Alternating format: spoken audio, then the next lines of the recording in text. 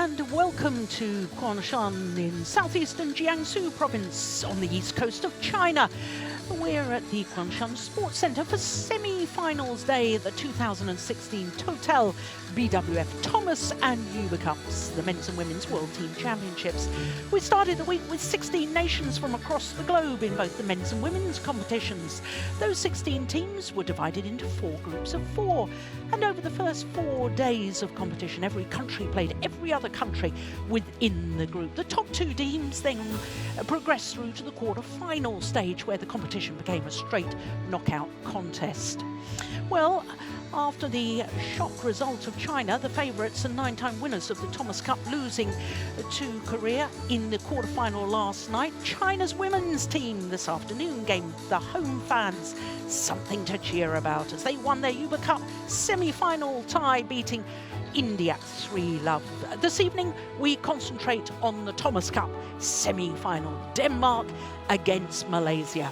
Now, as you can see in the top half of the draw, Indonesia have already booked their place in the final, having beaten Korea. But we're concentrating that bottom half of the draw. Yesterday, Denmark beat the defending champions Japan in a thrilling contest, which went down to the 5th and final match. Malaysia, who can boast 3 former world number 1s. They've won the Thomas Cup 5 times, as you can see. Well, they're looking to reach their 16th final. And they really have been one of the most successful teams in the history of this competition. Denmark, on the other hand, well, they've made an appearance in the Thomas Cup finals every single time of the competition. This is the 29th competition and the 29th time they've been at the Thomas Cup finals. They've never won the Thomas Cup, but they have reached the final 8 times previously. But the last time they reached the final was 10 years ago. Now, they can boast 5 reigning or former European champions. So, of course, with strength in depth like that, it makes this lineup for today's semi-final very intriguing indeed. We've got the standard order of play. We're starting with the first men's singles, and then the top-ranked doubles pairs, and then the second men's singles, second men's doubles, and last of all, if we get that far, the third men's singles. But there is 1 or 2 surprises in the lineup for Denmark. Sad news from Denmark, because they have got injury woes. The European champion, Mads Kolding, who usually plays with Mads Conrad-Petersen, he's got a hip injury, and so is the former world number 2, Jan-O Jorgensen, former European champion. He was injured yesterday and can't compete today.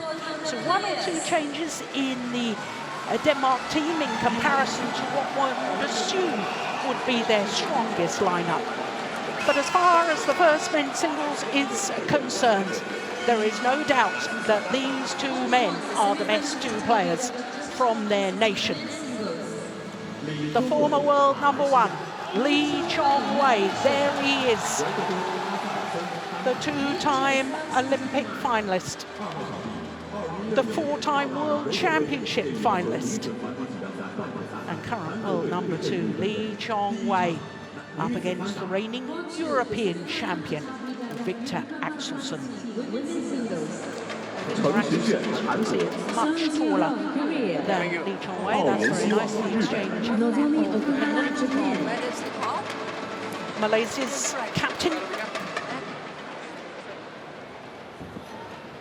Chong Wei.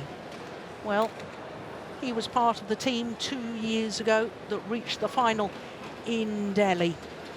Incidentally, the team that Malaysia beat in the quarter-final stage 2 years ago in Delhi was Denmark. 3-1 was the margin. So Chong Wei, well, he's had a brilliant campaign so far. He hasn't dropped a game, and he's played every match. All 4 matches so far, the 3 in the group, and then of course the quarter-final yesterday, as far as Malaysia is concerned, and that was against Chinese Taipei. Well, Viktor Axelsen is in a similar situation. He's played all 4 matches, and he too hasn't dropped a game, so they're both in great form, which makes for an intriguing encounter.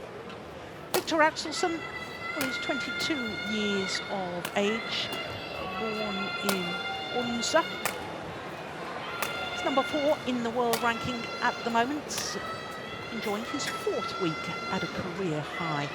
Number 4 won the gold medal at the recent European Championships in France, beat his teammate Jan Jorgensen, who was the defending champion in that final. Now look at that set of results.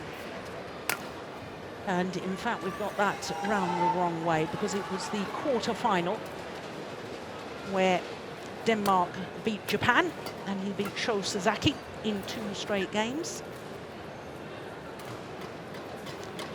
So to Lee Chong Wei, born in Penang, number 2 on the world ranking, of course, former world number 1. Winner of 3 titles already this year, 2 of them in his home country, the Malaysian Grand Prix Gold and the Malaysia Premier Super Series, and recent winner of the Asia Championships. Now his quarter-final against Chao Tianchen of Chinese Taipei. All of his matches straight games. Well, this will be the 9th meeting between these 2 players. Look away if you're a Danish fan, because of the previous 8, Lee Chong Wei has won all of them. In fact, from the previous 8 meetings, not only that last one, in the recent Malaysia Super Series, and I can tell you that was in the quarter-final stage. But of the last 8 meetings, Viktor Axelsen has only once won a game.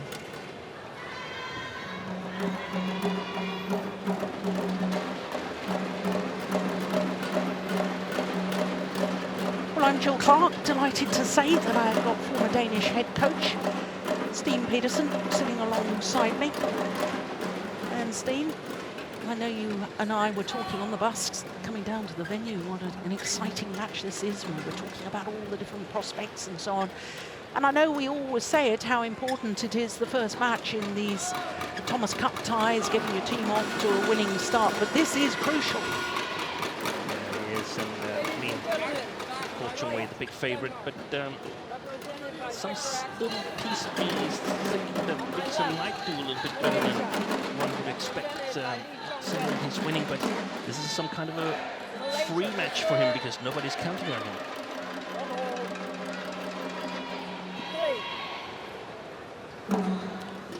So Lee Chong Wei for Malaysia, getting this first men's singles underway. Now, just to remind you that at this knockout stage, which started yesterday with the quarterfinals, we're obviously at semi-finals today, if a tie is decided, it's the best of 5 matches. So if a tie is decided 3 matches to love or 3 matches to 1, then we don't contest any dead matches within the tie. So as soon as the tie is decided, that's it, end of contest. So the Danish coaching bench will be pretty happy with that smash.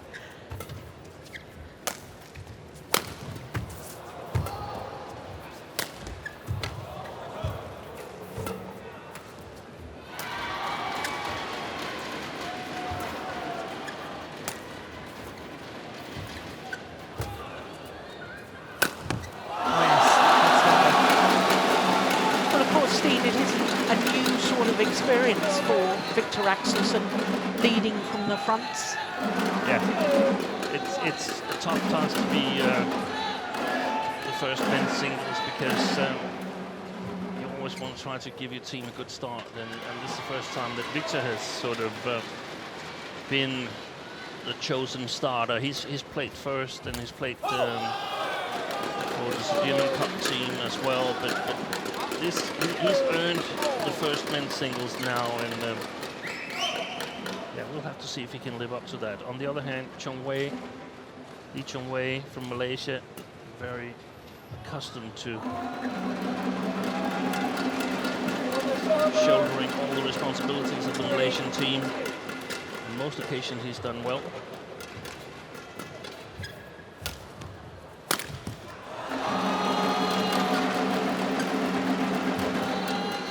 Yes, I think he has been world #1 over a period. I know he's #2 at the moment, but I think he first became world #1 in 2006, didn't he, for 2 weeks, which makes on and off over a 10-year period, which is astonishing. And actually, I can remember singles that he lost in 2006 because he lost in the semi-final of the Thomas Cup to Peter Gade. I think one of the only, maybe Peter beat him once more in tournament play, but otherwise, Chong Wei won all the other encounters. But exactly that match, there was such a lot of pressure on him, and Peter was able to prevail, and Denmark won the match from 3 singles victories.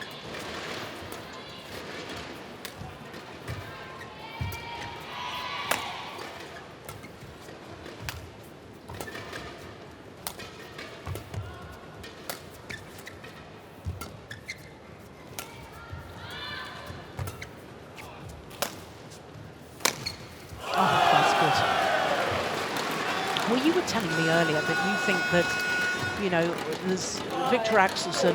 I think we were discussing that he'd come of age last year. He was reaching Super Series tournaments, finals, and so on, but he wasn't able to win it.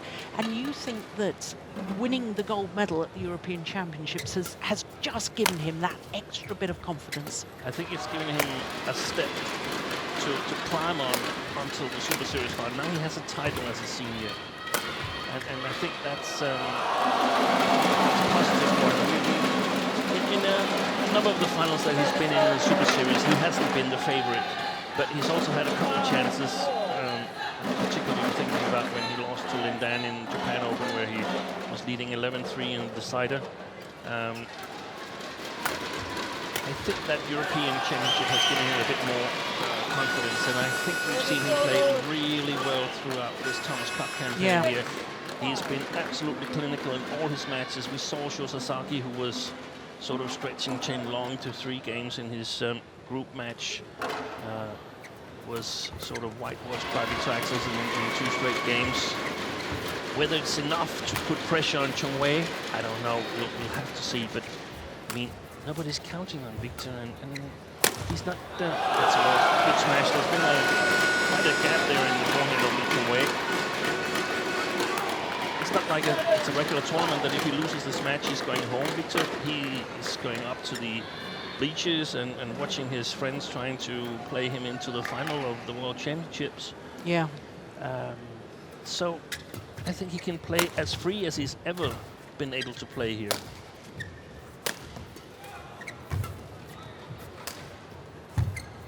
But of course, only to a certain degree. If it works well, then you start with it.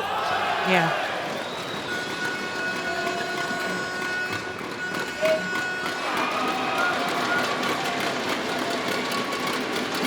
We've seen Chong Wei be absolutely dominant in all his matches. Won in straight games against someone who's proven to be in really good form in this tournament. The thing is, we haven't seen him play with a lot of speed. We've seen him play with quite a bit of accuracy, but definitely needs the speed to get going against Viktor.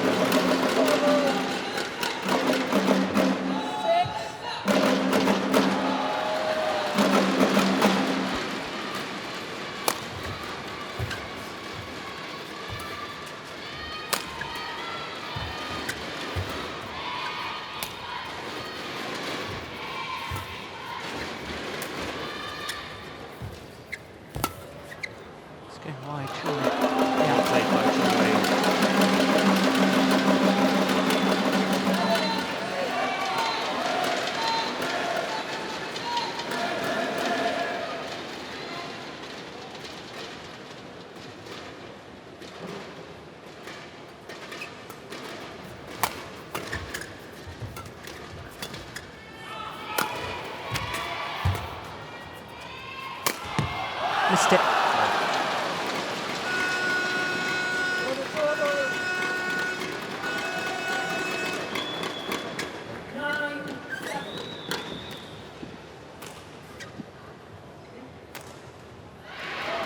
I'm wondering whether, you know, of course with from what we've discussed already, Steen, it's almost as if, well, Lee Chong Wei has been in this situation before. He's led from the front so many times before.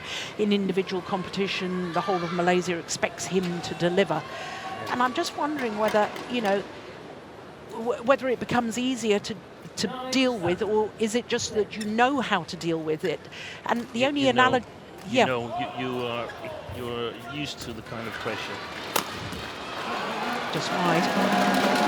So I'm thinking of an analogy that friends of mine say, but Julia, the jet lag, you know, you've done it so many times, it doesn't become easier. I know how to deal with it. Yes. And it's sort of like the pressure that Lee Chong Wei is under. Of course he's going to be nervous. Of course he's under pressure. You can't... You never know when your opponent is on the race in the game and you'll be in trouble and so on. And I can see some kind of bandage on the back of Chong Wei's left knee. I'm not sure what that means.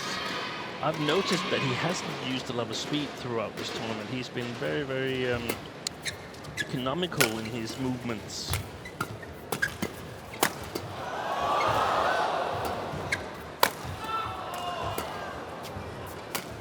Good shot.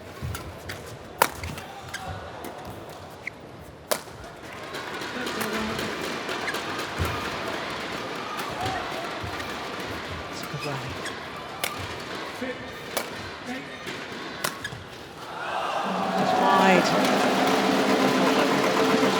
Challenge. Chong Wei looking towards Viktor Axelsen as if to see, do you accept that? He does.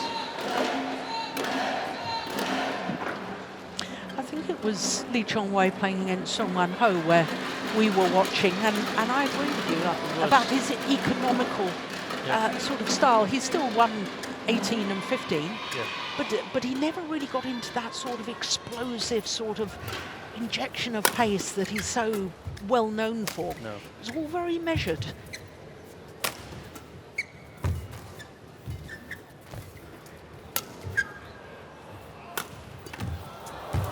It's well played.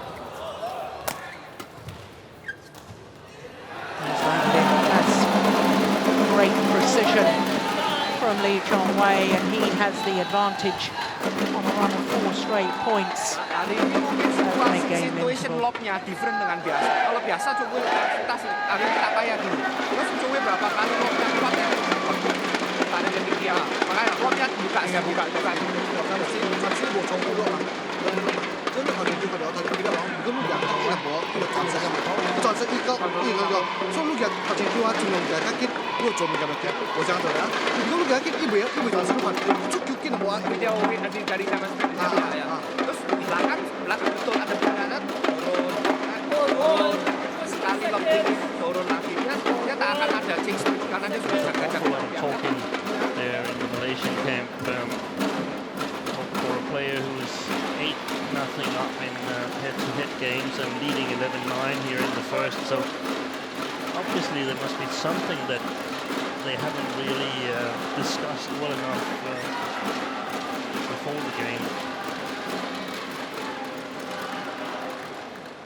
11-9, play.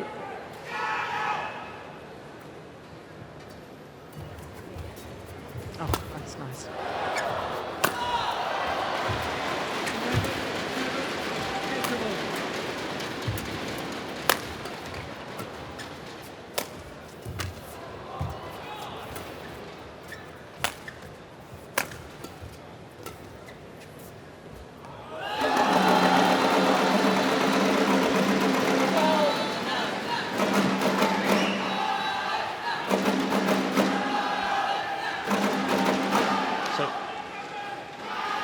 Thing here is if Viktor is capable of neutralizing Chong Wei's attempt to move him around the court to make his footwork difficult, and whether Viktor can sort of keep his composure and play with precision, with accuracy, like we've seen Chen Long do when he plays against Lee Chong Wei. Yeah. Tournament referee Dennis Lee. In order to do that, it's so important that Viktor Axelsen controls the net. He cannot come too late on the net. He must be able to lift flat in order to not give Chong Wei big opportunities. Chong Wei won't do any hard now he will. And that's what Viktor should avoid, giving these big opportunities away to the Chong Wei in the offense. Otherwise, Chong Wei, he won't be attacking a lot. He'll just be playing it around. And that's where Viktor needs to sort of neutralize that sort of moving it around the court. So Viktor's attack should be preferably precise to hard.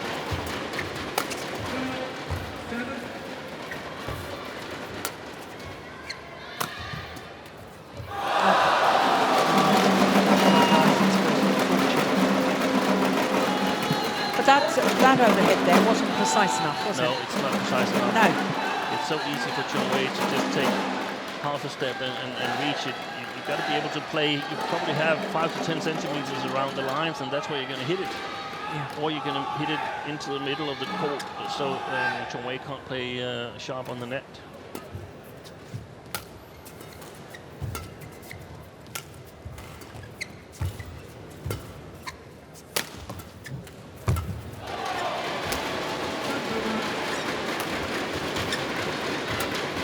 If Viktor chooses, that's a good choice. If he chooses the wrong situations to smash, he's going to be counter-attacked.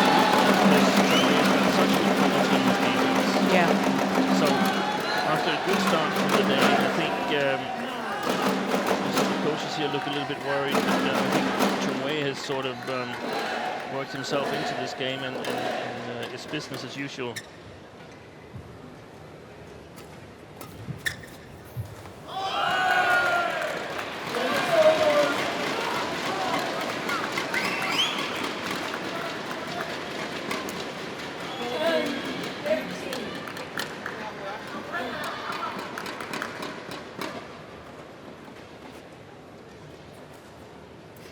Oh, not ready. I'm not quite sure why he wasn't ready.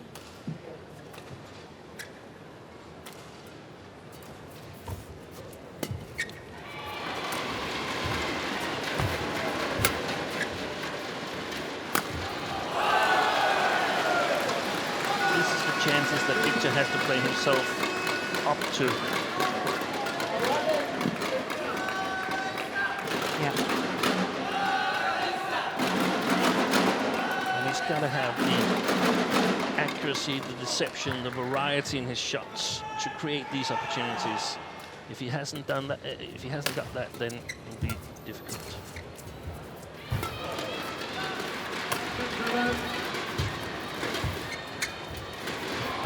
Oh, it's just, oh, it's called good. Yeah. Do you think it was good? Yeah, I think so. I think I would have had a little challenge there. Can't go away from the net there. I mean, he simply can't go away from the net, Viktor.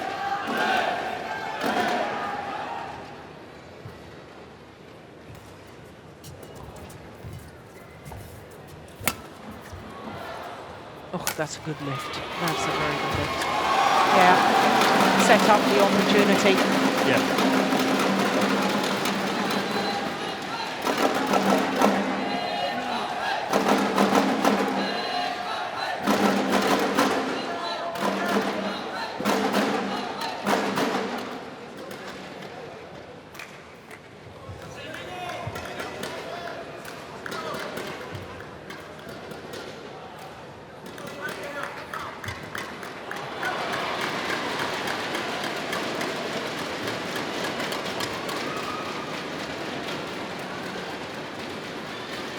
In the last 12 points to lead Chong Wei. Oh, that's a good backhand.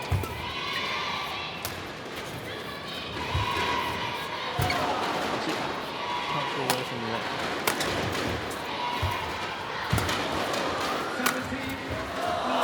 Don't believe it. That is incredible.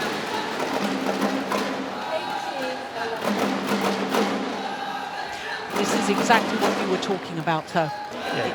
If the smash isn't good enough, if the attack isn't good enough, or you're off balance, Chong Wei's defense is too good, and he will punish you for it.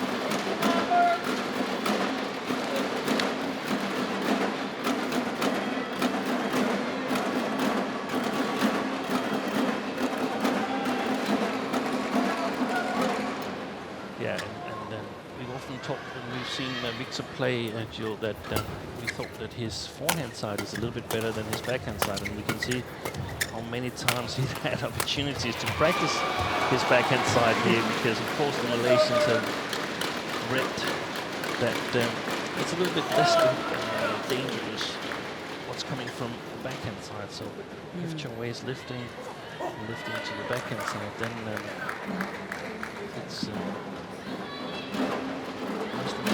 easy to defend it.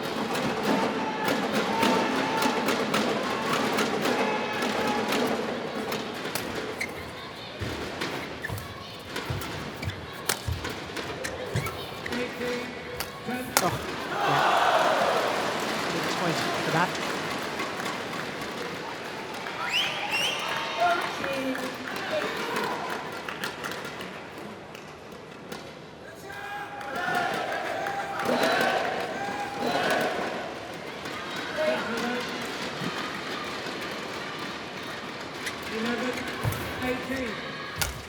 This chance, yeah. Yeah. And I think Viktor should try to play Chong Wei much more to his backhand corner, because there's a lot of loose shots when he goes round in his backhand, and there will be some opportunities there. So play to the net, either of the sides, see if you can put pressure on him in the backhand corner and see what you can do there.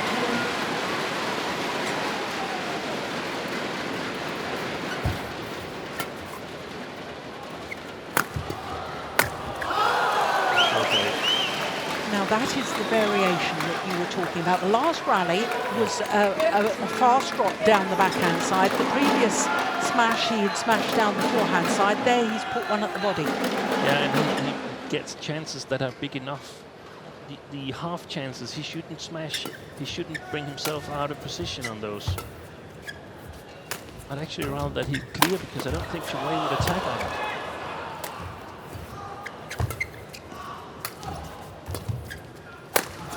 Oh, there's a body smash.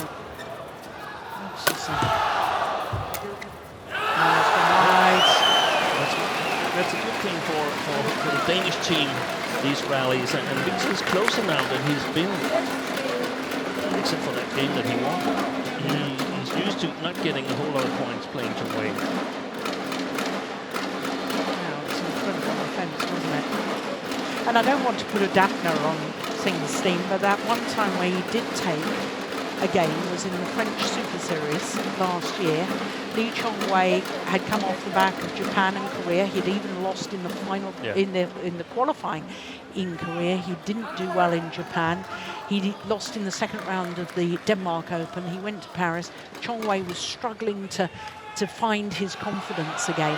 And I know that sounds as if I'm belittling Axelsen's achievements, but Axelsen won the opening game there, and then suddenly Chong Wei found himself. And that actually, I thought that match against Axelsen was Lee Chong Wei's turning point in getting back. That's well played. Now there's a chance.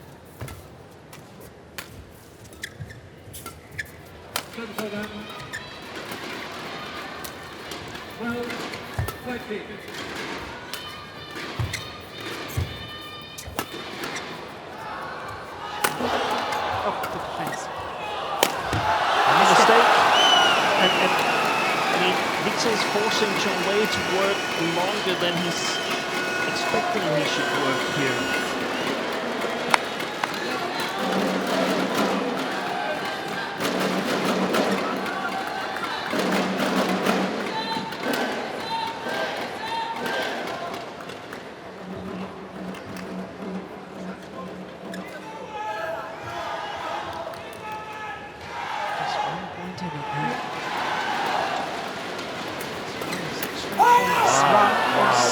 Straight points.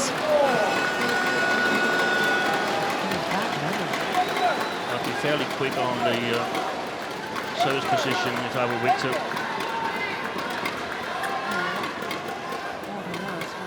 umpire saying to Viktor Axelsen. What was that about? I have no idea. No.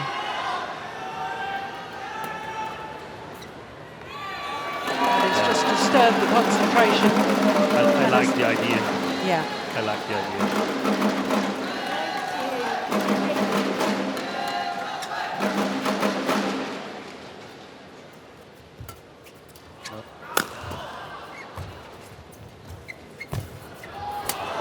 Challenge as well. That's it. Yeah. Tight spinning neck shot. Yes. Force the short left. Yes. I mean, of course, Chong Wei could pounce on it, but it had really good quality. I mean, you don't beat Chong Wei by playing safe. No.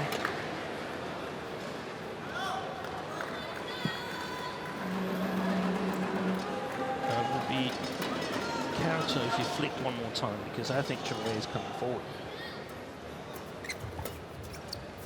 It's in.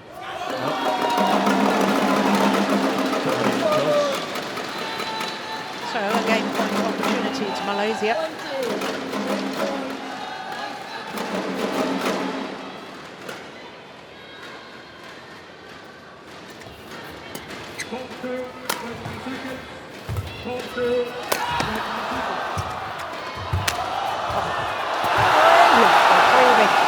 From Viktor Axelsen.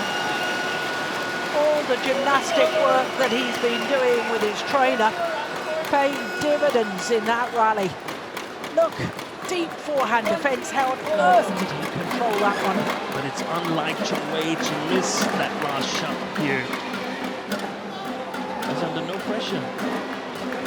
Or it seems like he's under no pressure, but he's under a lot of mental pressure. Yeah, absolutely.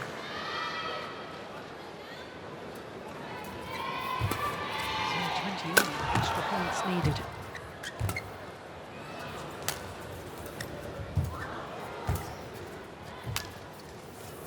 In the backhand.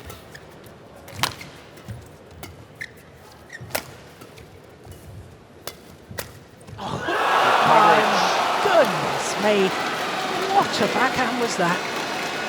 Virtually no backswing of the racket. And the European champion, having just survived a game point, now has a game point himself. What was he behind? You have the score open, Joe. Yes, he was 11-18 down. So he's won 10-2 over the last 12 rallies. Yeah. Is he taking a new racket? Must have done. Game point Denmark.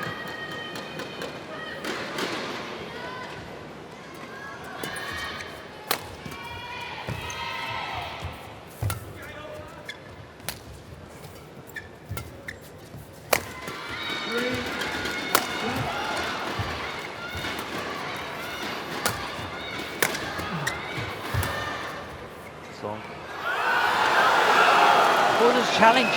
It was called good. There is a challenge here from Chong Wei. Let's have a look. Oof. That's close. That is desperately close. More likely out than in. If it's in, it's by a whisker. I don't blame the linesman for holding it long.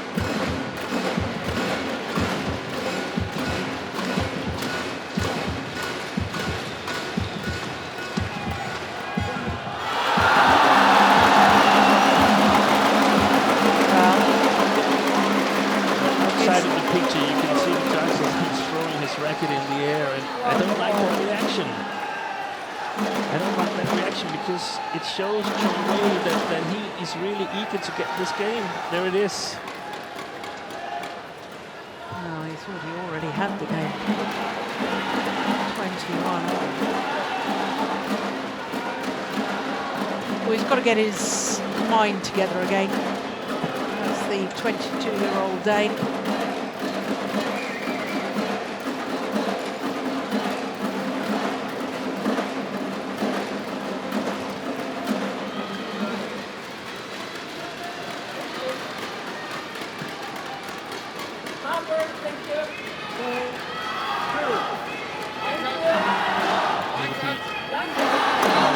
see if he's got his mind back, focusing on the game, because he rarely play a long rally if there's an easy mistake.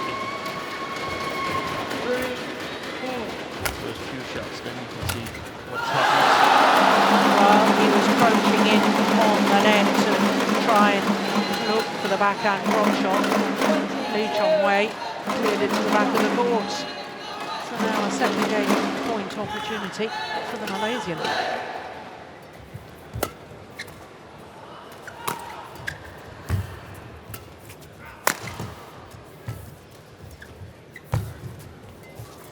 Nice net play. Very, very well played by Chong Wei. 23-21, that challenge and game point down for Chong Wei. Well, it was a no-brainer, really. You had to challenge, and the challenge was correct. And look at the frustration from Axelsen. Opening game to Malaysia, 23-21. As the match clock just ticks over 28 minutes. Det er et sæt, det er stadigvæk en strategi. Du kan sagtens komme tilbage. Det er vi enige om, ikke? Hvad lærer vi det? Når du spiller det rigtige, så har du styr på dem. Som det er tidlig overspilling, når vi står godt, og så en gang imellem tage forberedende. Okay? Du skal passe på heroverfra, at du ikke kommer til at spille for kort. Hvis vi er tidligt på dem, så skal vi have vinklerne med og trykke på hjørnerne. Hvis vi er overhovedet i tvivl, så hejser vi den højt, og så står vi i defensiven. Ja, lige nok. Lige ud med den. Ned med den. Hænger du en lille smule i hjørnerne i eller i offen, så er det tage farten ud af dit angreb, fordi han vil bare gerne ligge og vende dig. Husk heroverfra kan du godt slå en rimelig slem angrebsspil afsted. Okay, hvad har jeg sagt?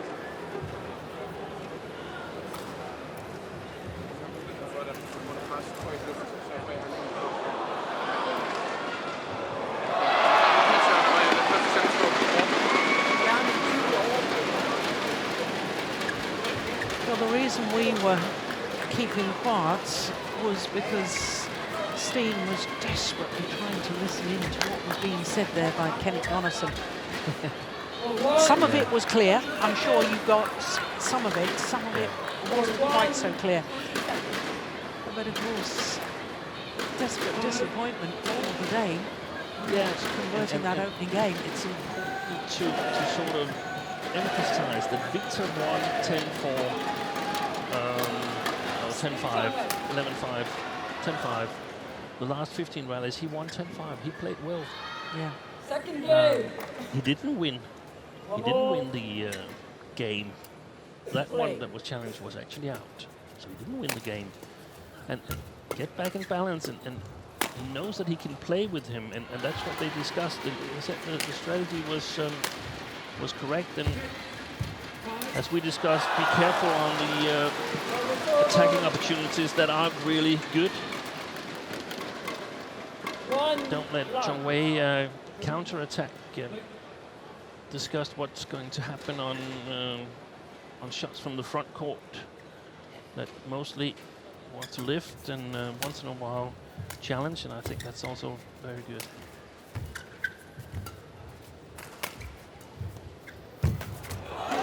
That was a clear example of what you talked about. You can't go for that when you're slightly off balance because you get punished.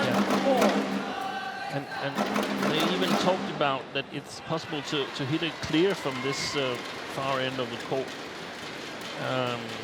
And I think they perhaps should also emphasize that Chong Wei is not attacking on half chances, so take it easy.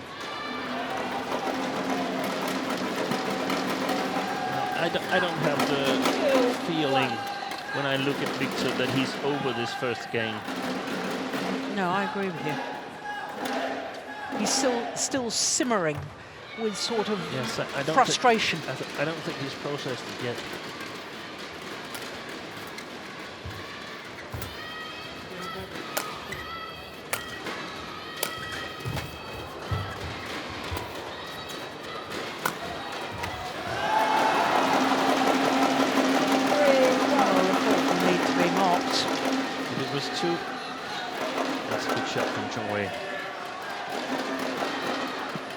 That's what he wants to do.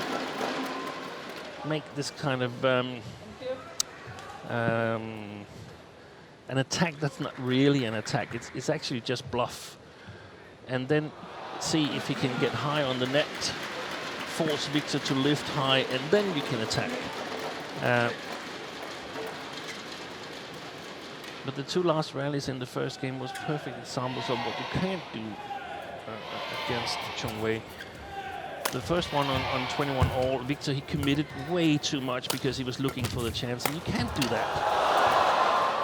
You still got to protect your own court as well, and we've seen some beautiful matches with Chong Wei and Lin Dan where they're both sort of looking for the opportunity, but they're not giving away anything. So if you go too much for the chance and you're wrong, then you should still be able to play on, and Viktor wasn't that in one of the last rallies, and then Chong Wei wisely kept the net and covered the net when he was on top of it, and that's just great play. And let's see if he gets everything under control now with the first game in the bag.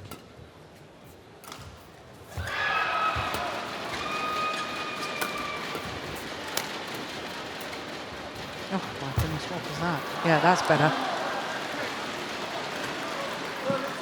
That drop shot, it was almost like an exhibition trick shot. Yeah, look at that. Yeah, he's looking away. Yeah. It's a body disguise.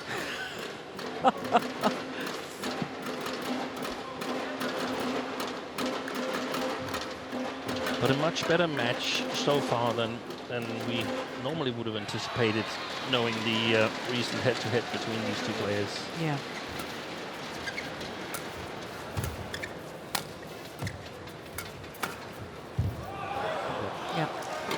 That's what I would do. I would put pressure on the backhand side there, because it's not really dangerous from Chong Wei. He's at the most reactive.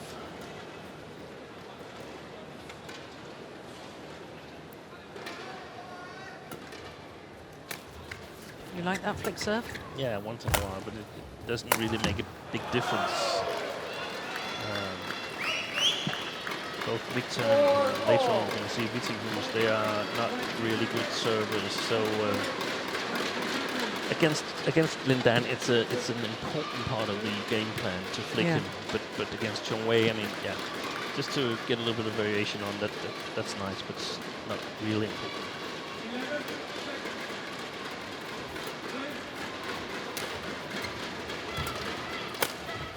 That's well played. 4 straight points. 5-4.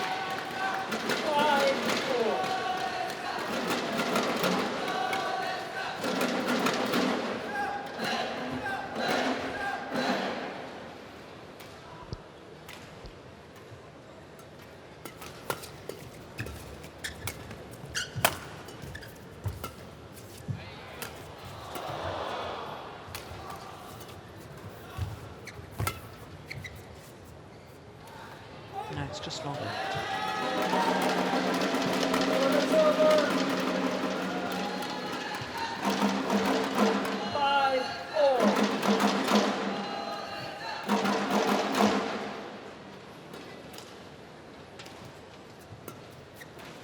That was a good service return.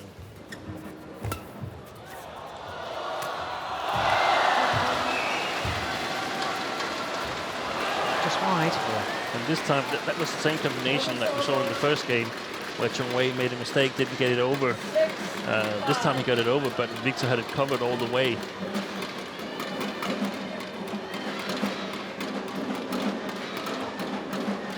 that's good judgment.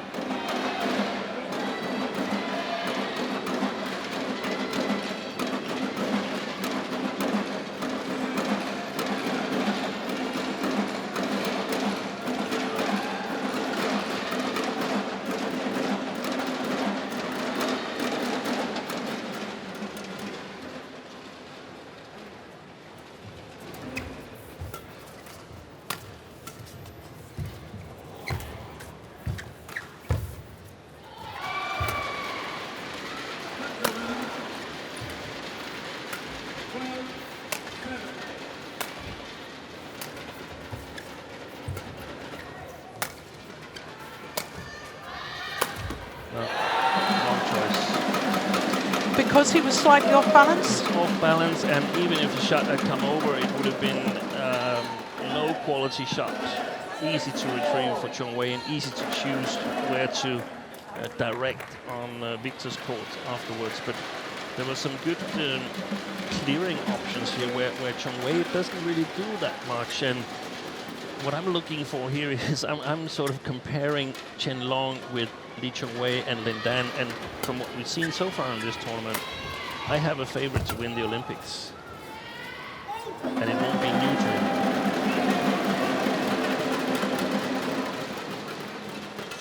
Wow.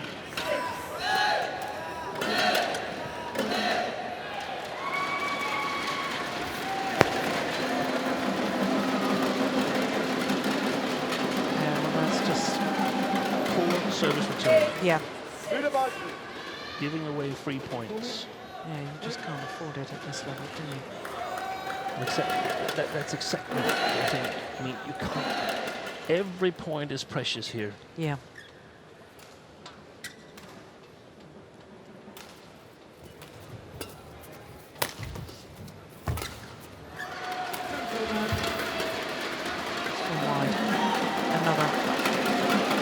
My book, unforced error. The thing is, Steen, you know, Axelsen is now the world number 4. You've talked about Chen Long, Lin Dan, and of course Lee Chong Wei. Yeah. This young man from Denmark, his ranking says he's up with the big boys. Yeah. He's got to start believing it. He looks to me on court as if he's still almost the mentality of I'm the up-and-coming youngster. Yes. No. The time has arrived. It's now. Yeah. Now you have to start living with them. Exactly. I totally agree. And I mean, it might sound funny because it probably won't materialize, and people will think he's not won anything. No, but sometimes you think, oh yeah, the next Olympics and so on. Well, next Olympics there might be other players that are good. Why wait so long? But of course, with the game that we're seeing right now, there's simply too many things that aren't with sufficient quality to challenge Lee Chong Wei and Chen Long. I think. And you never know what's going to happen, apart from other players coming up. I mean, you know, heaven forbid, but, you know, have injuries. You're going to have an injury, you could be ill. I mean, Michael Johnson at the Barcelona Olympics, when he got food poisoning, he was favourite to win the 400 metres, you know, and he can't even compete, he doesn't even make the final. Exactly. Make the most of your opportunities now. Yeah.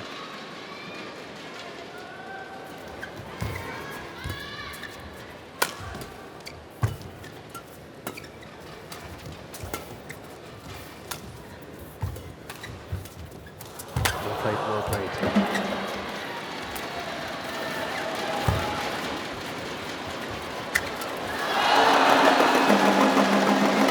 Well, Lee Chong Wei has the advantage at the mid-game interval, but it is only 2 points. Hari ini dia satu-satu dia sudah punya quality ya. Terus rally-nya Chong Wei perhatikan. Awak terakhir rally-nya tas. Ini dia punya mistake sendiri. Because Chong Wei pikir pas saya mau quality ya, mau ikut satu-satu, dia tambah suka. Nice body language from Hendo in there. Yeah. A little bit loose, full of confidence. This is going to work. We've got it covered from outside if you need any help.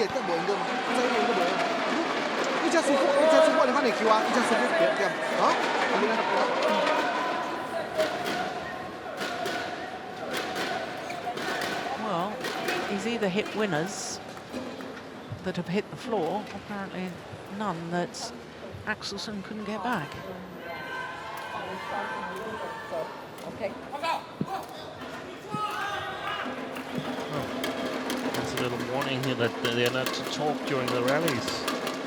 Yeah, and Lee Chong Wei just goes across and says that the umpire spotted it. Yeah. You know. I think it's only an advantage for Chong Wei if they won't talk during the rallies. It must be really, really disturbing having a coach talking to you while you're playing.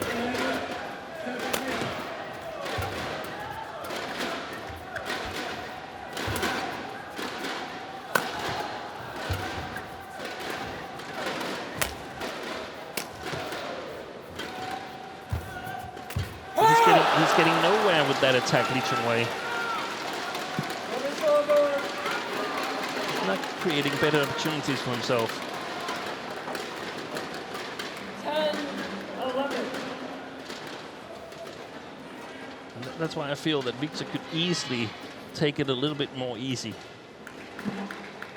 Doesn't have to produce something with every shot. Once in a while, clear to the back line is actually just fine.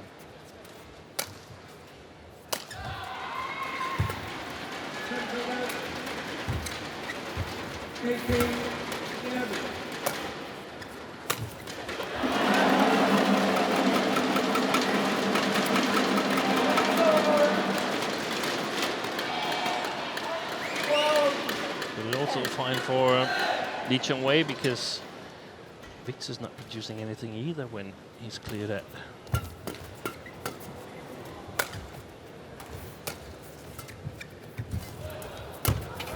Oh, that's well taken.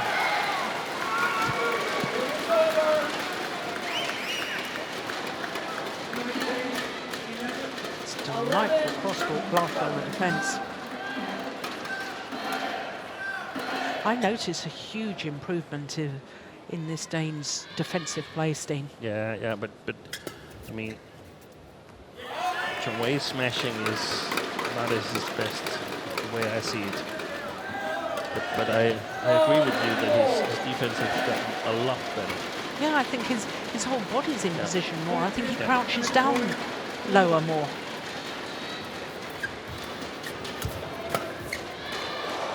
Oh, it's gone wrong.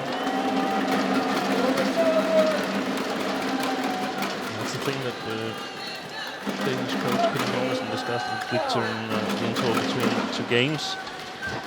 If in good position at the net, get some cross drops in. I think it's a really good idea if it's possible. It's going wide. Yeah. And we've seen a number of times where Chong Wei can challenge the net shots from Viktor Axelsen, where he sort of falls in a trap and tries to play close. It's just not close enough, so Chong Wei he can challenge, and Viktor can't take a step forward because he can also lift it. So it's the choice of shot from Viktor Axelsen who is not really good enough, because the quality of the shot is not good enough. So he's got to choose another shot because this one is not good enough. Challenge here. Well, only the second challenge of this semi-final tie. First match, of course. Well, oh, it's difficult to tell from that angle.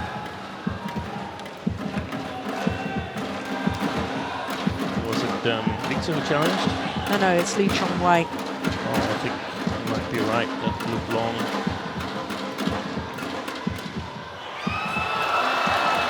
Wow.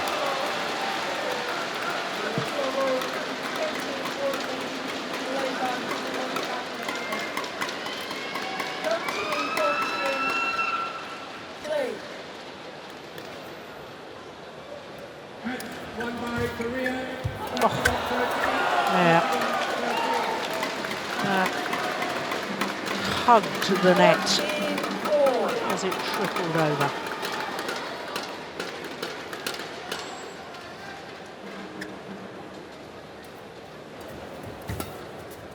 That's long.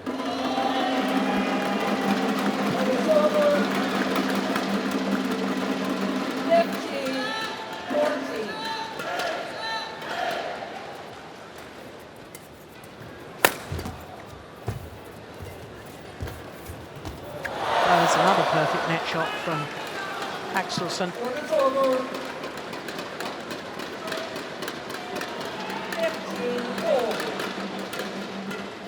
Look at that. Bounced off the top of the tape. Yeah, wonderful.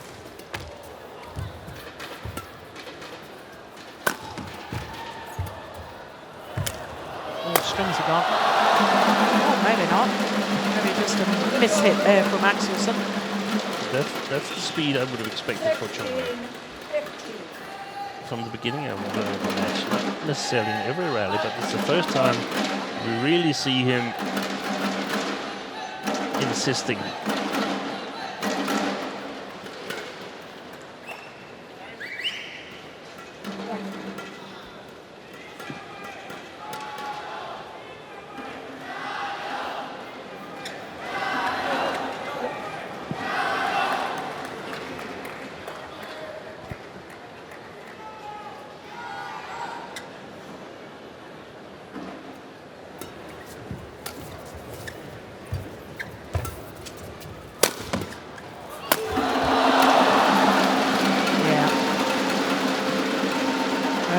Speed again from the Malaysian.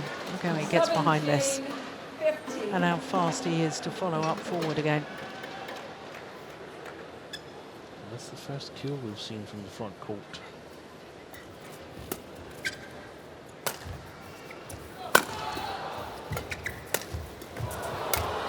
That's well played. This is definitely one of the signs that the defense of Viktor Axelsen has improved. Gets it back with quality.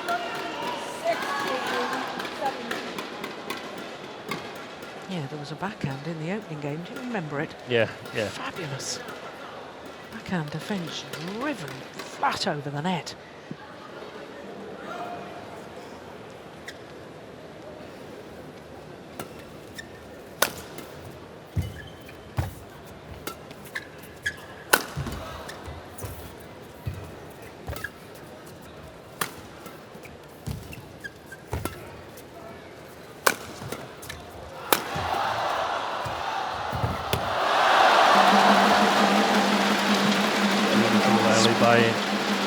This man.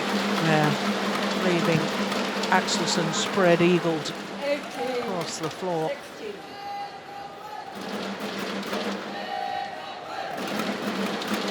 Look at that.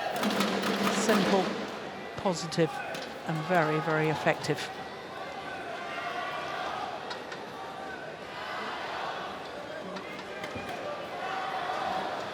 The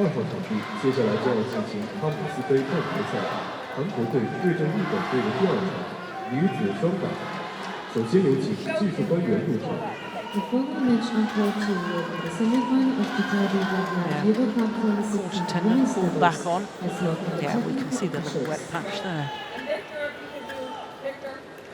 郑景怡，深深在韩国。 Zainuddin, 新三站 Korea. 松本美佐纪，高桥李华，日本。 Misaki Matsutomo, Ayaka Takahashi, Japan. 18-16. 裁判员欧文峰，中国香港。发球裁判员亨里克，丹麦。 Yeah, excellent play, excellent shot choice. Going for precision and balance.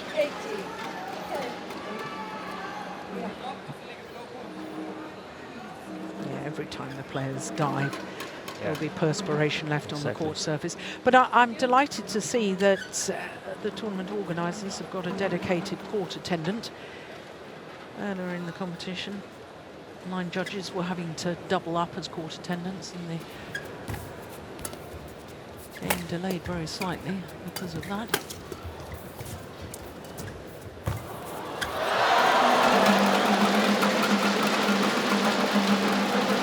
This is one of the differences here. Viktor Axelsen trying to play that close to the net, but Chong Wei was standing there. Earlier in the rally, Viktor played really close to the net, and Chong Wei made the right choice of just lifting it. Yeah.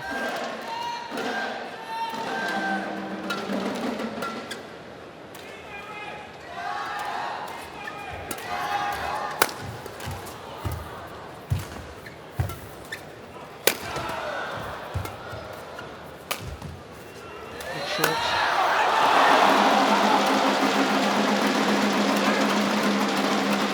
I'm not quite sure what happened with that round the head shot from Axelsen. Seemed to completely mistime it. But whatever the reason, it was short. And it's now 3 match point opportunities for Lee Chong Wei to get Malaysia off to the start they wanted.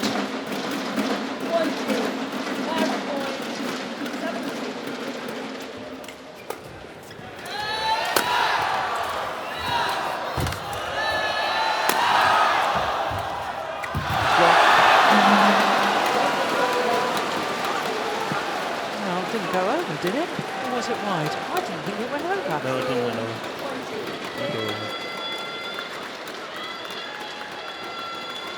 Desperation defence from the Dane. No, hit the net.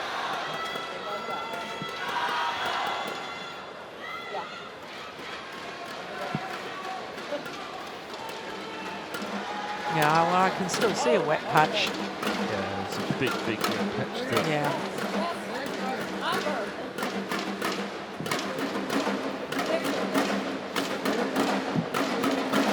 Well, now he's decided he wants to mop elsewhere. Look, you can see the dark colour on the court there. Yeah, that's where it's all damp.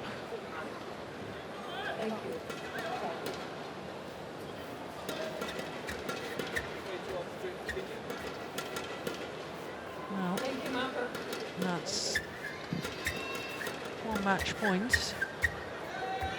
Come and go on. There's still another 2 for Malaysia.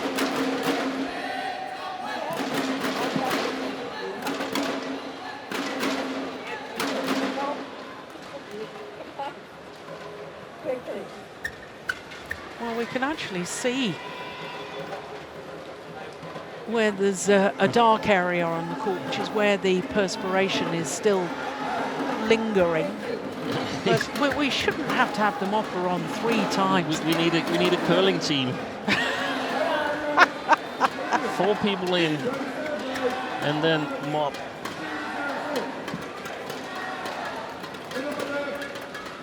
So match point opportunity number 2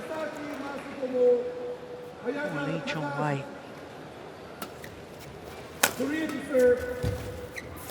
Yeah, this time. Yeah, that's very nice sportsmanship at the end as the 2 players congratulate each other on a fine match. 23-21, 21-18 in 54 minutes. 21-18.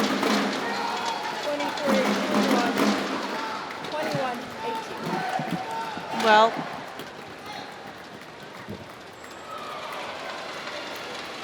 Malaysia expected a former world #1 Lee Chong Wei, and Lee Chong Wei delivered. But if you're a Danish supporter, I think you will take heart from the improvement and closeness of the match. Viktor Axelsen is definitely getting closer to the man he still has never beaten. 23-21, 21-18 in 54 minutes.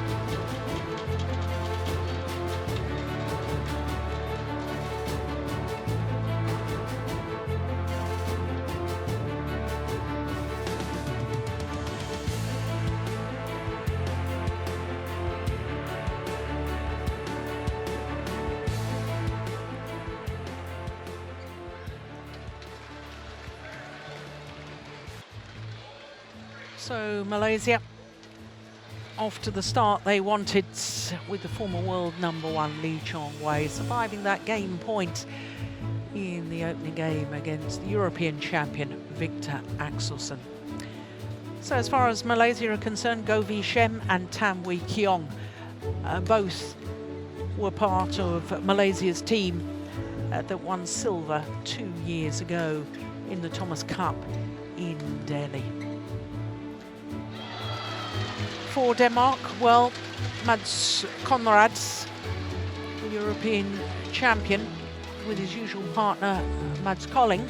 Mads Kolding sadly injured hip earlier here in the competition, and therefore it's scratch pairing as such for Denmark.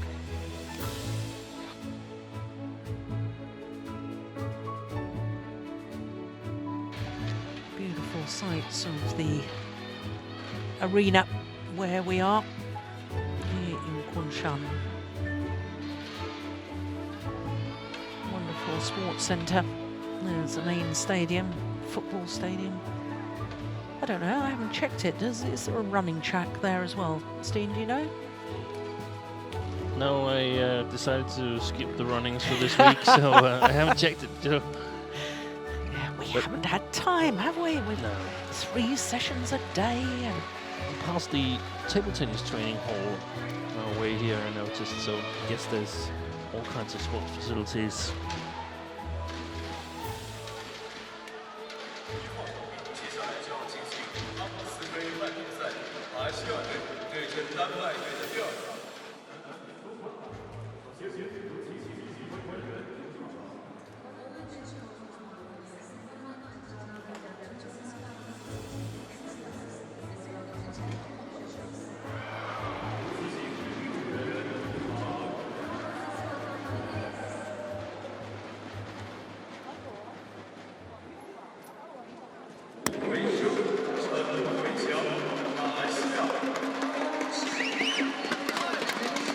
Well, I suppose if you're a Danish fan and you have to put together a scratch pairing, having an Olympic finalist come in as a substitute and a former World Championship silver medalist, also former European champion as well, Mathias, then that sort of experience, if you have to make a substitution, I guess it's a pretty good substitution. And of course, Mathias usually plays with Carsten Mogensen. Carsten having that very serious brain aneurysm during the European Men's Team Championships in Kazan.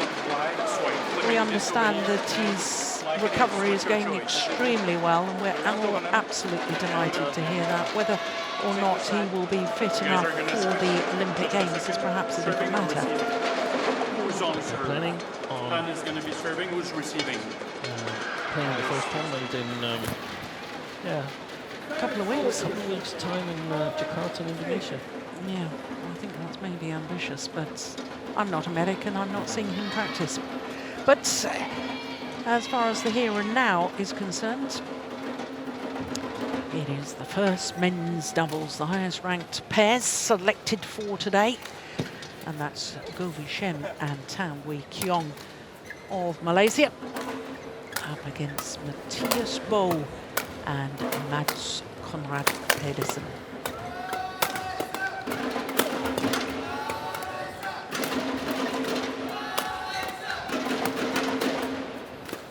So there is Chong Wei Kiong. He's 26, but he'll turn 27 tomorrow. It's his birthday tomorrow. From Muar in Johor. Moved to Sabah when he was a young lad. Now he and his partner, well, they haven't got a ranking at the moment, but I can tell you they're 14. I say they haven't got a ranking, it's got marks on there. They're 14 in the world at the moment.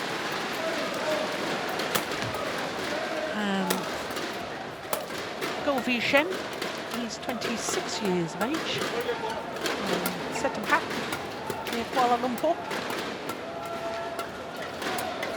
He has been as high as 11 as Shem with Lim Ping-Hua, whereas Chong Wei Kiong has been as high as 7 with Hoon Tian Hao.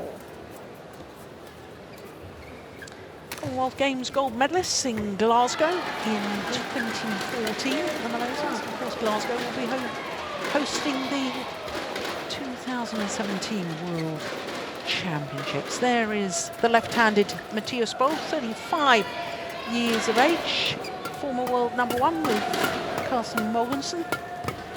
He's not ranked with his partner of today because the first time they played together, I think, was yesterday, as far as international competition is concerned.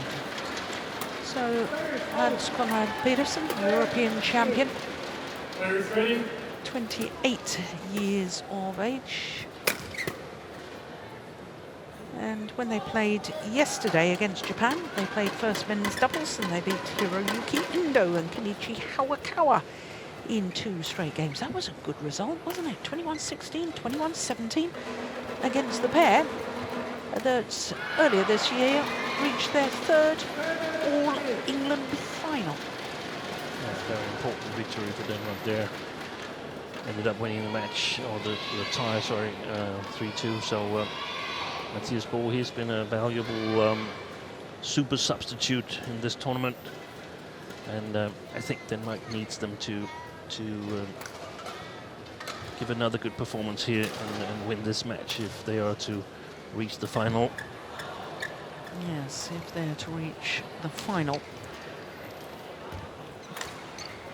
for a 9th time. They've been in Thomas Cup final 8 times previously. Last time 10 years ago. Never won the trophy though. Yes, psychologically, I guess if you're 2-love down after the first 2 matches in the tie, it's tough. It's tough, and not so much that yourself under pressure, it's more that your opponents are playing totally free, because they still have 2 more matches to take from.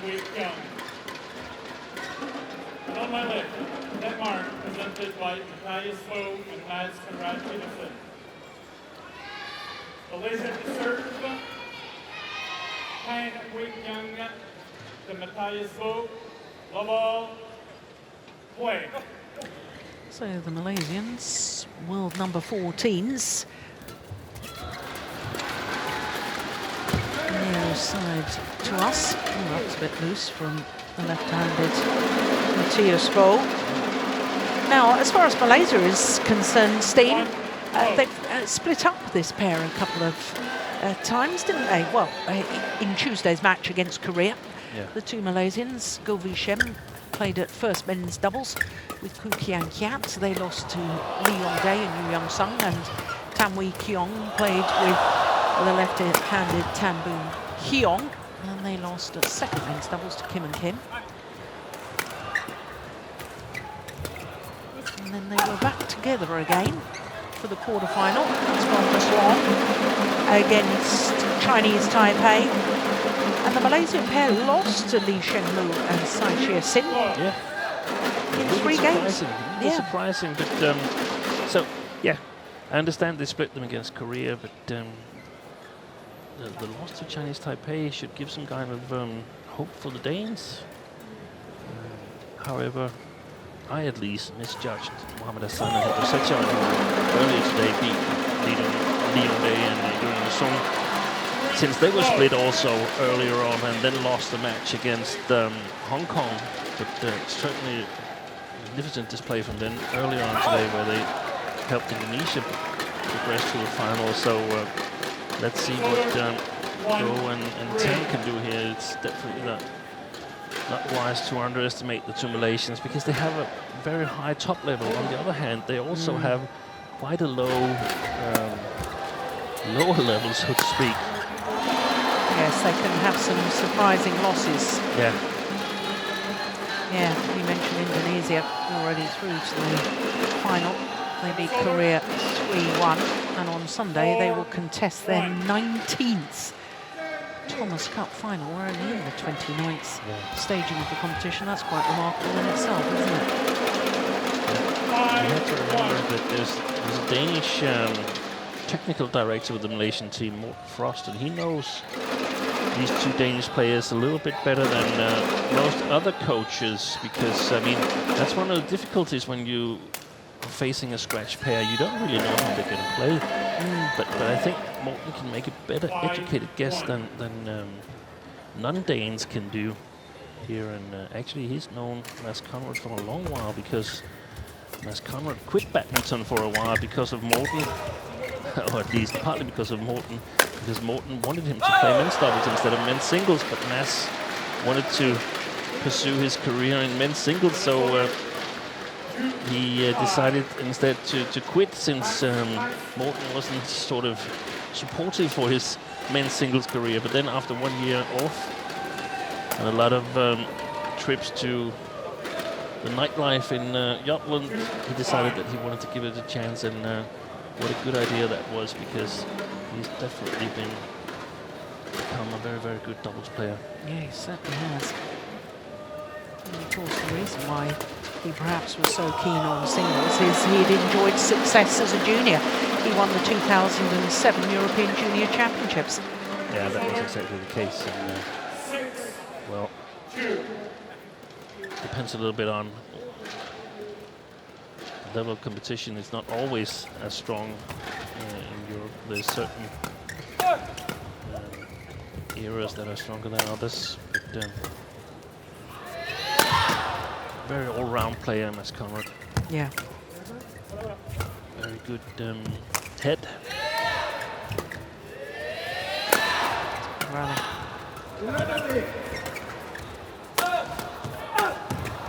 Yeah. Well played.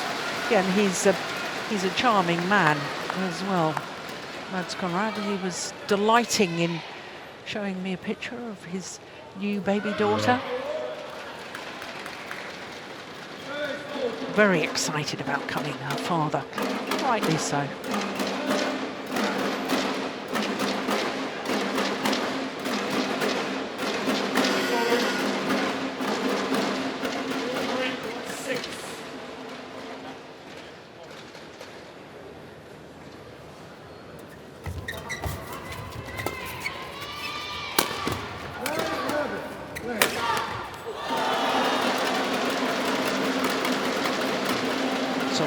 Have done a really good job of getting the initiative, getting the attack, and that was one of the things that I noticed a little bit about yesterday when the Danes were playing the Japanese pair, that they were extremely good in controlling the rallies and playing flat game and blocking shots off.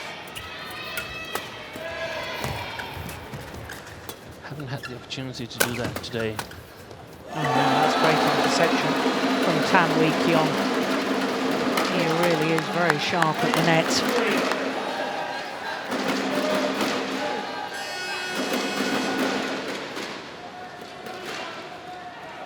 It's really the Thomas Cup 2 years ago where this partnership was formed, the Malaysians, wasn't it? They were a scratch pair back then. I think they played the second men's doubles, right?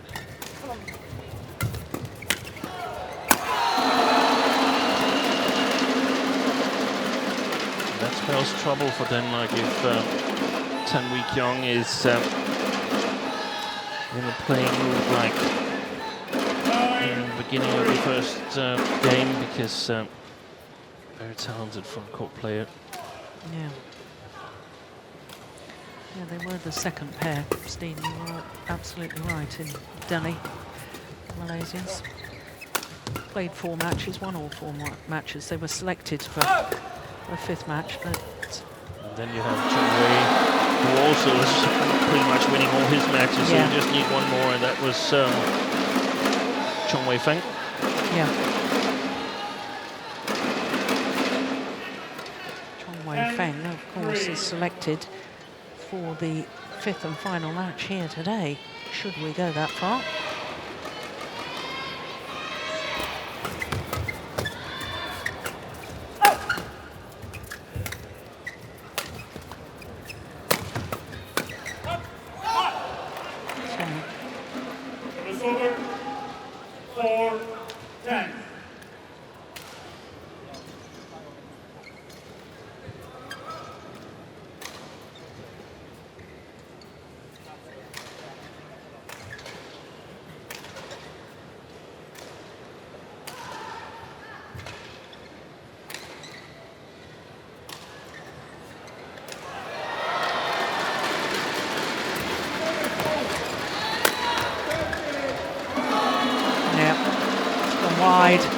So a 7-point advantage for the Malaysians here at the mid-game interval of the opening game.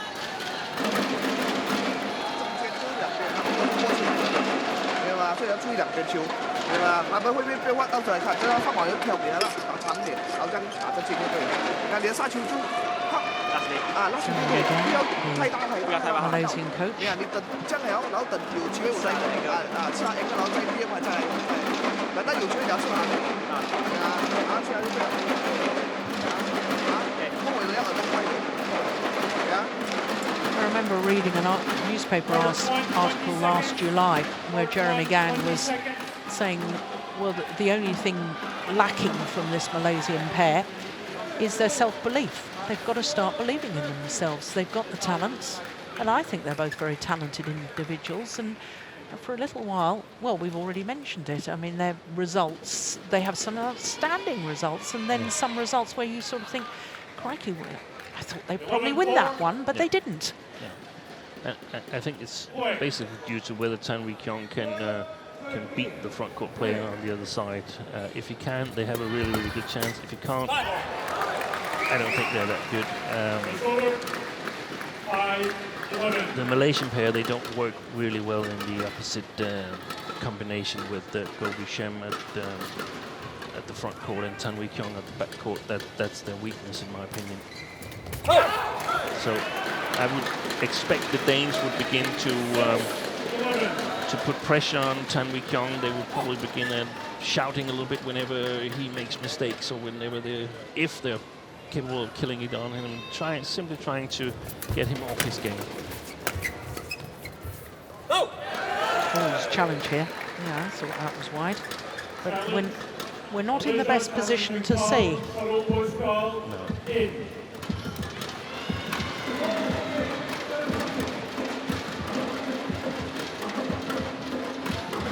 No. Sometimes instinctively you sort of get a feel for whether the shot is going to... Yeah, they wouldn't be challenging. That's close. Oh. Well, I find that difficult to believe.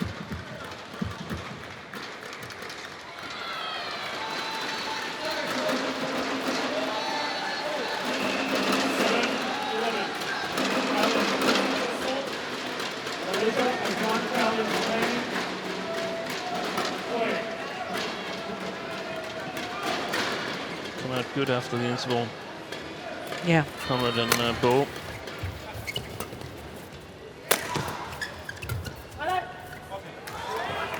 Yeah, very good after the interval. On every point. Yeah. All four of them.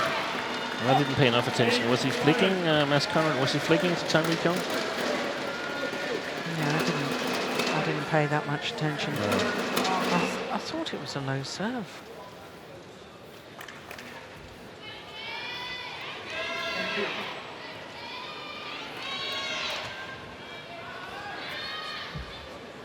Right, let's watch the serve this time.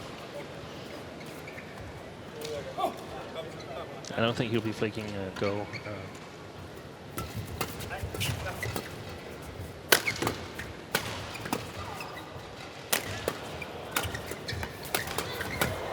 Oh my goodness.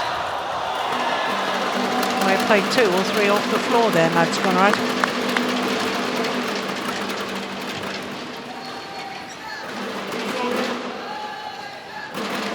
1, 2. Yeah. 1 down on his walk. He's very good at coming forward, Mads Conrad. Very front court seeking. If there's a little weakness in it, then it is that if you direct the shots a little bit 5-10 centimeters off of him, he's got a little bit of a difficulties in changing his direction or adjusting his direction. Well played by Boon. Clever. It wasn't a smash. It was just putting it below the tape. And that's the thing you want to do against Go. Get him to play from below the tape with not a whole lot of pace in the shots.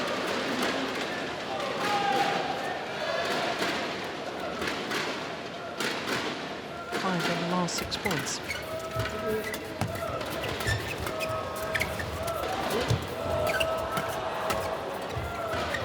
Oh, hesitation from the Danes.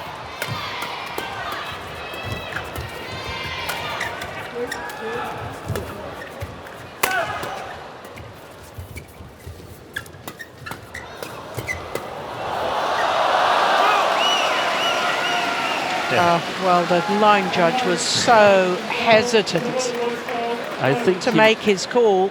I think he made the right decision in the end, but that's difficult to say. Very difficult to see.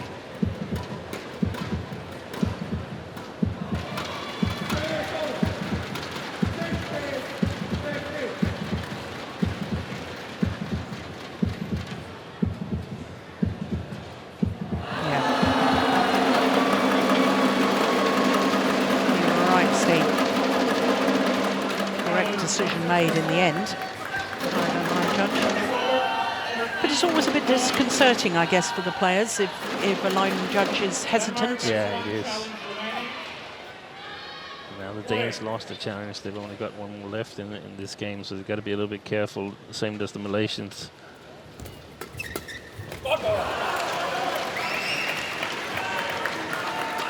So that's a bad third shot from Go there. Comes back with way too much speed and easy for Bo to kill that.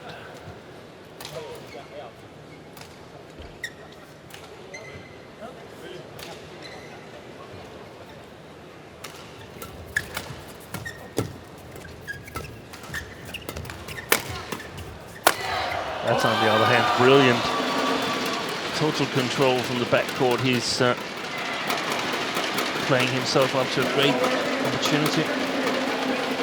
That shot there. 14-10.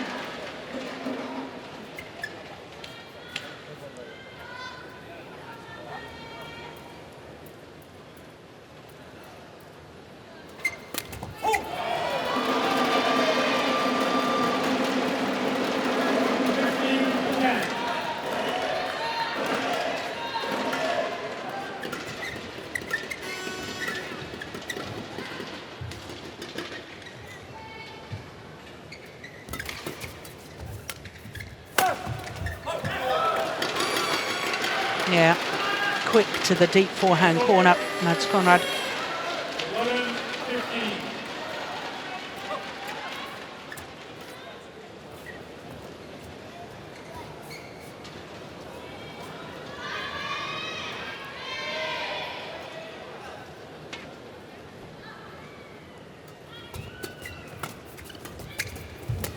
Oh my goodness, what was that?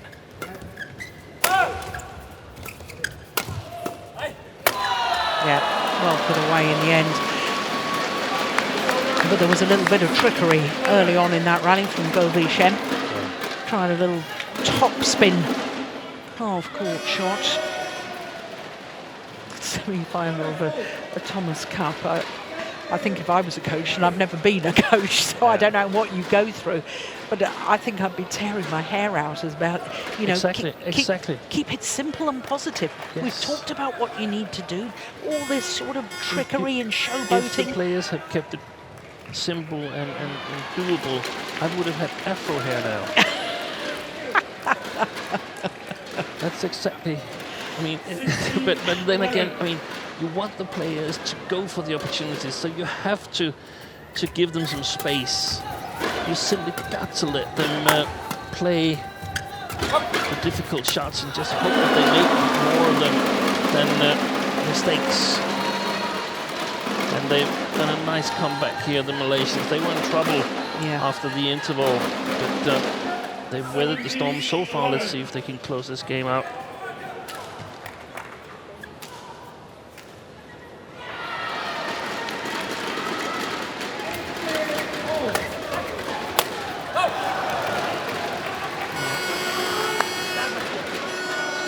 By the left-handed bowl. 12-17.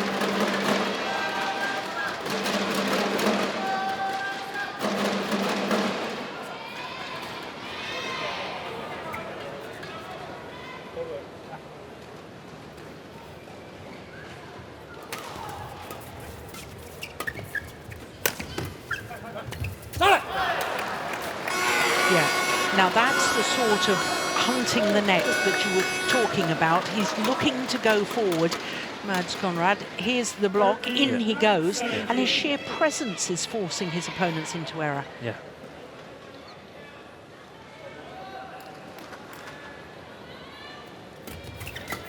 Oh, Viktor on the tape.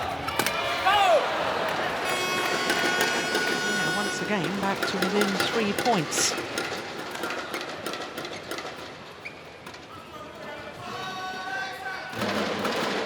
This is a crucial situation now for the whole team tie, I suspect. Who gets this first game? Would be a great steal for the Danes to take it.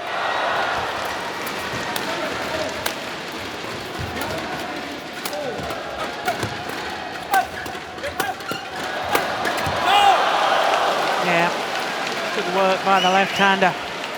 And his teammates leap to their feet behind the court.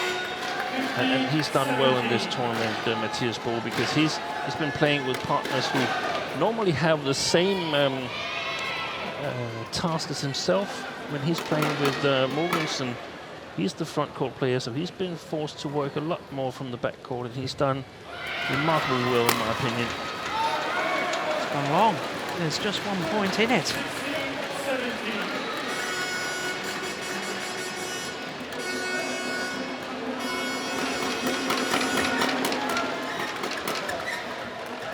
Play.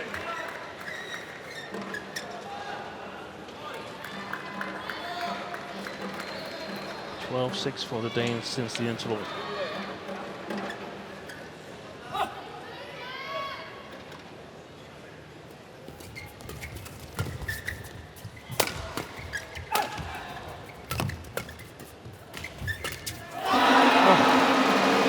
Well, he wasn't far away. It was good anticipation from Mathias Boon. But he found the net. That could prove very costly.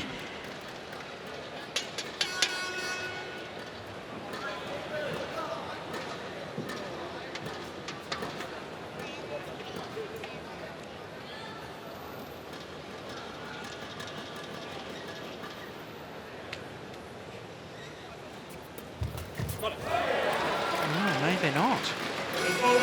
Clever return from Conrad. Below the tape to go up in front court.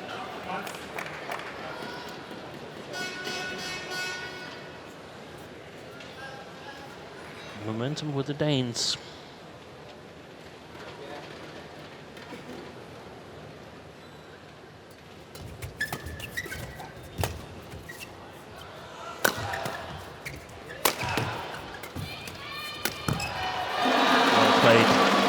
It is several attacks from the Malaysians. Yeah, they hit Mathias Boon one side, then the other. Backhand, then forehand.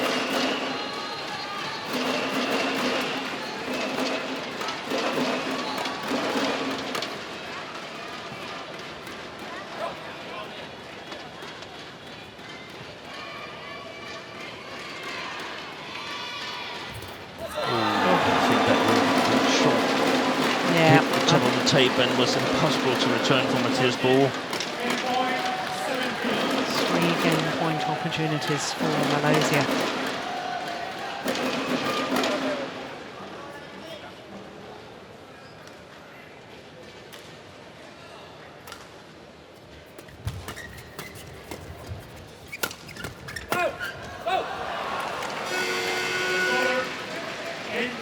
One of the game points well saved.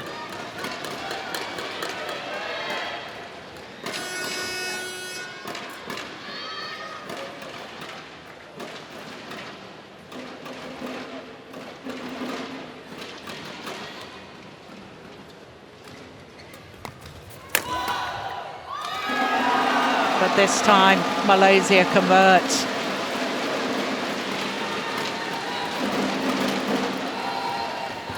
Chong Wei Kiong wasn't fooled by that.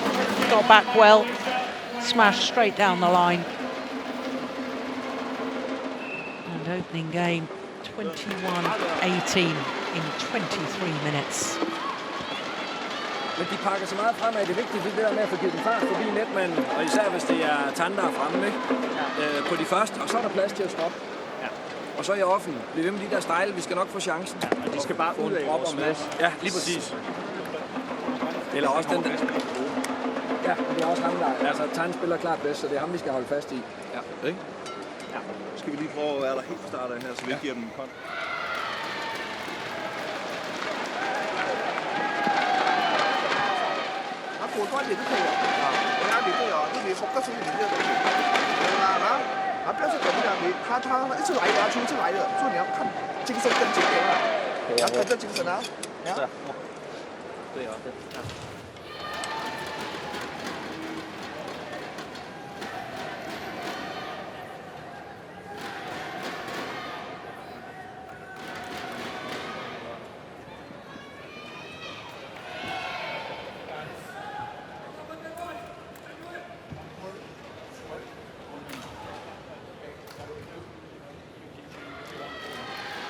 We had this discussion with the umpire where he asked Mathias to sort of wipe the sweat off and wipe it off in his shirt, but his shirt is soaked, so his hand just gets even wetter. Yeah, but the umpire made a good point, I think, Steen, in that he said, well, if you want to change your shirt, you can change your shirt now. It doesn't matter, it's like 2 rallies, then it's soaked again.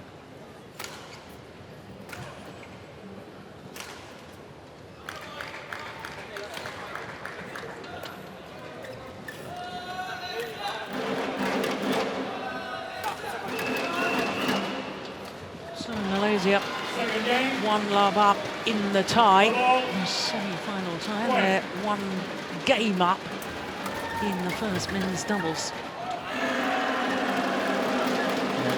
I think, I'm not particularly sure, but I think they talked about Go and thought about playing a lot on him because they felt that Kiong was playing better than him right now, and thus they would try to put pressure on Go. And in many ways, it's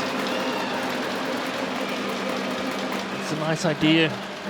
Try to figure out who's having the not so good day on the other side, and then see if you can capitalize from that. Well, that confusion between the 2 Danes because they're a new partnership, I guess. Yeah.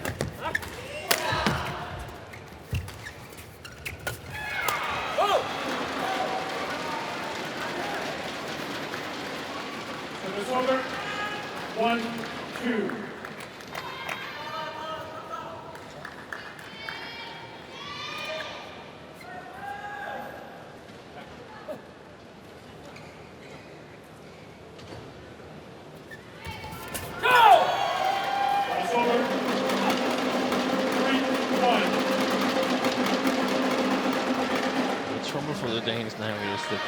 The Malaysians are 1-0 up in the tie and 1-0 up in games here, so self-confidence should be reasonably high. And they specifically talked about let's be there from the beginning so we don't give them a head start, and yeah, that's probably why we see the Danes going towards the gearboxes, and I don't think they asked permission or anything. I think a string went. Okay. Yeah, that's it. with Mads Conrad. But sometimes, Steen, it's like, you know, that old psychological trick, you know. You say you can think about anything, but don't think about an elephant. Exactly. You know, and if they're told, you know, to keep it tight in the opening game, then the one thing that they're doing or it's playing on their minds is, you know, I'm not sure whether that helps or whether it's that's why it's so difficult, in my opinion, on deciding as a coach how much are you trying to say to your players during the intervals. It's really, really difficult because you definitely don't want to disturb, and you definitely want to be understandable, and you definitely want the players to be finished processing what the discussion was all about when they start playing. Yeah.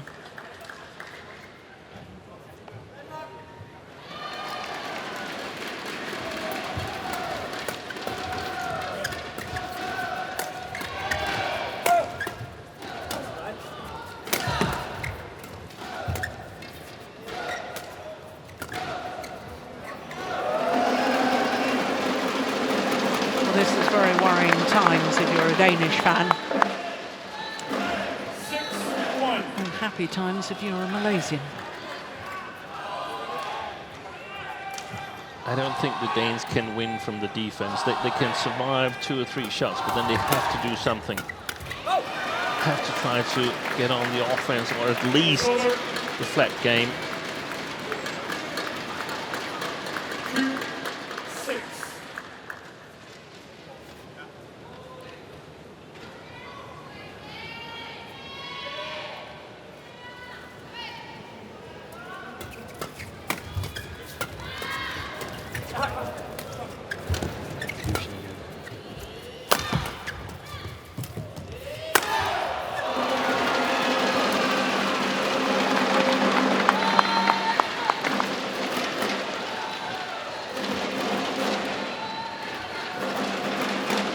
Certainly not putting pressure on Go by lifting to him.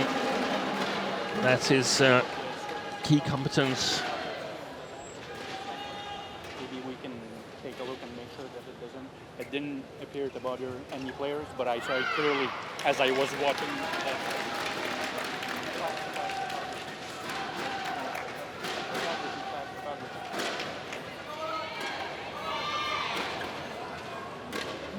Little break here for Service over. 7-2. the referee to be notified of flash photography.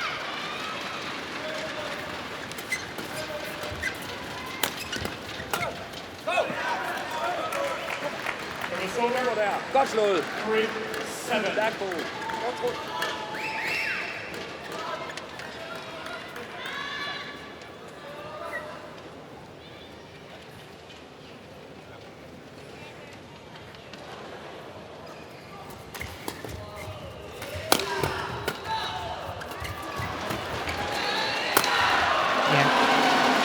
There was the pressure on the left-handed bow again on the attack. Nice switch again of the attacking play. There's the backhand. Then he's played down the forehand side, managed to get it back. But the Danes were in trouble from that moment on. Service over. 8-3.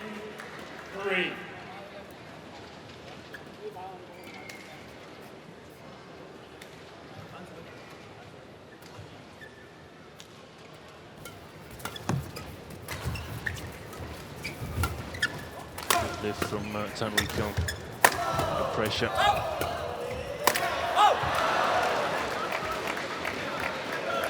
Service over. 4-8.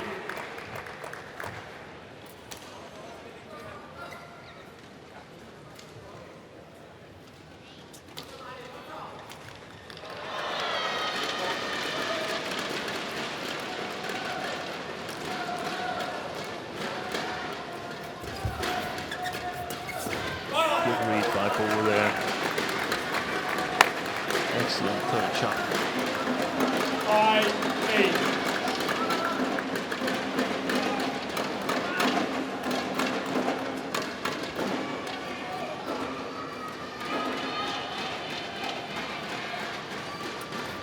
Service fault called. Service over. 在观赛期间， Struck above the waist, 闪光灯拍照。 says our service judge. 请不要使用闪光灯拍照。 Oh, Belgium. Ladies and gentlemen, please stand by.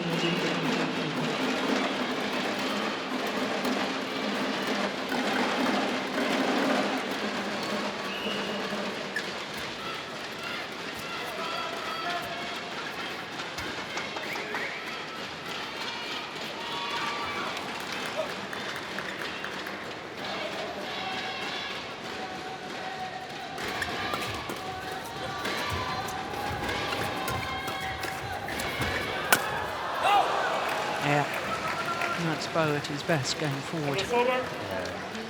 Really, really strong.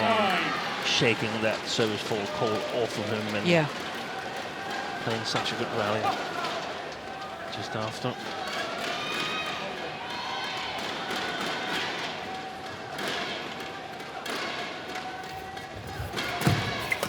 Oh! 7-9.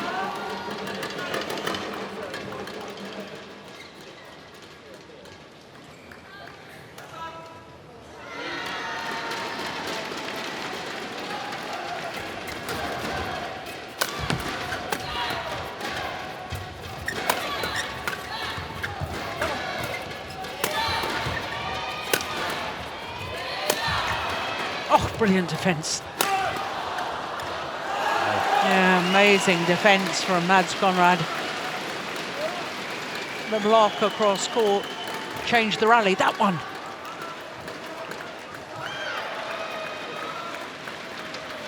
And looking a little bit off the game, the Malaysians. They were ahead 7-2, now it's 9-8, and one of the points they got was the service fault call, so they've only earned 1 point of the 2 they've got out of the last 8. So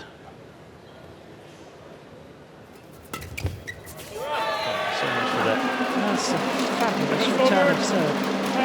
Now both the Danes thought he jumped the serve, that he moved before the serve was struck. And he did look awfully quick. Now, my experience is that everything was fine. He didn't move before the serve. 10-8.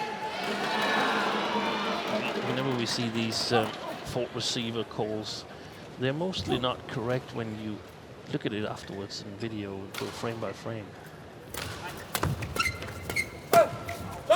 so the umpire was right not to call it. I think so. In all probability. I think so, yeah.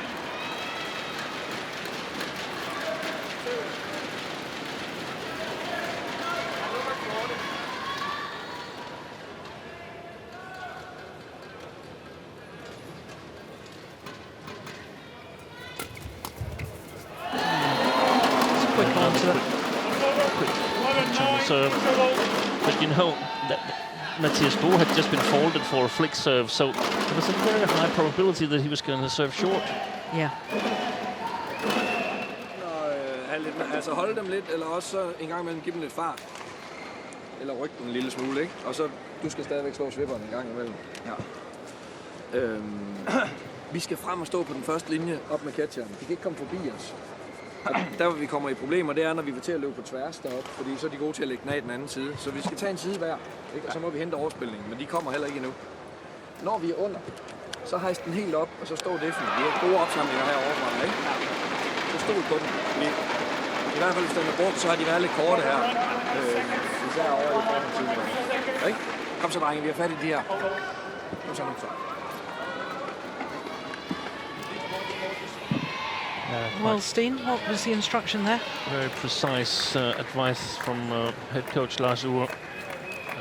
We got to stand on the front service line, both of us. We cannot only be one there and work side to side because the Malaysians are too good at sort of blocking it off in the other side from where we are. So we got to be there, both of us, and then we got to get the lifts. Got to work hard for the lifts.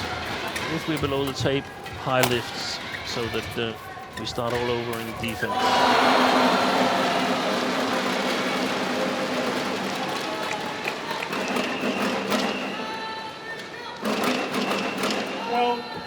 If we should say anything regarding the front court play of Mads Conrad, then sometimes it becomes very what's the word?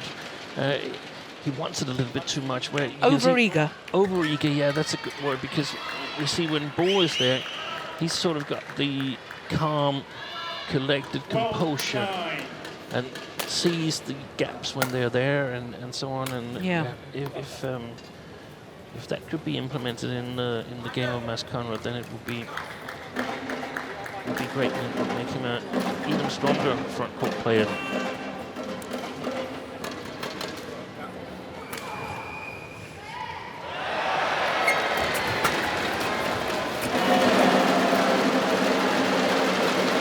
Danes need to be careful here, Steen. I just get the sense that the Malaysians are growing in confidence, and 1 or 2 easy points for the Malaysians as well. Normally the Danes make opponents work so hard, give nothing away. And it's this, I mean, when you're about to finish off a match in this Thomas Cup knockout stage, there's always going to be some nerves, and if you're within striking distance, if you're 2 points behind, then it's still doable. Yeah. But if you're like 5-6 points behind, there's too many chances. You simply got to hit that service streak really, really well. It could be done, but it's just a lot more difficult.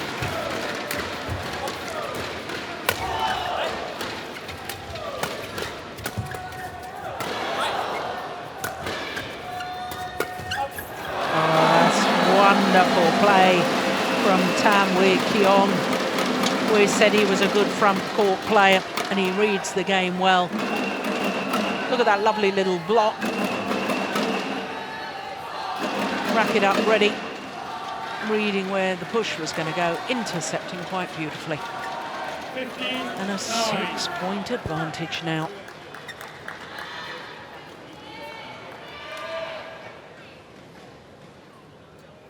Service over. 10-15.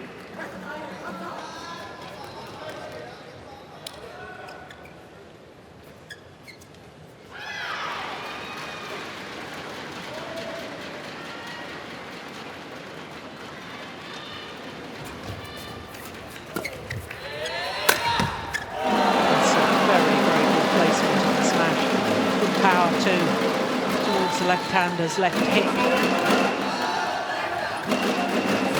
The Danes had that precision on the first lift that Lars was asking for.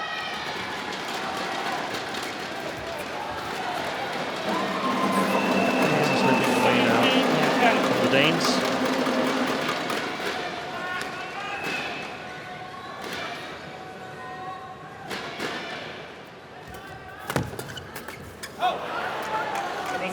Well, it's now or never as far as this Danish pair are concerned, surely. It was like Shem was surprised that his partner had so much power in his backhand. He wasn't ready for a fast-paced shot like that.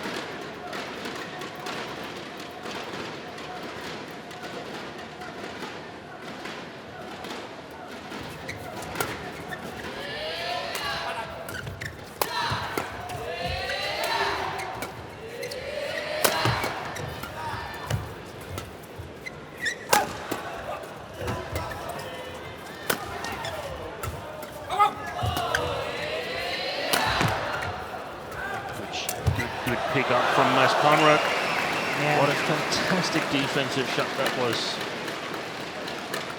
Disguised. 12-17. That one. Yeah, exactly. His arm moves like he's about to make a cross lift, and his racket head is twisted just in the nick of time. Fantastic shot. Almost like a reverse slice on the defence. Yes. 12-17. Well played by Mathias, and we've seen him that he's capable of taking these streaks of good services. That what the Danes got to hope for now. Yeah, it was good variation out wide, wasn't it? And the service was so good that it was not really possible to do anything on it for Tan Wei Kiong.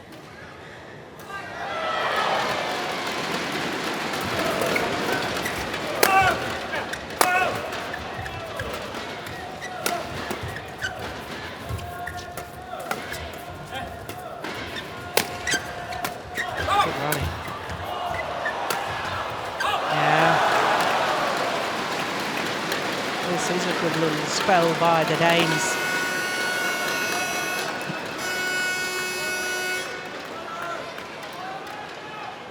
Four straight points, and all of a sudden it's believable. Probably not ideal from the Danish perspective that they're having a little break in play. No, not at all. Yep. On the other hand, it gives some time for the Malaysians to think about what they're about to accomplish here, and they really want to close this one in 2 straight games. So.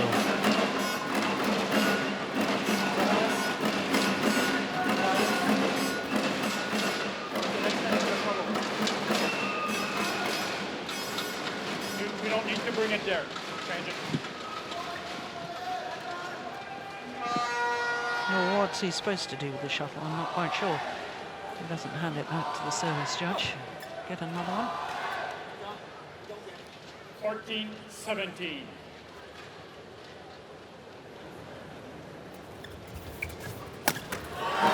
There you see that break didn't help the Danes at all. They were on a nice little run. 18-14. The right idea. Mathias go ahead. Unfortunately, the shot quality was not as good.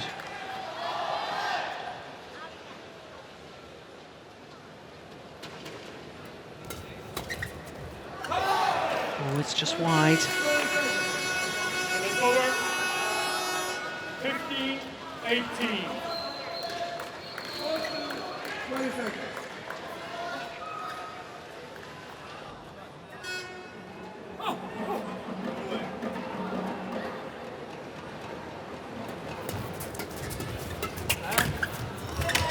That's a good shot from Kiong. Deep into the left-hander's backhand corner. Look at this. Saw it, held it flat over the net. That is good play. 2 points away for a second match within this semi-final tie.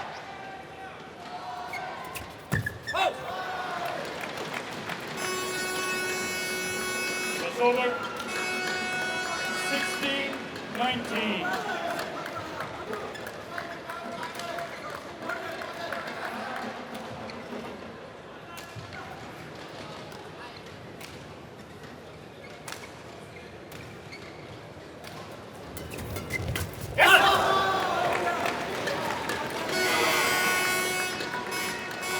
Stranger things have occurred than the Danes winning this one 21-19.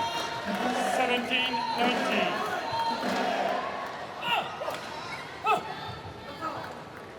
I'll buy you a tea tonight. If that happens. He's been playing well in the second game, Shem. Yeah. Match point opportunities for Malaysia. 3 of them.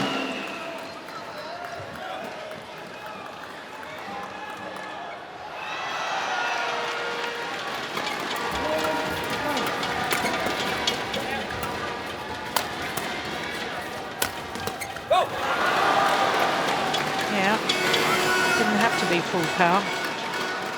Just good placement, good angle, hit in a downward direction. 18-20.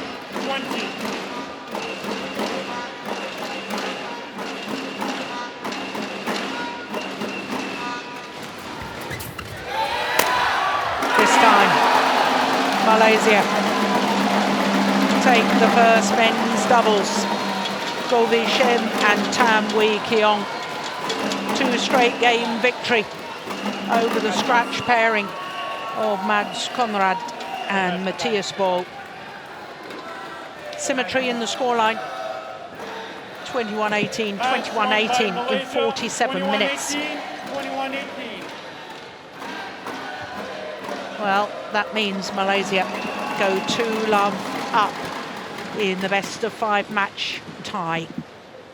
And it will be awfully difficult for Denmark to come back from this psychologically. On paper, I can see how it could happen, but they will need to draw on all their mental strength. Their confirmation, Shem and Kiong have put Malaysia 2-love up in the semi-final tie. 21-18, 21-18 in 47 minutes.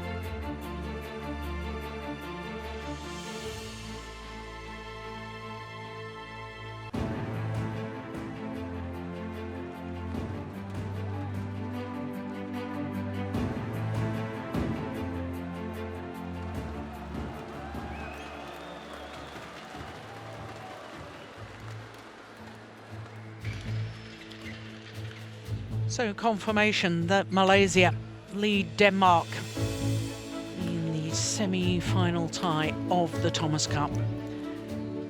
2 matches to love after the first men's singles and the first men's doubles.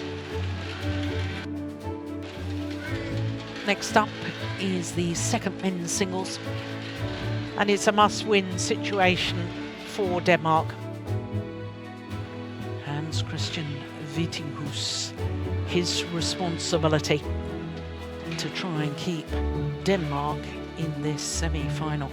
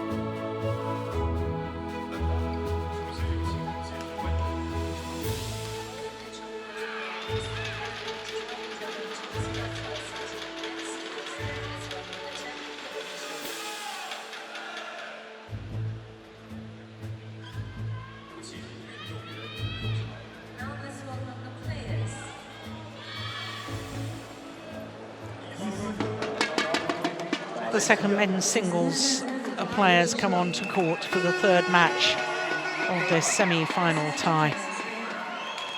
Iskandar, Zulkarnain, Zainuddin of Malaysia up against Hans-Kristian Vittinghus of Denmark. He looks a little bit pensive, doesn't he, the 30-year-old Dane.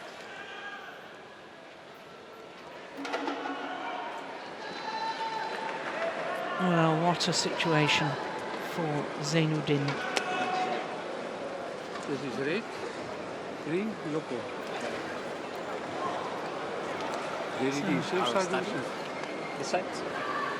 Vittinghus has chosen ends. Lorenz Vesta of South Africa are on par for this one.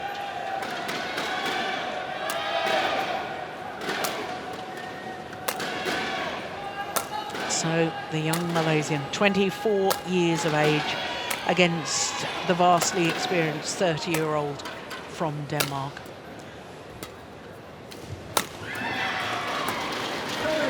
Well, if Hans-Kristian Vittinghus doesn't win this one, the semi-final tie is over. He has to win to keep Denmark's hopes alive. Hans-Kristian Vittinghus from Friedrichshaven on the northeast coast of Jutland. Currently number 13 in the world rankings. Has been as high as 8. And there you can see the match yesterday in the quarterfinal against Riichi Takashita. It was the 5th and final match. It was 2-2 when he was playing the 3rd singles yesterday. And he won in 2 straight games to take Denmark into today's semi-final. Well, Zainuddin is 24 years of age, although he will turn 25 next Wednesday. My goodness, wouldn't it be a great early birthday present if he could help Malaysia once again into the final of the Thomas Cup. In the quarterfinal yesterday, in the 3-1 win over Chinese Taipei, he played the 3rd match and he beat Su Jianhao in 2 straight games. It was very comfortable indeed, as you saw, 21-8, 21-13.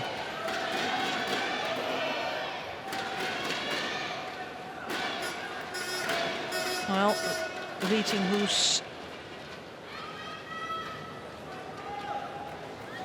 lost his match in the group stage against Chinese Taipei to Chong Wei, 2013. Silver medalist at the World Junior Championships, lost in 3 games. Won the all-important quarter-final deciding match to bring Denmark to the semi-final.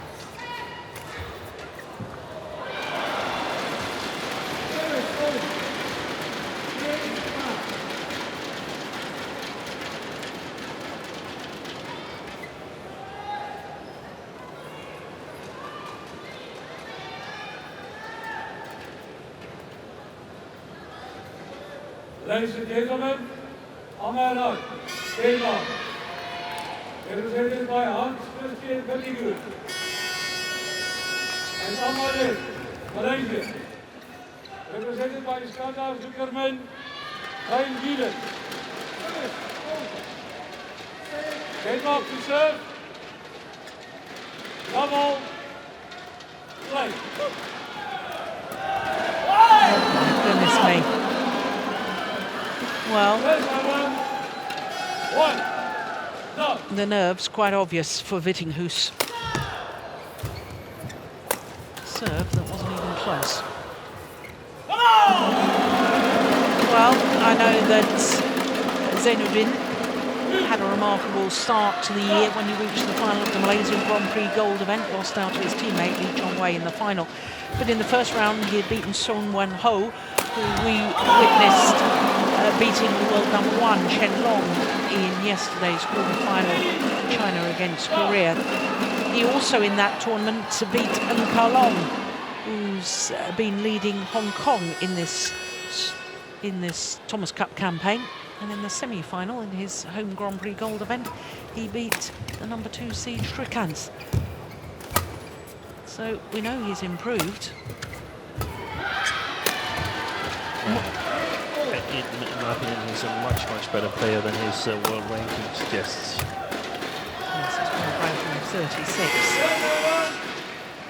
But when you think back 2 years, Steen, I mean, Zainuddin was in Delhi as a sparring partner for the Malaysian team. And here he is 2 years later, and he's the #2 player for the country. And he's been a good #2 player for the country as well.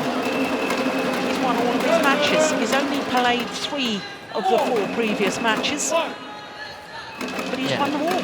And just like in Delhi, Malaysia are having a really good second men's singles. Chong Wei Feng, who this time is playing the third, was back then the more or less decisive player in getting Malaysia to the final. And when he couldn't win his match in the final, Malaysia lost 3-2. Unbelievable diving in that rally from Vittinghus. Yes, I know that, and that's one of the delights of Thomas and Uber Cup, because normally in individual tournaments, we witness and we talk about the Lee Chong Weis, the leading player from a country, and we're really getting to see the strength and depth and really getting to see the personalities of those players just below the very top players. And perhaps the top players of tomorrow are sort of emerging on this Thomas Cup stage.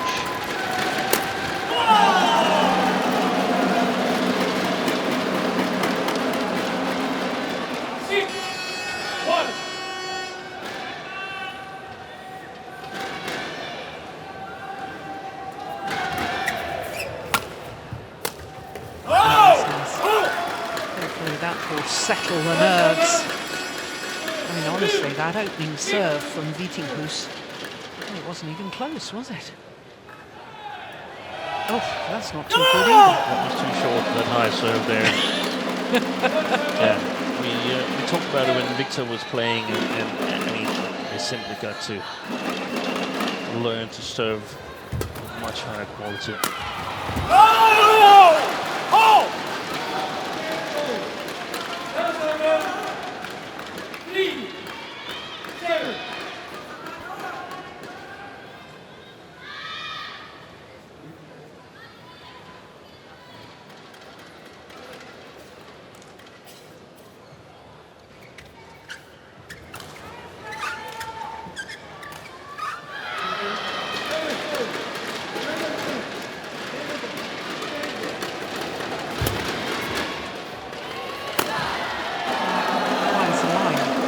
challenge. Challenge here from Vittinghus. But Vittinghus, he can prepare himself for a lot of smash down the forehand side from Iskandar, down his own forehand side. Yeah, that's probably wide.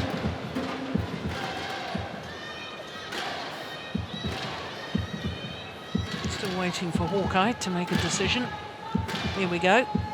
Yeah, good challenge. Hard for the linesman to judge because it's sort of slicing across the line. Yeah. Hard to see where the cork of the shell actually touches down.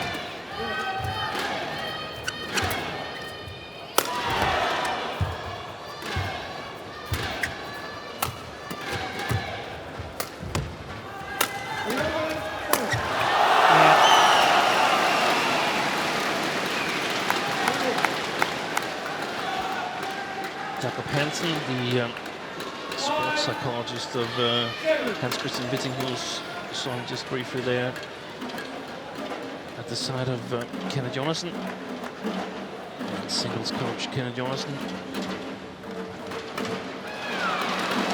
He wasn't the best server himself. No, I remember that.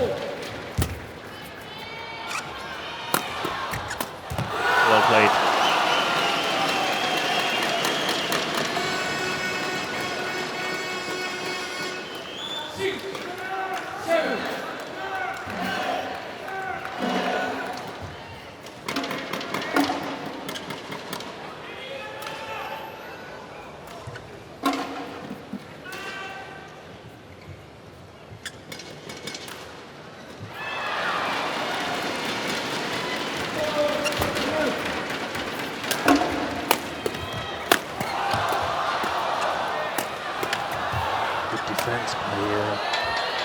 Zainuddin.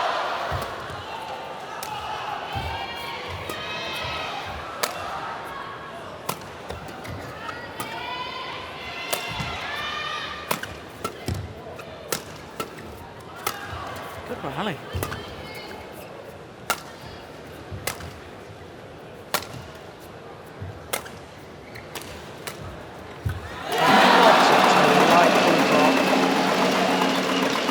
Iskandar, Zainuddin, patient throughout the rally. Then look at that. And Vittinghus on his back foot went the wrong direction first. Yeah. He should be able to retrieve that shot. Must know that when he clears a passive clear like that, there's a good chance that he will be attacked on the front court. But a very well disguised drop from Zainuddin.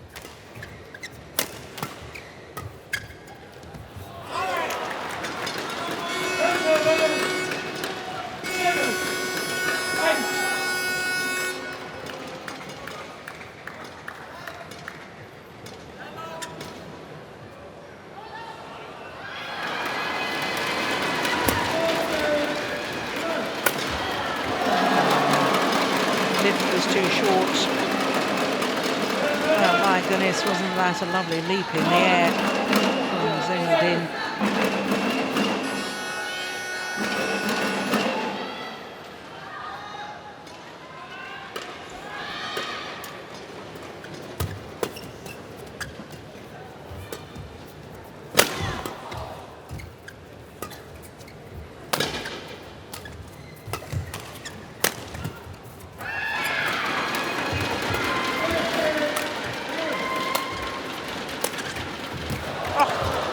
Goodness.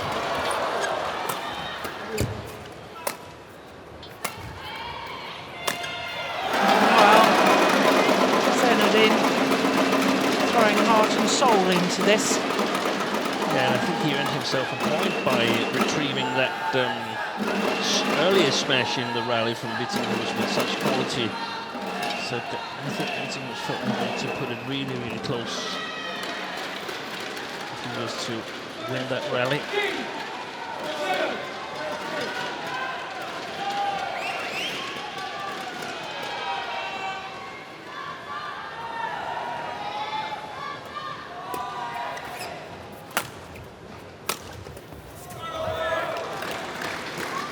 Yeah, no power for Iskandar to actually feed off on his defensive shot. Exactly.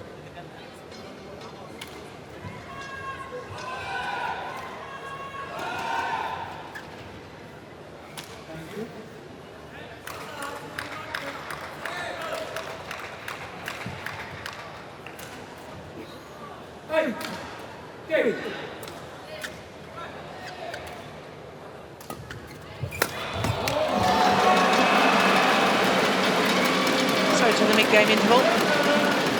The Malaysian Iskandar Zainuddin with a 3-point advantage.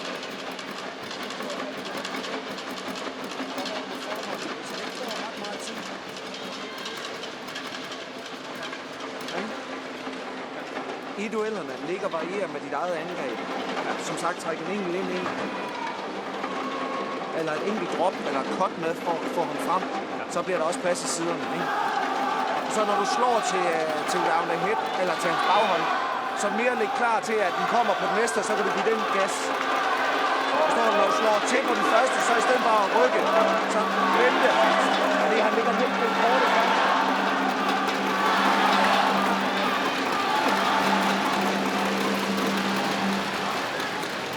The words of wisdom there, Steen.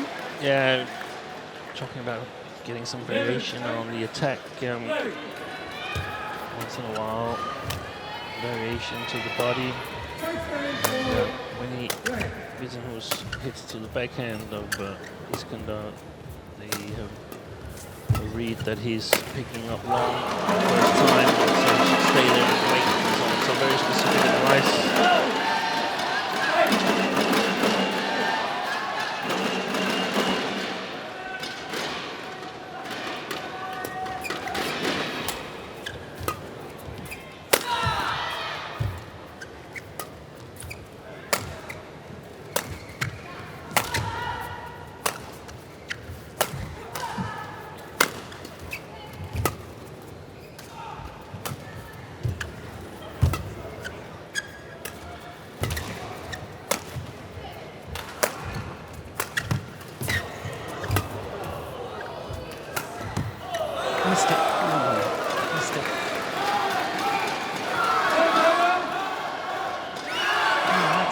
From Iskandar's point of view, because I'm not sure that Vittinghus, no, it was definitely wide. It was a good call by the line judge. He was nowhere near it. No. If it had been inside the foot.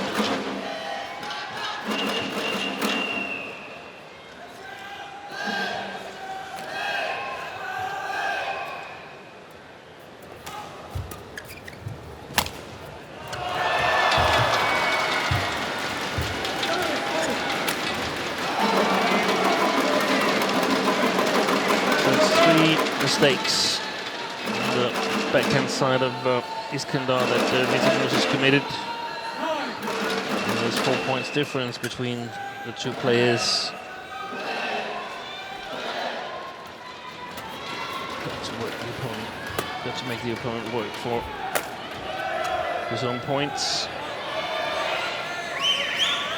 Yeah, that's understandable. Iskandar is looking a little bit towards the baseline, looking towards his coaches, and then the chances have gone. No possibility to challenge. Must be immediate.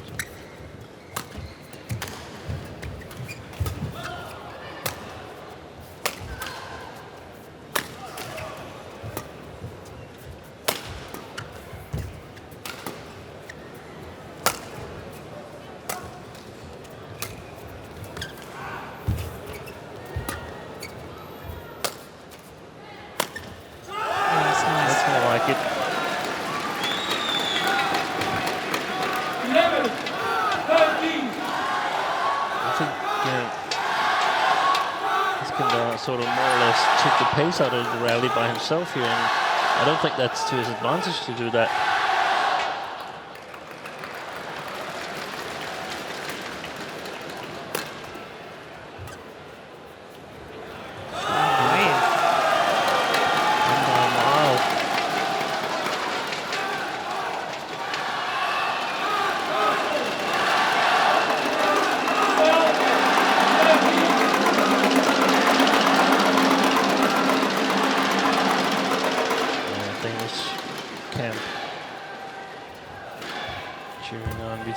They need him to win. He Pretty has simple. to. Yeah. Oh, good defense.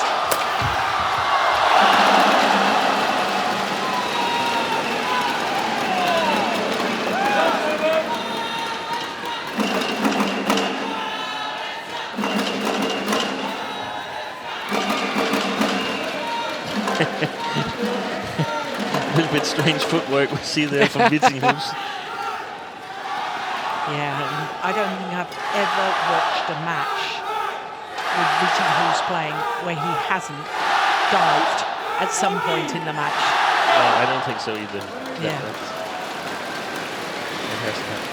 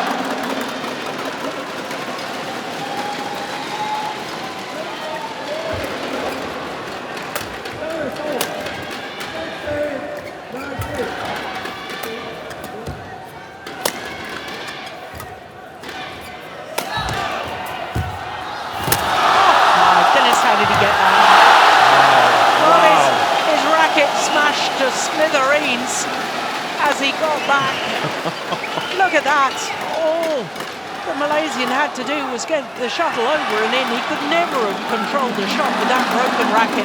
Look at this. His forehand side, and then how on earth? Look at that. Racket's gone.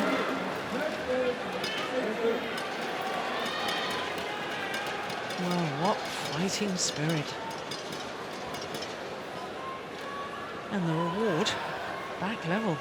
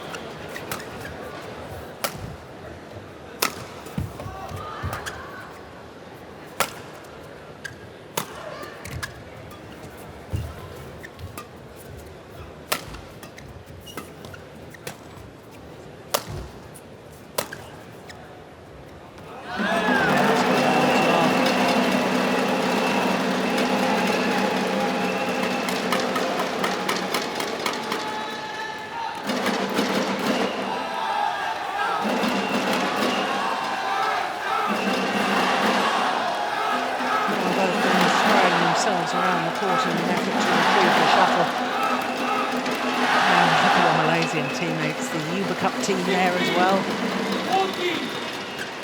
Yeah, we noticed the Danish Uber Cup team. They were absent, so I think they've probably already left Kunshan.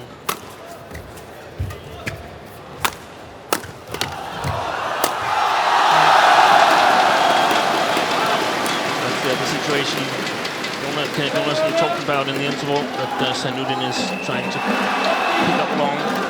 First time he's attacked hard in the backhand.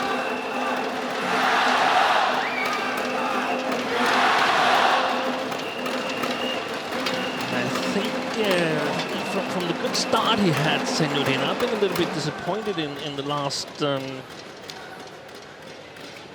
12, 14 rallies, so he hasn't really been able to create his own opportunities. More, he's lived off the mistakes of Vittinghus.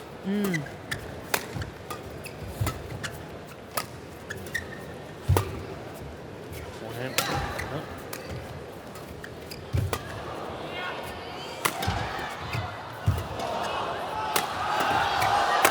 Well played by Vittinghus.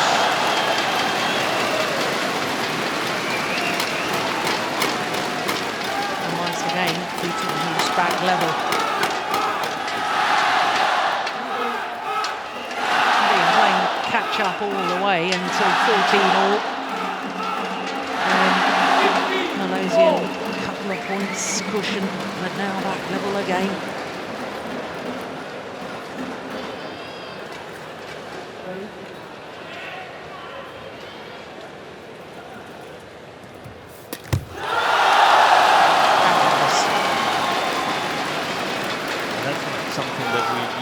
Hans-Kristian Vittinghus do. No. And we talked about it a little bit on the way up here, Jill, that yesterday he looked really, really nervous, but managed to pull the victory home to Denmark against Takashita. And today he's not in the third men's singles, he's in the seconds. Well, Vittinghus has been called a fault there.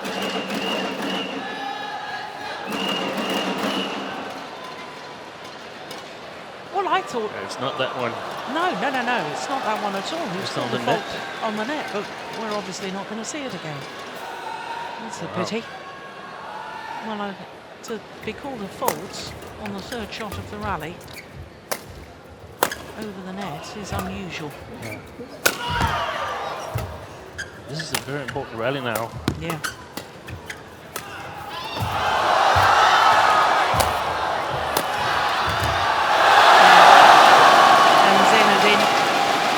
Almost showboating. What does he say? What is he doing? Does he believe that he's Hans-Kristian Vittinghus or what? Since he's throwing himself around the court. Yeah, I understand that dive. Yeah. But this next dive, there was no need to dive. Why are you diving there?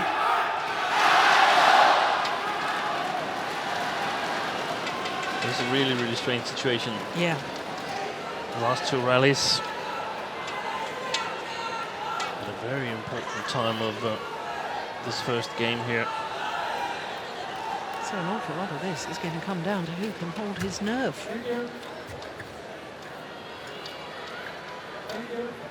So is he going to serve short and look for the net reply again? I don't think he's going to take that same chance again. I think I would serve short and look for the flat lift to one of the sides, move to that.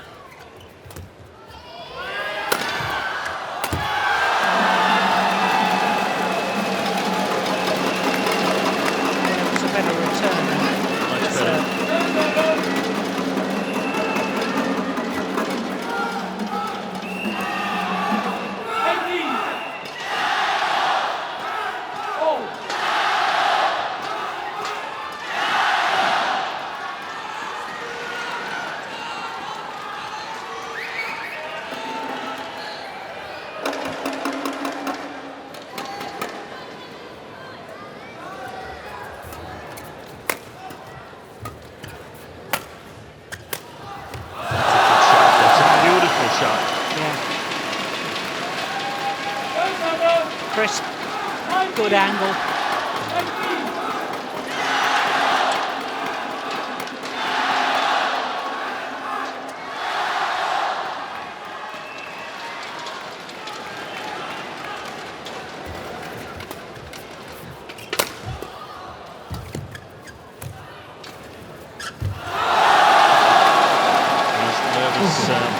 Iskandar, Zainuddin. Two game point opportunities for Vittinghus and Denmark. The semi-final of the BWF World Championships women's singles is led by the technical officials. 黄元熙，韩国；高英智，中国；申肯茜，日本。赤目Yamaguchi, Japan. 裁判员1号，郭克尔，克罗地亚。 Opening game to Denmark. Vittinghus keeps hopes alive.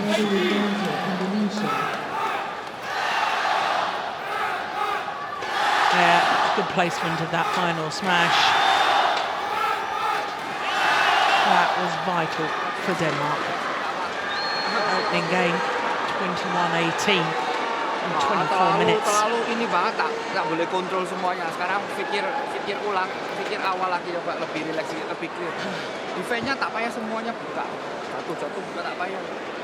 Asyik, jangan asyik. Defense jangan asyik. Pergi larikan sikit. Ingat, dia banyak main belakang.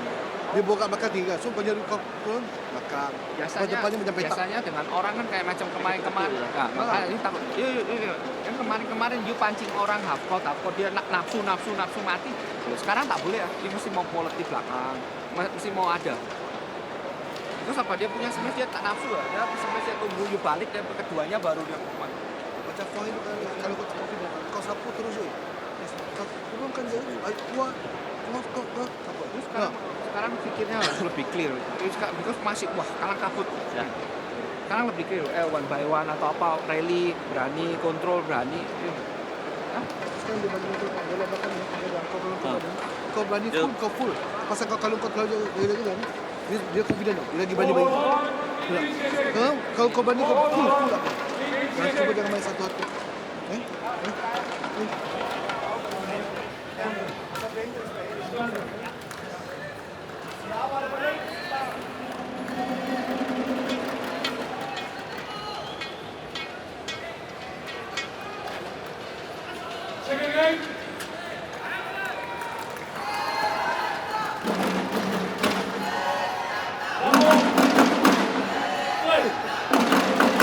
So I'm guessing that the Malaysian coaches trying to calm their man as much as anything. Seem to get a little bit sort of carried away with the situation. Yeah.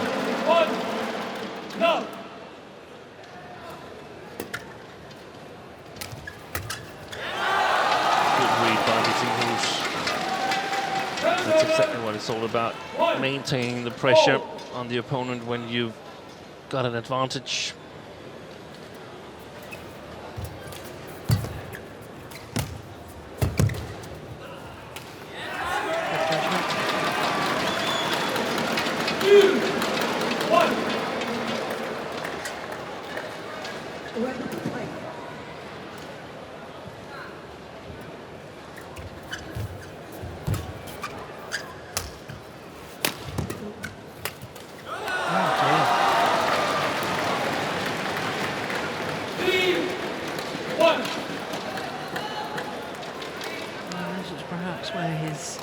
Of experience in these big match pressure situations is beginning to show.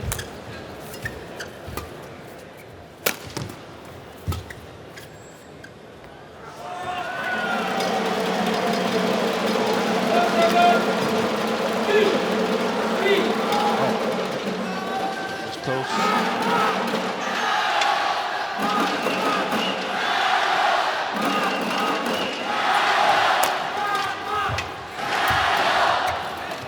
Oh my goodness, what on earth is that? Oh, I don't believe it. This is no time for trickery. Between the legs shot from Vittinghus.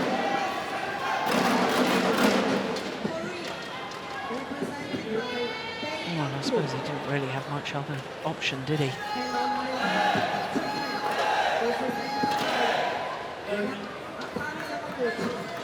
Again, this been committing so much that if you guess wrong, you're in big problems. Yeah.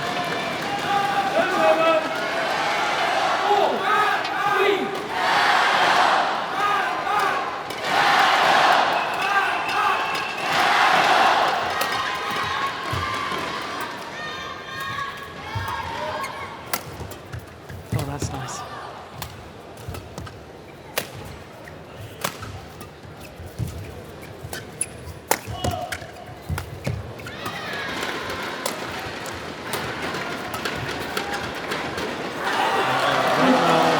Zainuddin, he hasn't got any shots that sort of can get him in any kind of better position.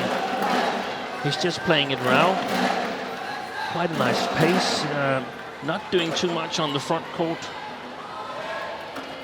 Mainly seems confident if he can play on the last 2/3 of his own court. So interesting to see if he's got something more to come with.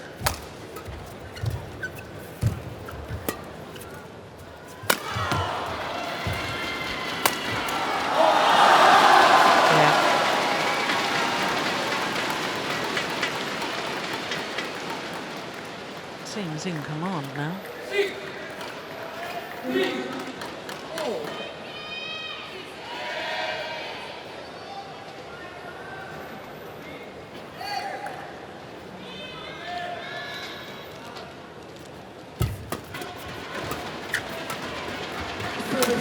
Good shot. Yeah. Beautiful shot. That one.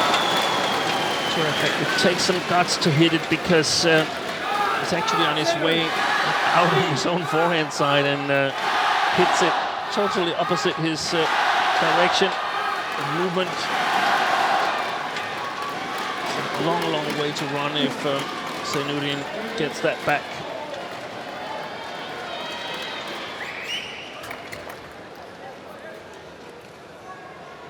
I thought Vittinghus looked quite nervous both yesterday in the match against Takeshita, but also in the group stage where he lost to Su Wei-Bang, and I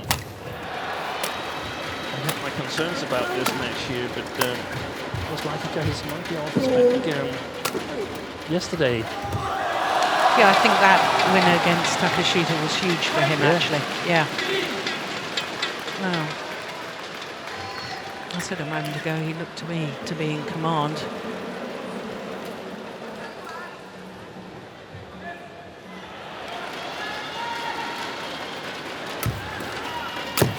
Yeah, that's nice.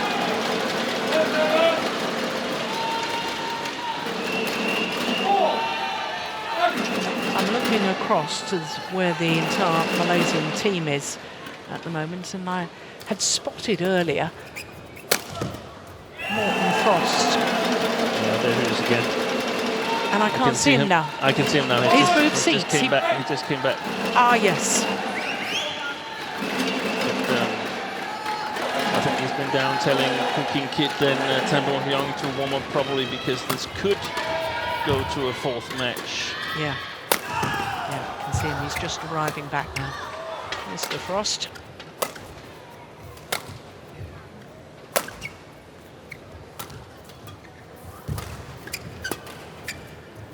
There's actually lots of space on the front court for Vittinghus to challenge at the net because Iskandar, he moves back every time he's played the net. It's a big high game.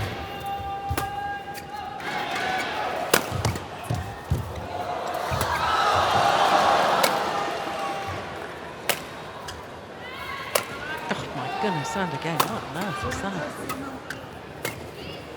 And another. Just trying to wear him down. Trying something else.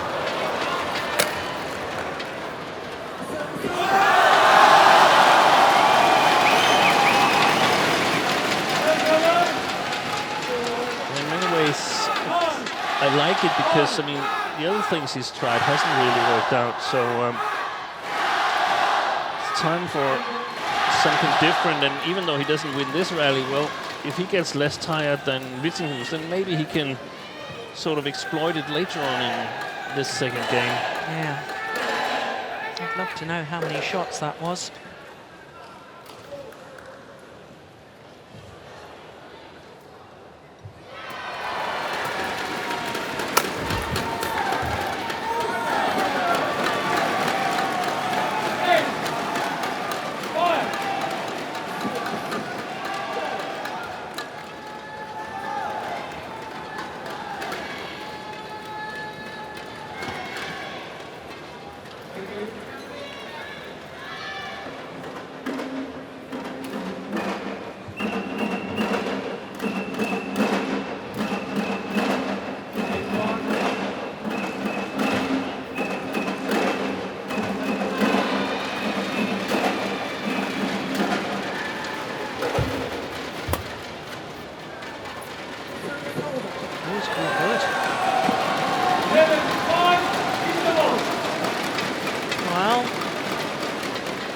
6-point advantage. Yeah, that's plumb on the line.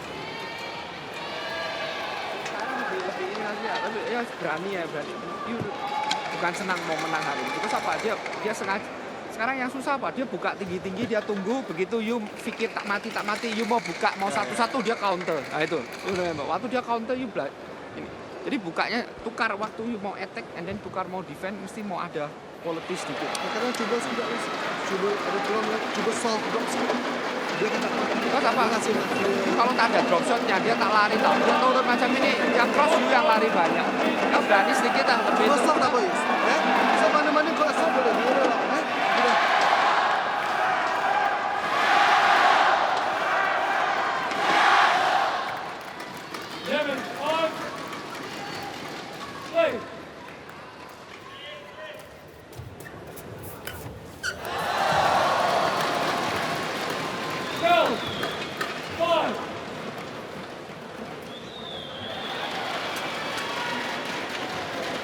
Well, Steen, I know you as a Dane would not want to answer this next question that I'm going to ask.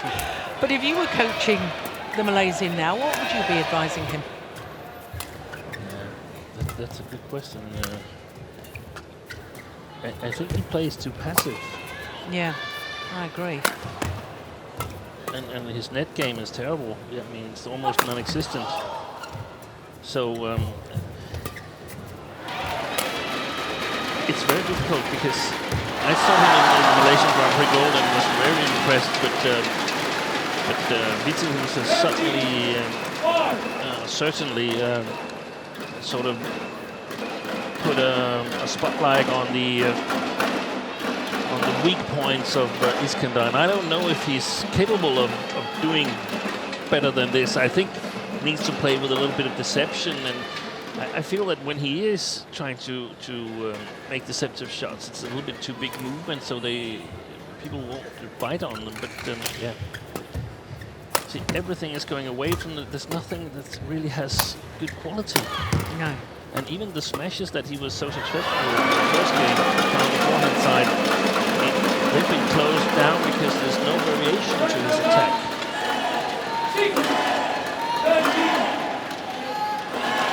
I simply think he's very, very nice. Yeah.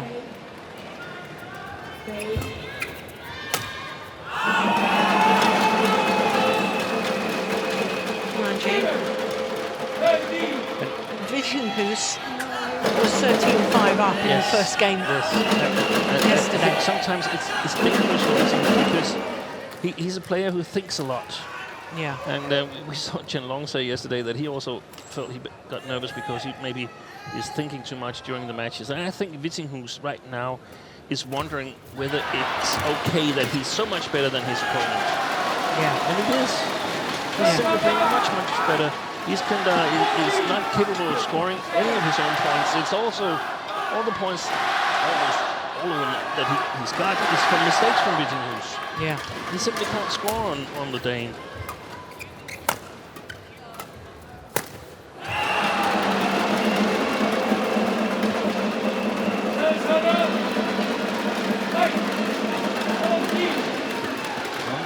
I've really foreseen big Danish problems in this match here, but I must say that so far Vittinghus has played brilliantly. Let's see if he can continue the rest of this second game.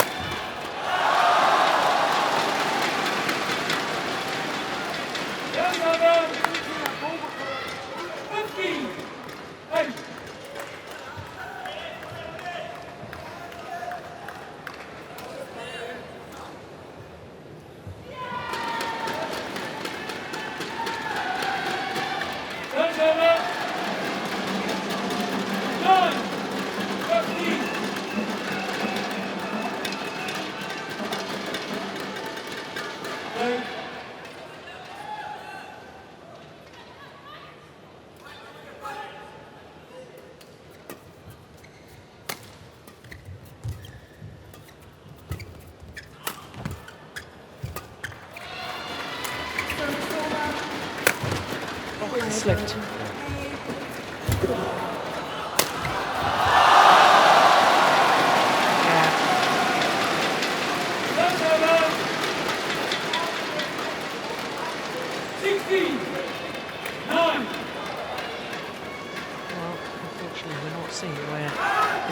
umpire slipped at the back of the court. But look at the reaction there. It tells me a very strong suggestion about his mental state right now. Almost resigned to the fact that he's not going to win this.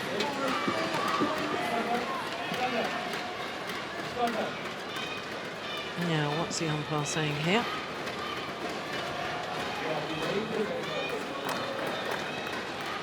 You're delaying the game by walking around.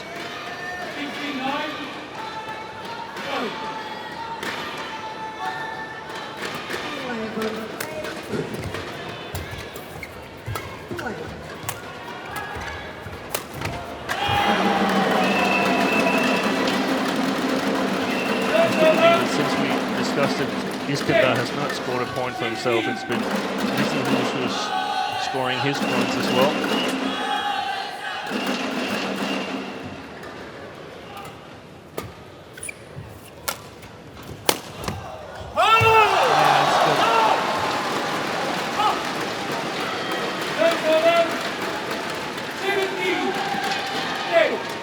Well, it does look very much as if we are going to have at least a fourth match within this tie. Forehand serve, big high serve beforehand. Now what on earth was the theory behind that, I wonder? Just something different? Yeah, probably.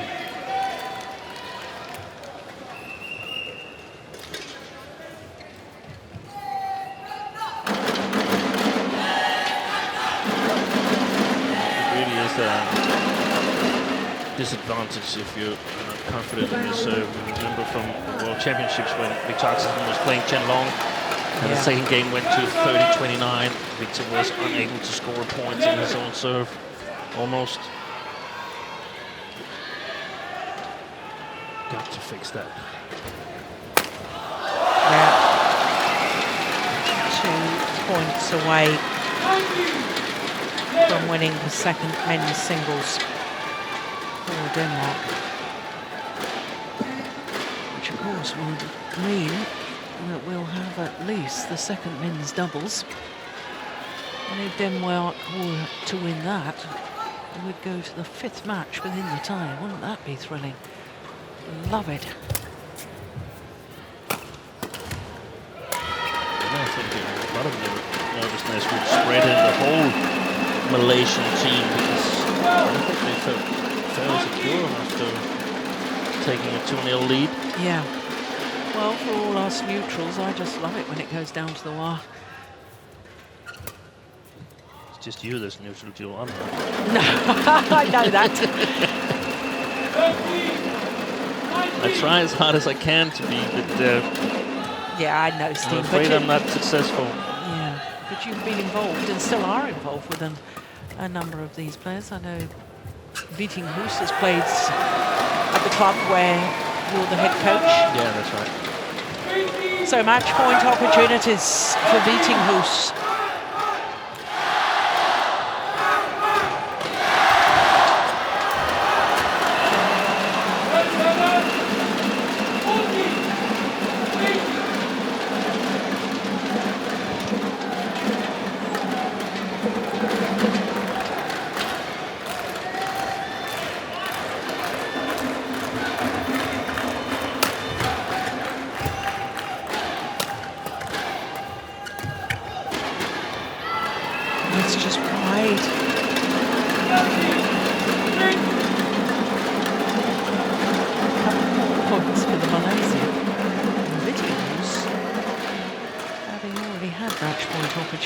Could start to get very nervous indeed. I'm sure he's already nervous. And the positive thing is that he's not serving until at least 21 or something like that. Yeah.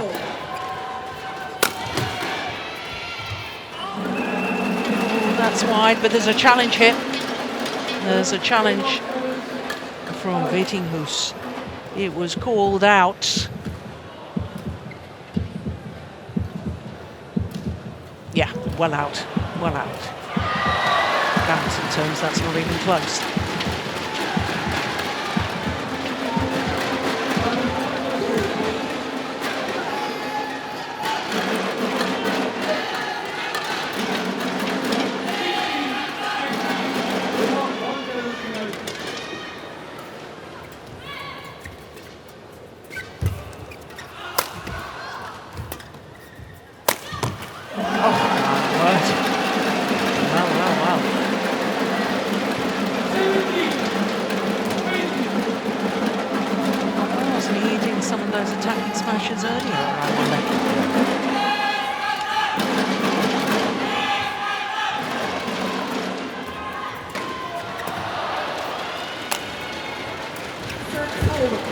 Oh, net cord. It's a lovely net cord there.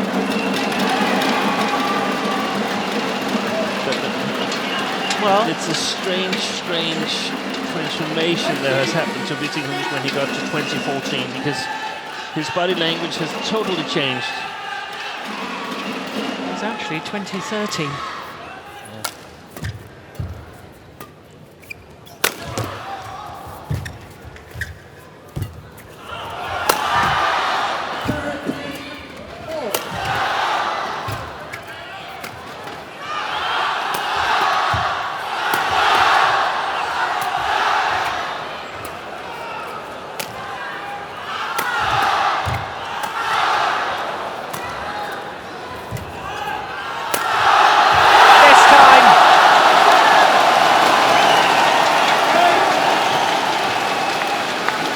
Vittinghus has kept Danish hopes alive. He's beaten Iskandar Zainuddin in 2 straight games, 21-18, 21-18 in 46 minutes. And it means that the overall semi-final tie is 2-1 in favour of Malaysia. Well, what a very good performance from Vittinghus after what appeared to be a very, very nervous start. He served first. He tried a flick serve and must have landed about 4 foot wide of the centre line. But it's not how you start, it's how you finish. Victorious Hans-Kristian Vittinghus. 21-18, 21-18. And it means that we will indeed have the second men's doubles. There is still a chance that Denmark could reach the final of the Thomas Cup for the first time in 10 years.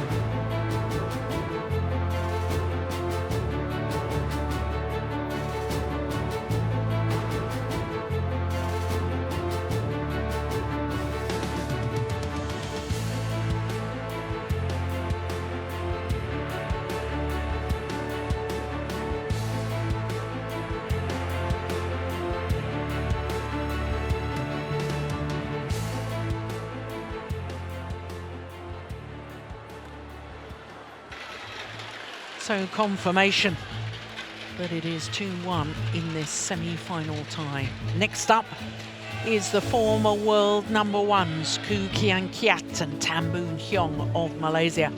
They're up against the European Championships silver medalists, Skaarup Rasmussen and Astrup. And then, if the Danes were to win that second men's doubles, we'd go to the third men's singles.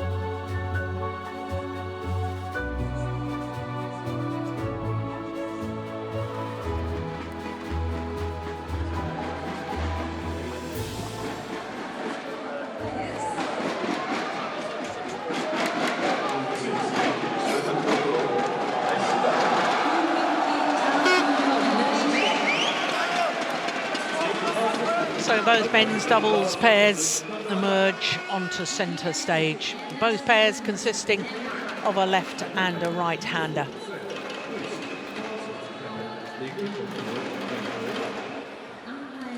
The Malaysians, the former world #1s. Boon Kiong, of course, 2 years ago, was part of the Thomas Cup team that won silver medal when the competition was staged in Delhi. Kiong Keat had already left the national team. Or white? But he's been playing since then as an independent player. Who to serve? That side. That side? Him to receive. Okay. Switch first, or? Yes, please. So the Danes quite definite. They wanted to start this inside of the court as we all look down.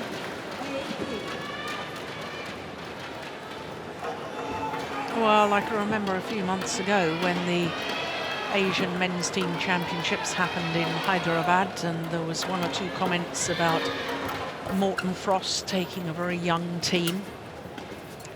And of course, Chong Wei was urging Morten Frost that come the Thomas Cup, he should use the former world #1s, even though they were independent players. He's certainly done that, and they've certainly played their part, haven't they, in getting to at least the semi-final. They're the left-hander, Kien Astrup, 24 years of age, and his partner, Rasmussen, 27 years of age, born in Orha, which is just south of August. If I pronounced that right? I don't think so, because I didn't understand which city it was you meant. Well, okay. Well, it's spelled O-D-D-E-R. Yeah, that's a very difficult city to. How do you pronounce it? Yeah, Orha. Yeah. And there's a very big difference, because if you're from another part of Denmark, it's like oil. Okay.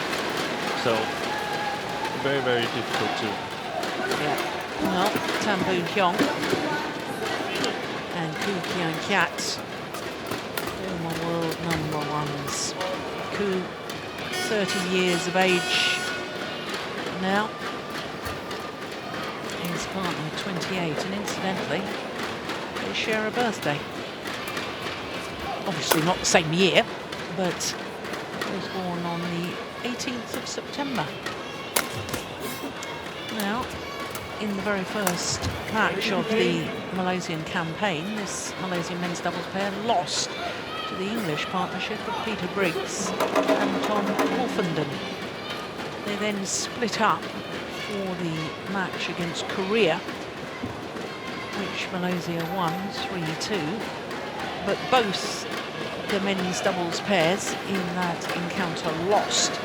But they were back together again for the quarter-final against Chinese Taipei. I think Chen Hongling and Hong Chilin. 2 straight games. Came from 8-14 down in the second game to win it 22-20. Saved the game point at 19-20. So the Malaysians showing good fighting spirit yesterday. Danes lost their second men's doubles with this very pairing to Japan against Komura and Sonoda. So they've got something to prove today. Denmark, presented by Astrup and Rasmussen. On my left, Malaysia, presented by Kiong,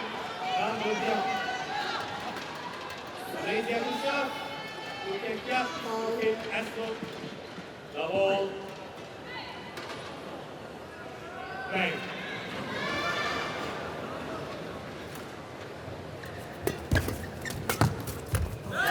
Both knees of Kiong Keat, heavily strapped. Now, I noticed yesterday I could only get a glimpse of the Danes Steen, but I noticed that both these players were wearing long stockings yesterday. No, I'd never seen them wear long stockings before. And I've noticed today, obviously they're not. They didn't work yesterday. Didn't work yesterday, so I don't know why. I didn't see them wear them before either. And stockings all of a sudden might distract in some way during match play. So yeah, well, certainly saw that in the World Championship final last year, didn't we? With Chong Wei wore the long stockings up to the knees for the very first time. I've never seen him wear those before. I've never seen him wear them again since.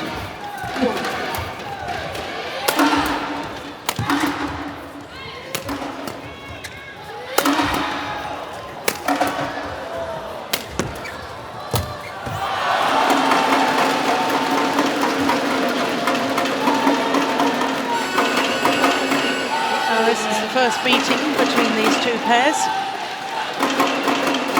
Well, we have the world number 17s, Kuan Tan, and the world number 23s, but this Danish pair have been as high as 14.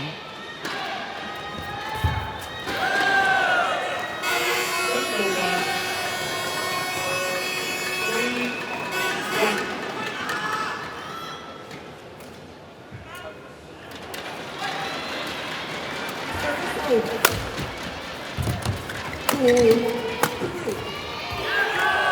good pressure by the Danes. I thought a year, 18 months ago, this Danish combination, I thought they really started to make their mark in world badminton, and then I thought at the end of last year's Steen, they just seemed to go off the boil a little bit, and I have to say that I liked the way that they went back to playing some Grand Prix Gold events, some international challenger events, and they've refound their form and final of the European Championships, and now are playing well again. They worked a lot on their defense, and Kim Astrup was suffering some problems with his foot that prevented him from practicing enough.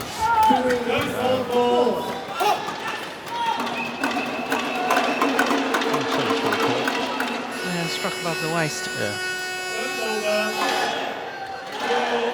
Yeah, they emerged on the international scene and had some good early results, and then sort of dipped a little bit, and that's actually quite natural. So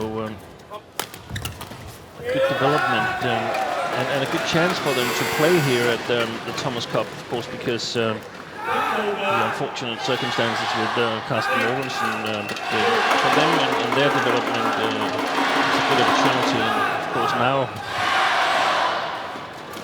Denmark team rely on them. They've got to win this match.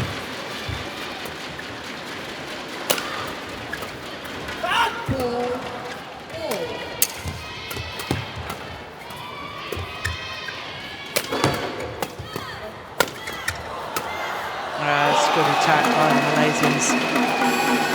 When they were world number ones, when they were on the attack, they were just an absolute delight to watch. But I thought they really started their problems when they seemed to want to defend, and they were such good attackers. I never really understood why they were so happy in rallies just to defend and defend.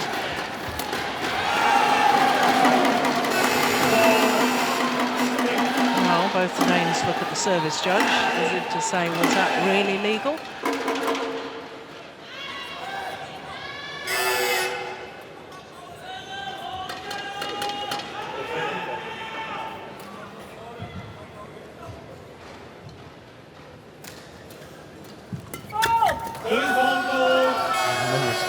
Immediately afterwards on a short service.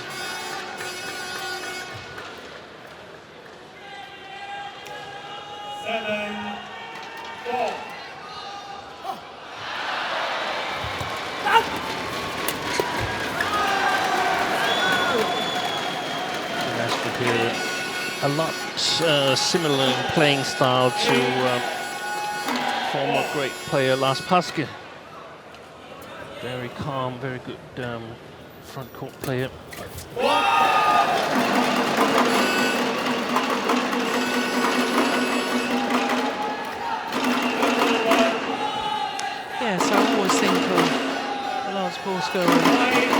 way he used to read the situation. Fantastic read Yeah. in the game.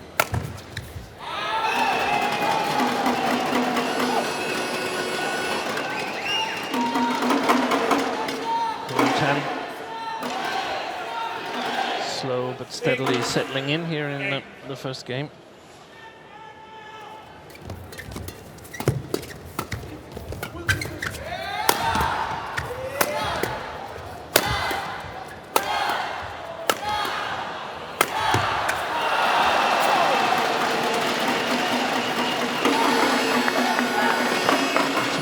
That becomes a little bit too defensive, the defense. I mean, we talked about it yesterday with the Koreans.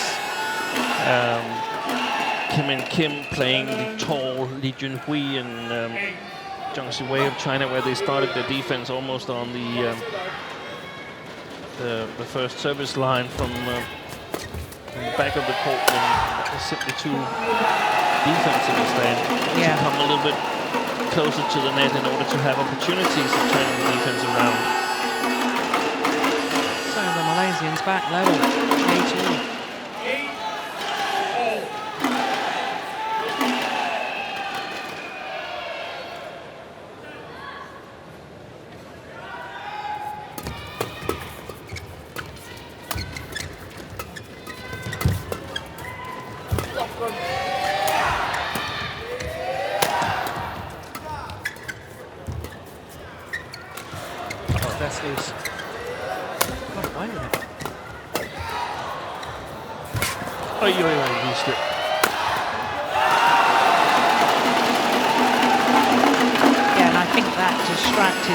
Distracted his partner. Yeah. Oh, yes.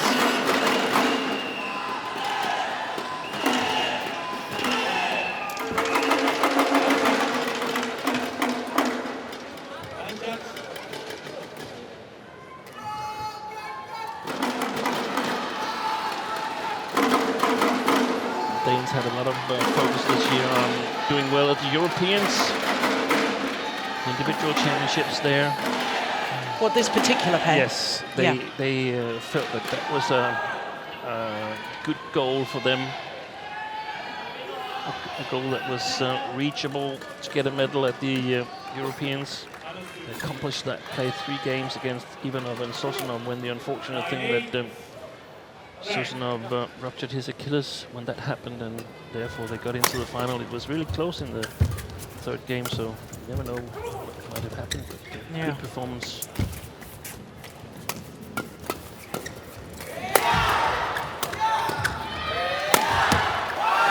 That's good work by the Malaysians. Very good work. Clever, that little shot, second last shot from Kiit, who sort of made the opportunity even bigger. 6 straight points.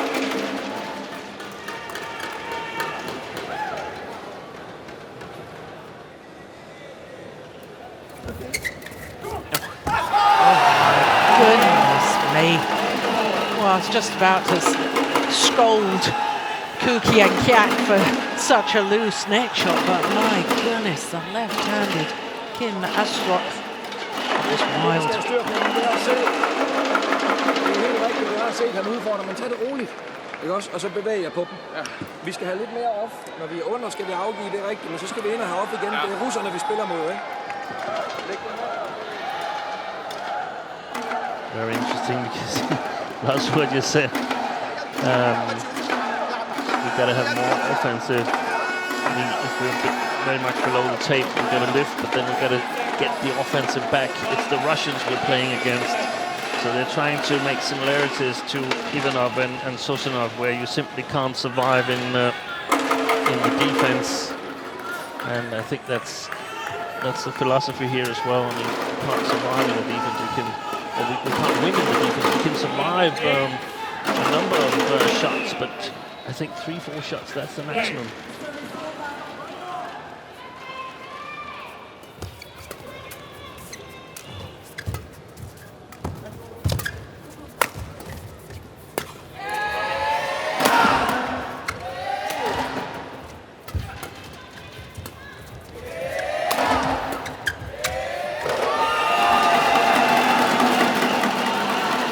Well, they were 4-8 down. 8 straight points. Danes have got to stop this run.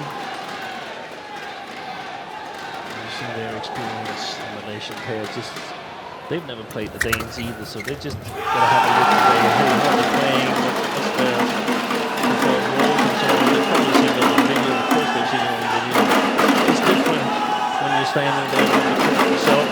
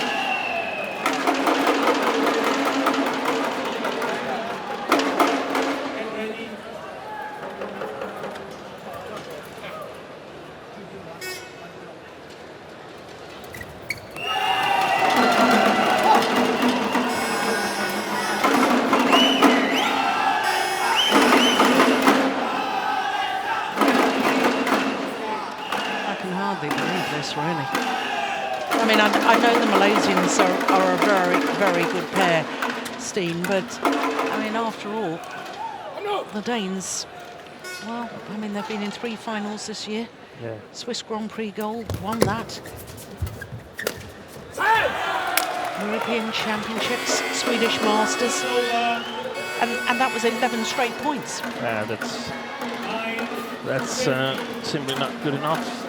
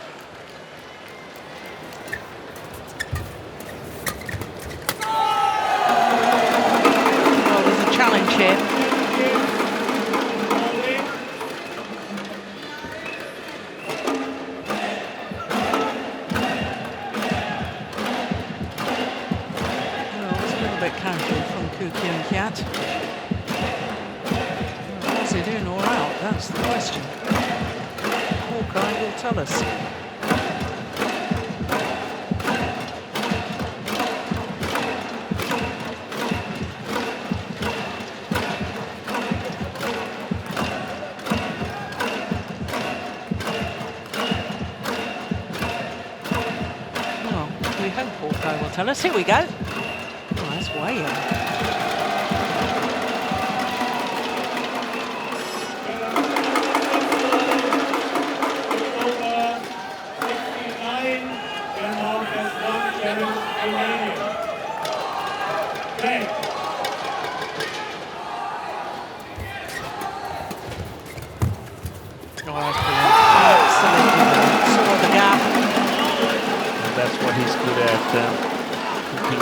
Sensing where the opportunities will occur, reading the gaps with the opponents.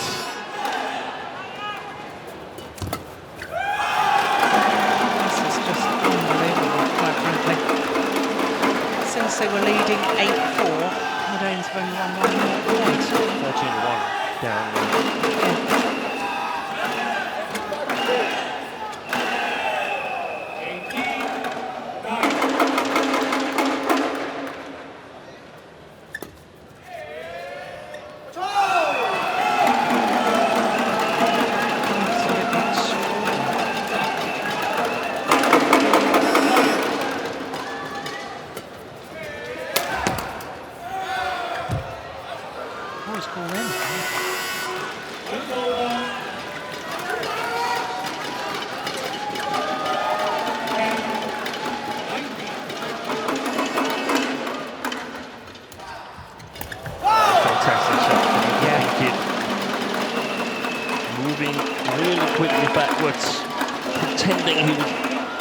Smash. Displaying great control of that drop shot. Well, 17 of the last 19 points to the Malaysians. 21-10 in just 15 minutes.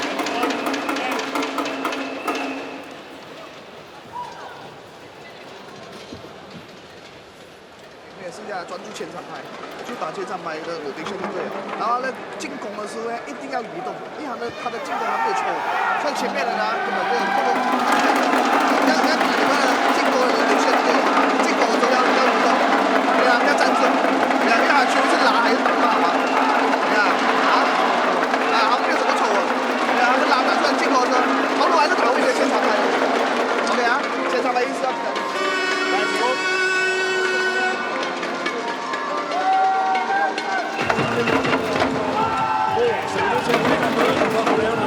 Tag nu bare noget fucking ansvar begge to, altså det er noget pis det her. Vi kan stå og kigge på hinanden så meget vi vil, men vi bliver nødt til at lave noget. Men tag det roligt med det. Bevæg hurtigt hen til bolden og spil den, der skal nok gå en chance. Det behøver ikke være på 3 slag. Så vær god ved dig selv.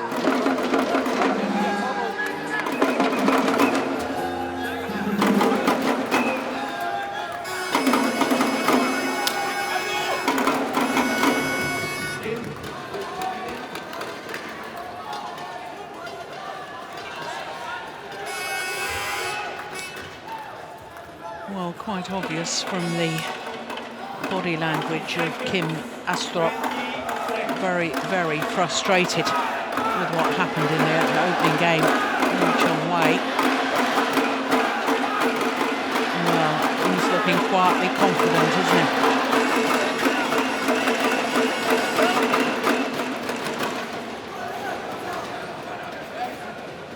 Game.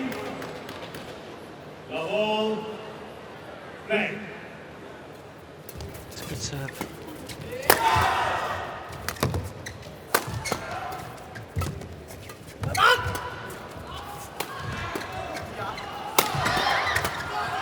Yeah, well worked. Well, I suppose one of the factors here could be, I mean, I've seen it in the past, sometimes Kiong Keat especially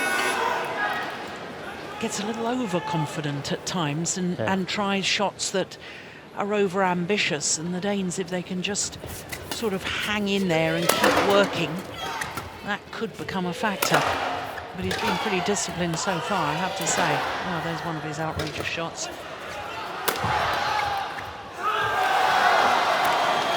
Yeah, and I mean,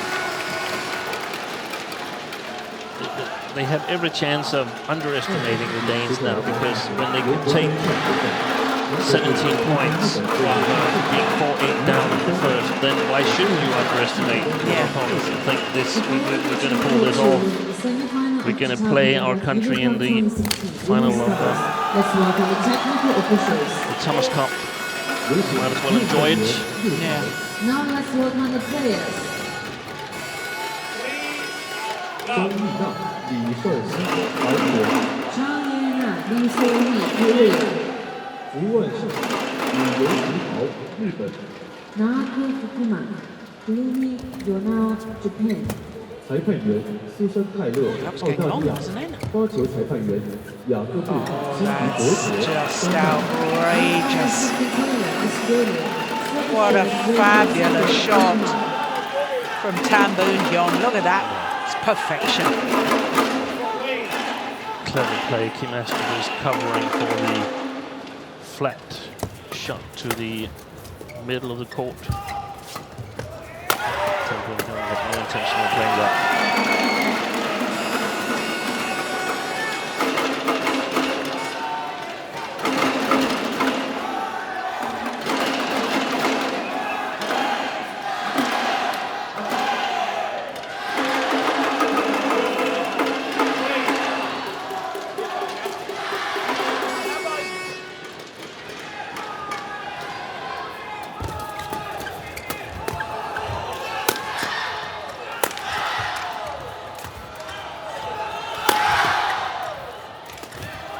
Goodness, the dive, he's back up.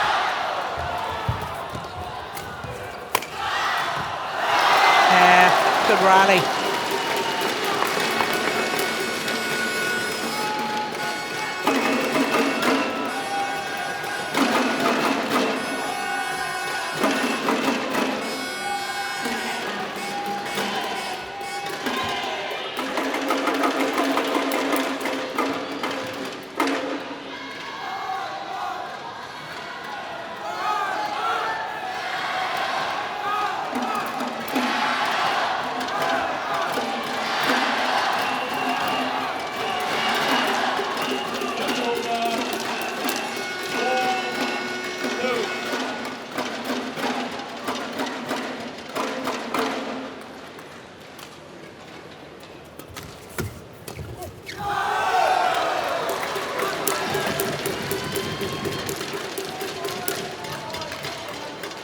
5-2.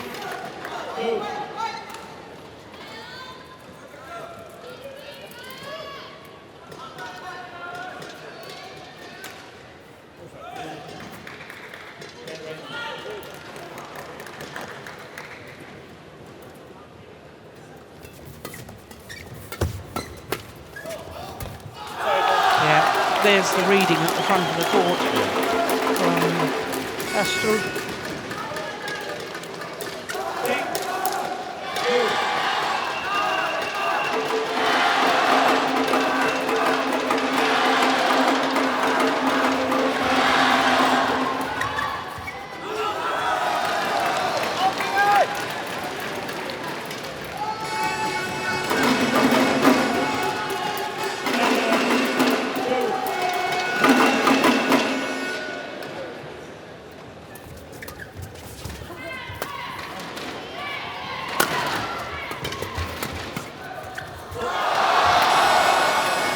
Look how eager the Danes were. Pick up the shuttle. Come on. Let's get on with it.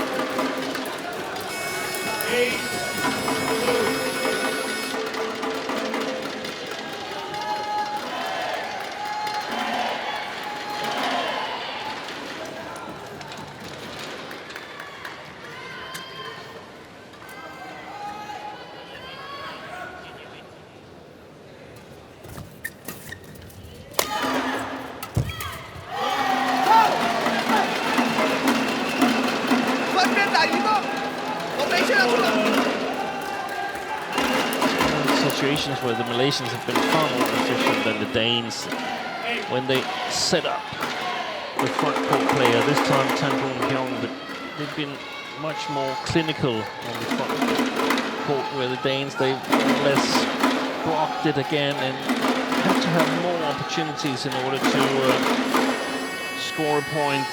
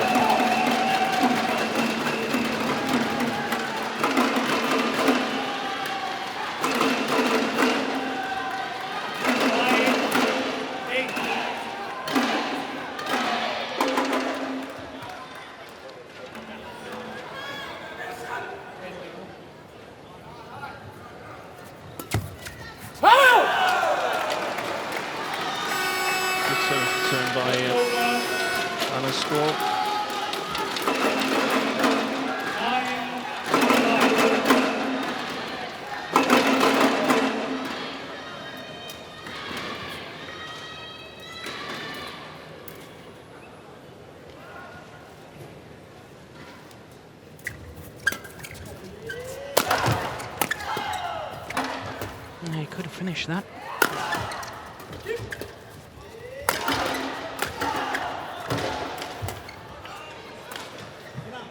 Good judgment. It's just long.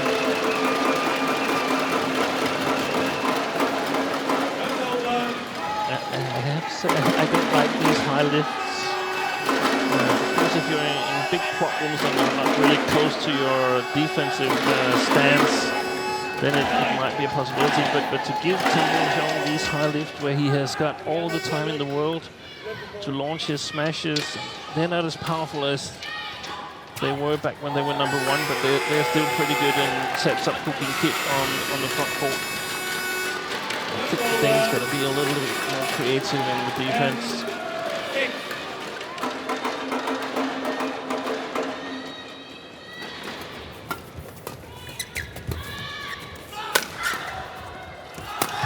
Well played. Yeah. The mid-game interval with a 5-point advantage to the Danes.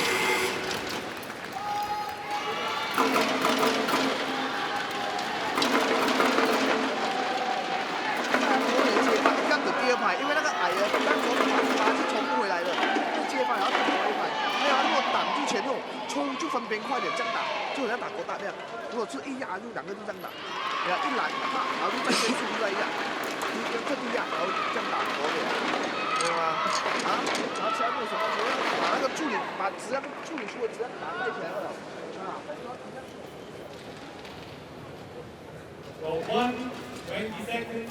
Goal 1, 20 seconds.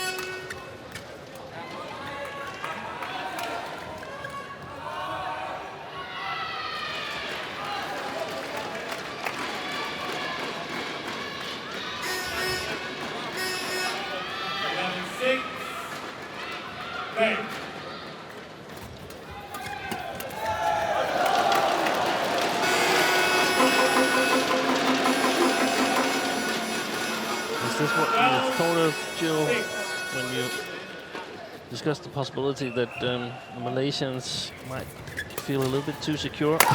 It is, exactly. There was a couple of shots early on in this second game. Koo seemed to just sort of waggle his racket in the air before defending. And I thought, what on earth was he trying to do there? And it's almost as if they sometimes play themselves into trouble because they try and be too clever. Yeah. Instead of keeping to what they did in the opening game there. So all the confidence they sort of tanked in the opening game should be more or less gone, or at least the Danes have gotten more secure again now. Exactly.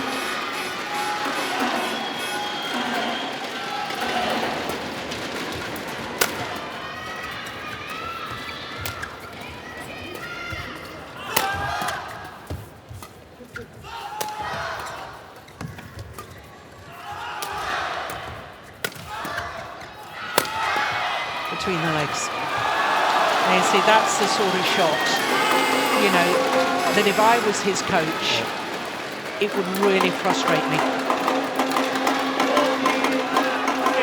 But then, on the other hand, I know we've talked about it in other circumstances before and so on, that, you know, he's so outrageous in his shot selection. Yeah, that's his personality. It's part of his DNA. Yes. So you can't take it out of him. You can't coach it out of him because, I mean, we've seen in the opening game he played a number of fantastic winners. Exactly. So you've got to take the errors with the winners. And yeah.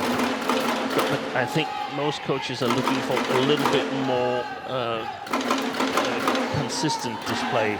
Yeah. And if the Malaysians were to lose this match, I don't think they have to worry about Thomas Cup campaign 2018. Yeah. For one time, I don't think they'll be part of the team then. No.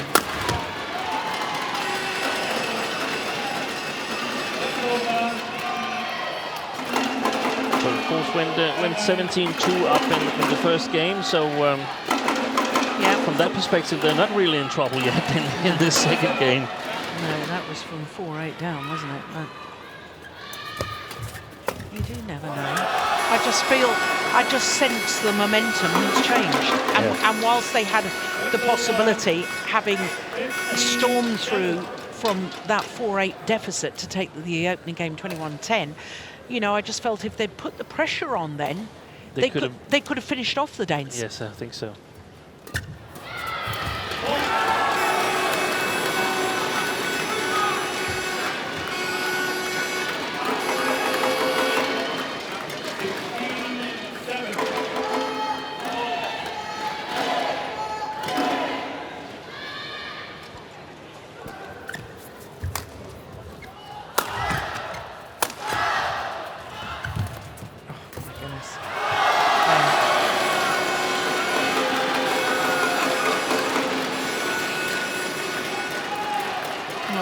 chances of that working. Remote. And Astrup absolutely alert to that. Well, almost certainly we're going to be treated to a third and deciding game.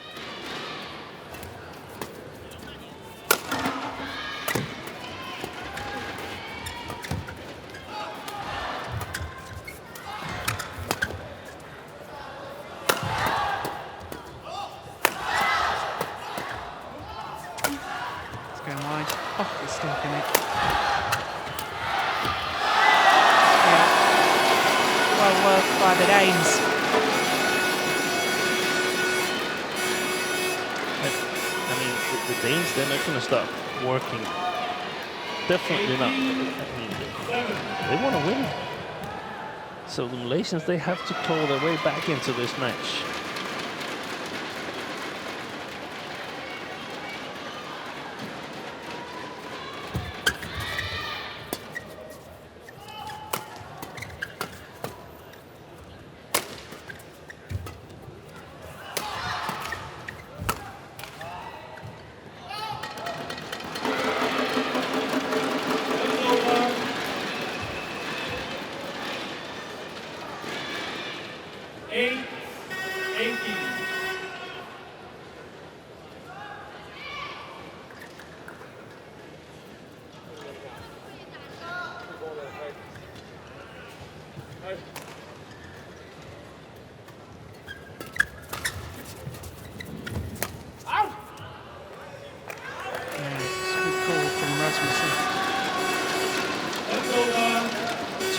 Away now from the second game.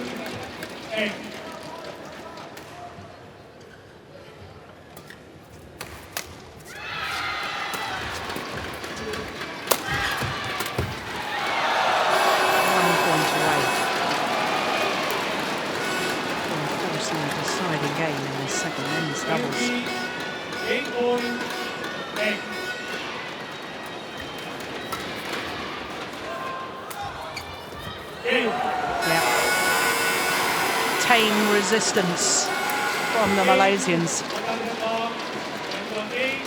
21-8.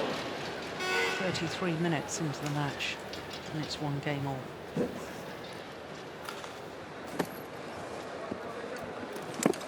Skruer de op. Er ingen fucking nemme point. Det er det samme, der kommer. Måske kommer der lidt mere tryk på naturen. Netmanden har den helt korte. Og så holder bagmanden lige øje med, om det er tryk eller halvdistance, der kommer. Jeg tror, der kommer flere tryk. Ja. Så skal vi fucking bevæge os. Ja. Vi skal have energi fra start her. Og op og tag noget ansvar igen. Tag noget ansvar. Finder de et hul på os, så hejser vi den op, og I står en god diff. Ja. Der er en med skulderen. Ja, lige præcis. Og det rigtige hjørne. Over ved servedommeren nu her, hvor der er plads. Også til en flad. Ja. Svipperen med os.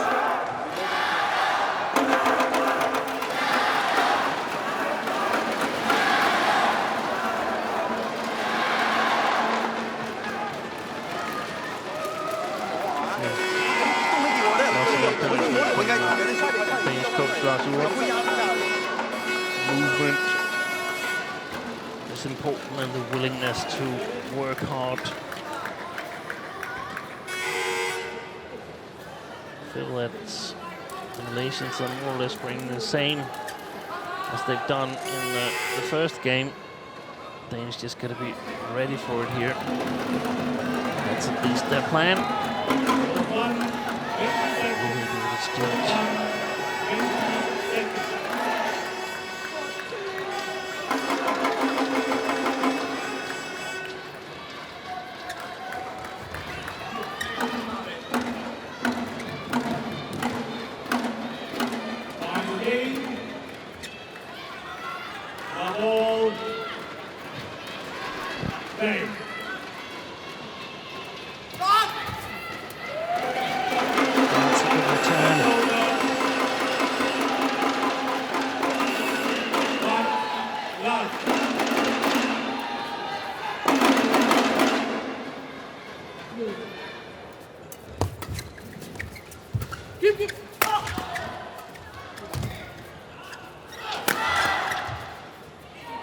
Just wide.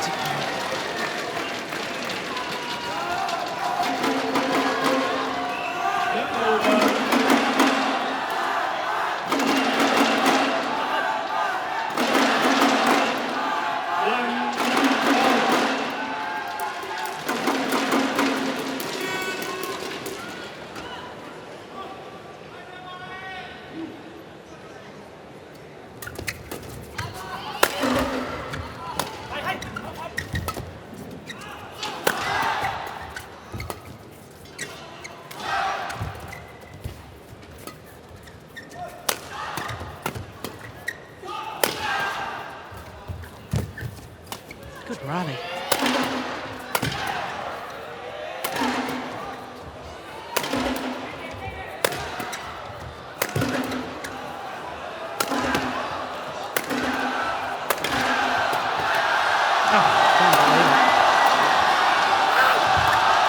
This will hurt the Malaysians if they don't win this.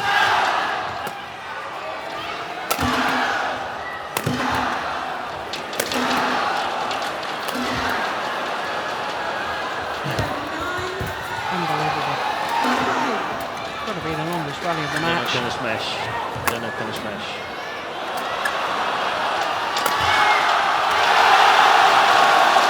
They worked and worked, the Malaysians.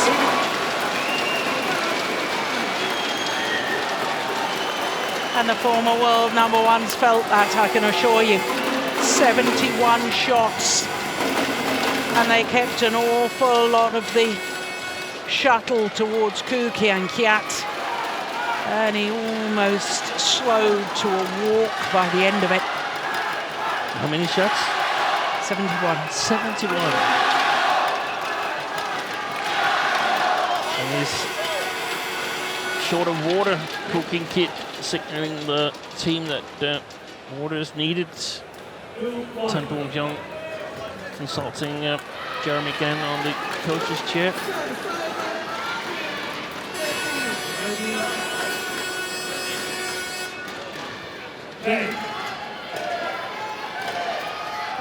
The younger Danes should recover quicker from such a rally.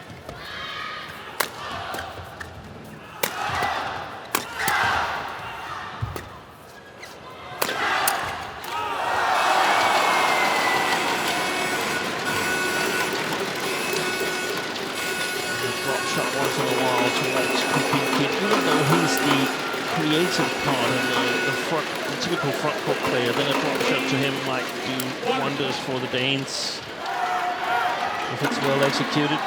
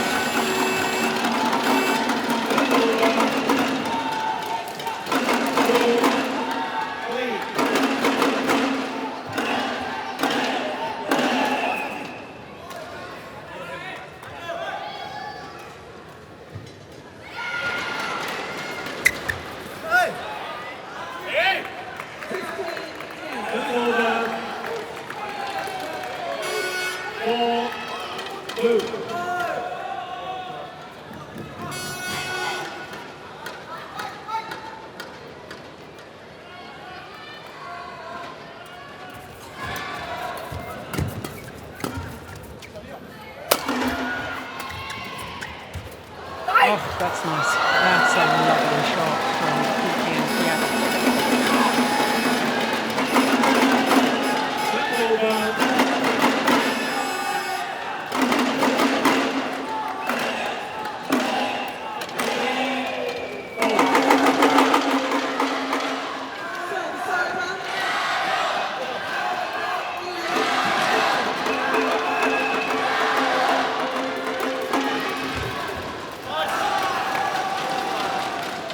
Over.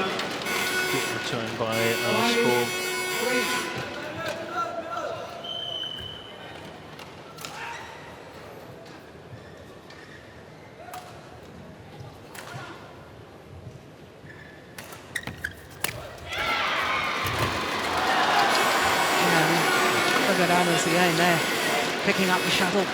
We want to get on with this. We don't want any delays.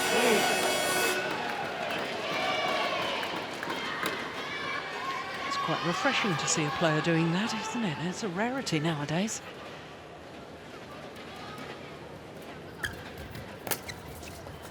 Too short the lift.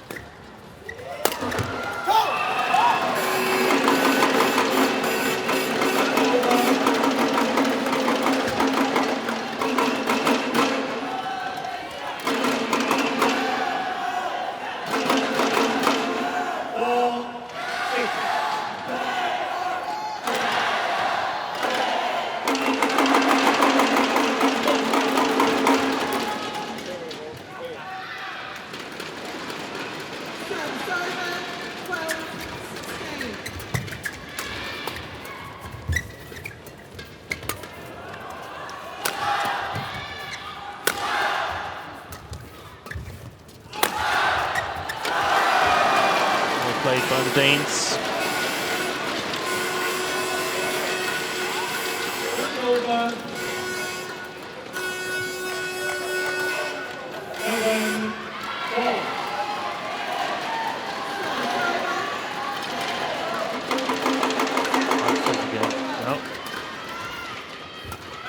He looks tired, Cooking Kiat. He looks really tired. Yeah, I thought that long rally. I thought that was perhaps in. It's not smashing. No. Now, perhaps, yeah. Yeah, it's clever from the Danes, though, making him work. They're putting pressure on Cooking Kiat. Yeah. Another Skaarup is pointing him out. It's you that we're targeting.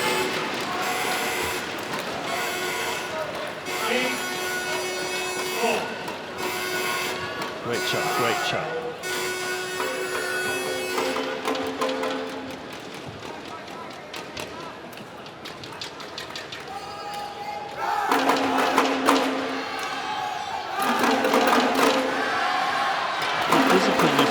Have sort of agreed on targeting Cooking Kiat. I mean, on the Skaarup, he was actually moving the other direction and hit a cross smash towards Cooking Kiat. Lots of players would refrain from doing that. Yeah. And towards the backhand side of his partner as well. Yeah.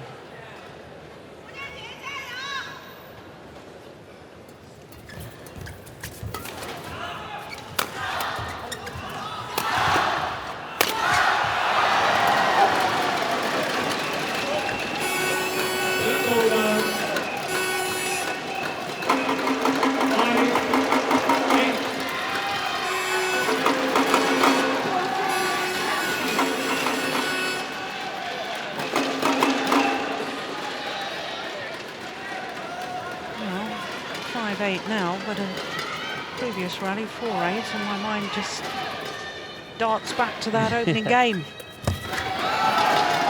not. I couldn't do it twice, could they? I would be surprised if it was to be the same figures. Yeah. That's a good gymnastic foul. He found a spot of sweat that came in handy there to break the rhythm of the Malaysians.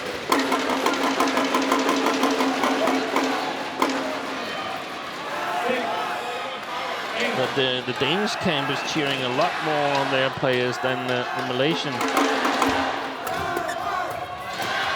of sign of nervousness.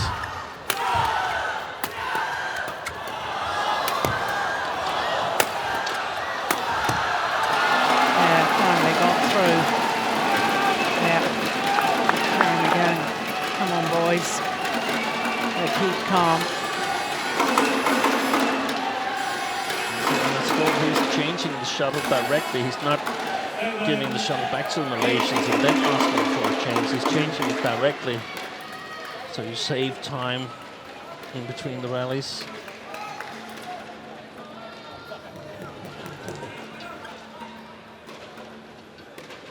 Danes hoping stamina could be an issue.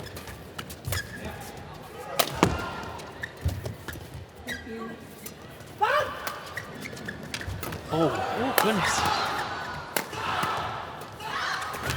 Yeah, super. Well, you said I don't know what he hurt, but he seems like in pain on a score. Yeah. I think it was his hip. Crikey, not enough. Oh, yeah. Yeah. Well, it certainly wasn't an ankle. I think his foot just went from underneath him and he landed on his hip. So with Mads Colling and Jorgensen both with injuries at the moment. Yeah, they can't afford any more. No. They'll be asking if you've got your kit with you next. Yeah.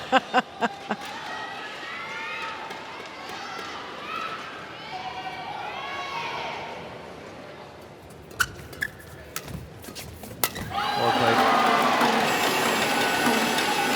Tempering Heong. Is he going to be the decisive factor?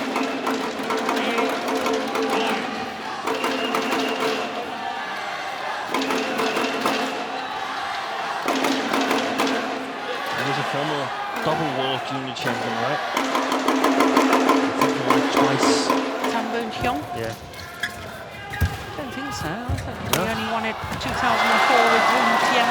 Oh yeah, that's the one I remember. I just thought he won it a year earlier as well. But, no, I don't think so. No.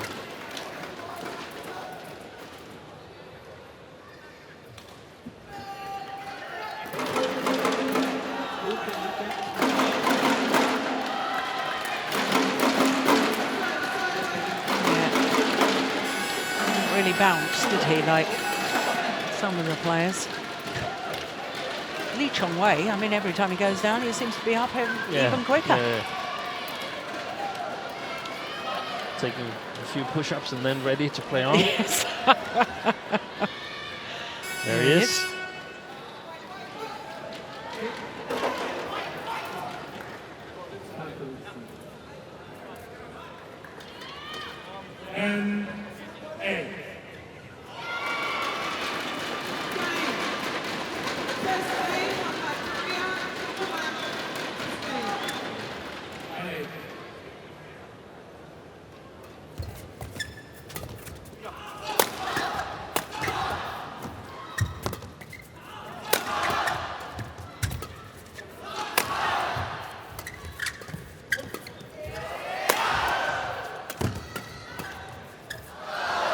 Wide, and it is the Danes who have the advantage at the change of ends here in this third and deciding game. In fact, it's a 3-point advantage.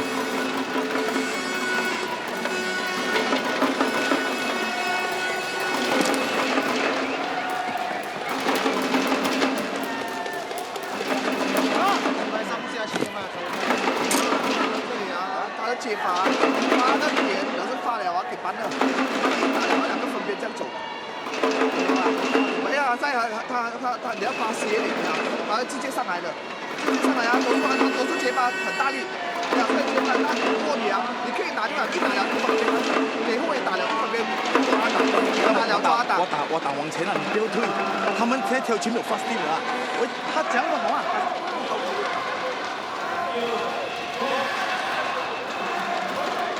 Så skal vi ind på de der 3/4 bolde, så vi kan trykke dem ned en gang imellem, ikke? Kom så.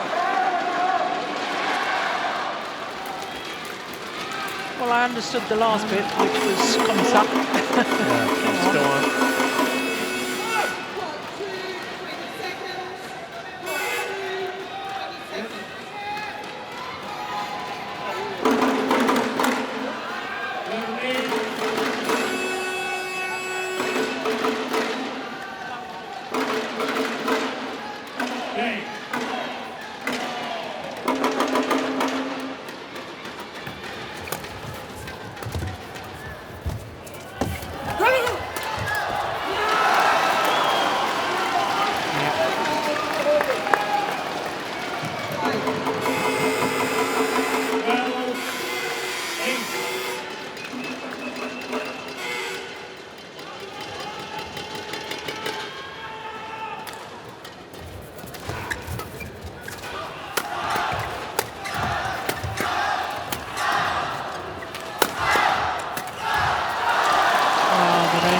seem to be on the march at the moment. Opens up a 5-point cushion.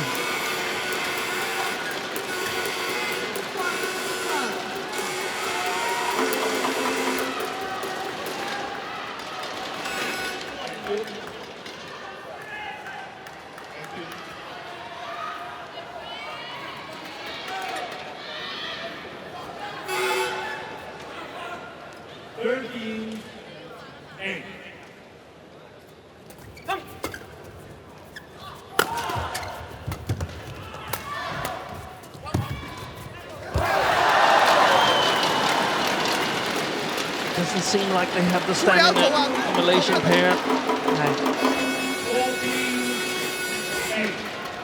It's not because it's been such a tough match. There's been one really long rally.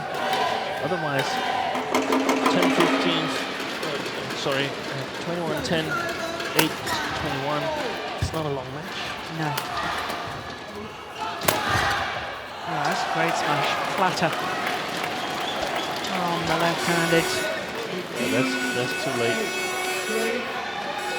Yeah, way too late. And it was clearly in anyway, in my opinion. Would have been a wasted challenge anyway.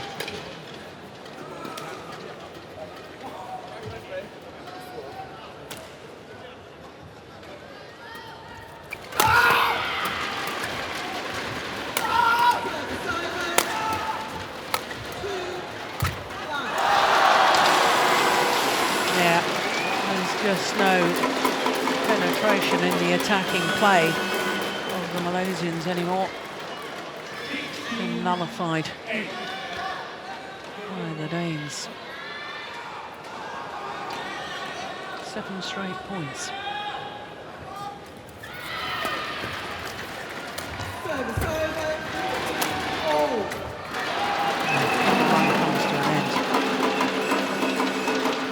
Strange matches have been. Yeah. 8-4 for the Danes, then lose 10-21. Yeah. And then suddenly come back and be in total control. Yeah.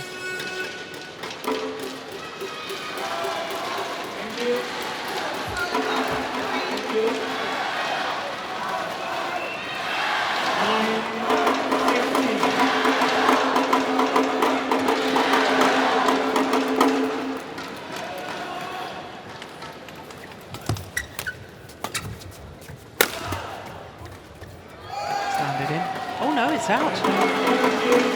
Oh, challenge.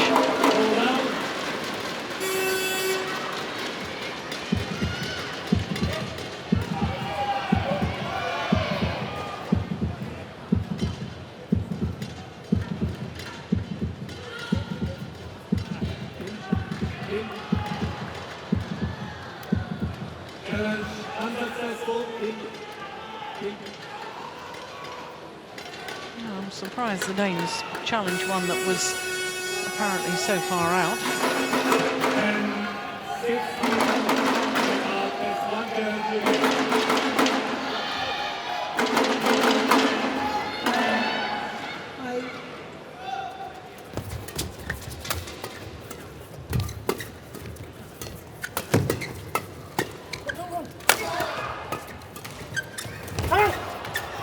Oh, that's beautiful. Absolutely delightful. Didn't panic, aware of where his opponents were. Look at that. Had his back to his net, to the net as he played that winner.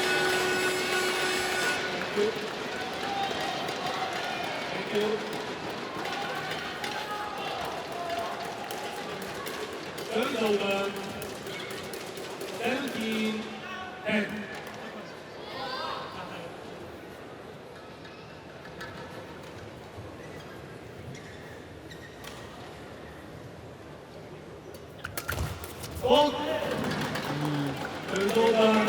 May have been going long, that return of serve. He touched it with his racket.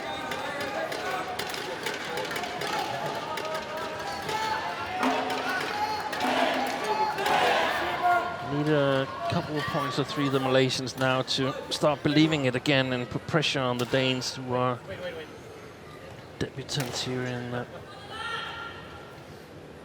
Thomas Cup.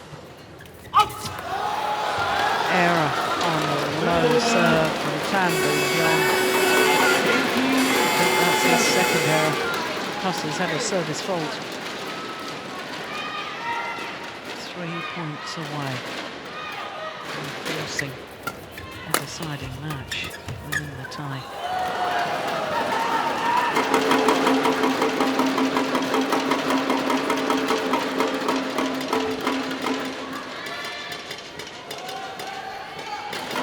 If the Danes win this match here, then I think in many ways they have no momentum. Yes. They've been more or less out of the tie, then suddenly tied at 2-all. What an interesting match that will be between Chong Wei and Emil Holst. Still some play left in this one.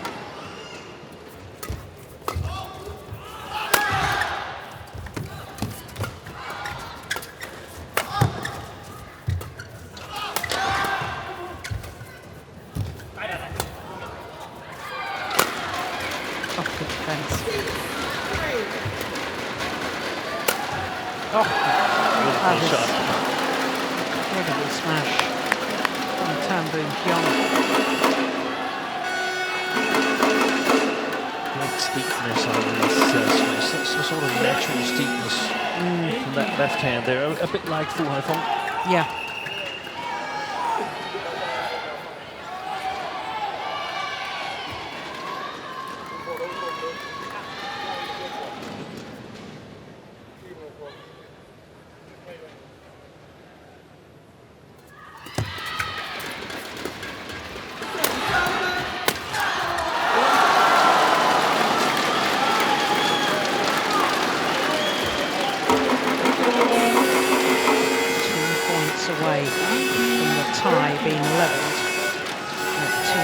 Apiece.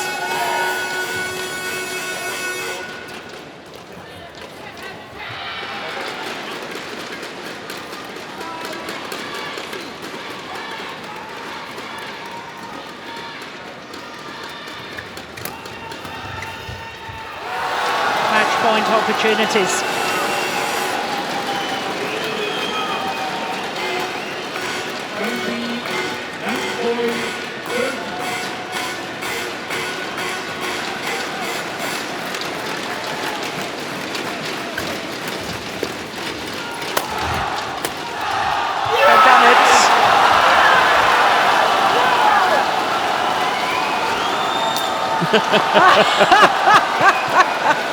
Well, I've never seen that before. Denmark have levelled this semi-final tie at... oh dear, misconduct for the broken racket. He won't mind that. They are extremely happy, the two Danes. Yeah. So 10-21, 21-8, 21-13 in a match just 1 minute shy of the hour mark. Well, yes, I would have saved a winning racket, I think. I've seen many broken rackets, but none from Joy. No, first time for everything. Now he's going to throw his racket to a fan. No, was that the broken one? No, he's thrown a good one. Yeah, there's the broken racket. So there it goes. There is confirmation of the score. Denmark come from a game down to beat the former world #1s, Astrup and Rasmussen. 21-13 deciding game, and it's all going to come down to the 5th and final match.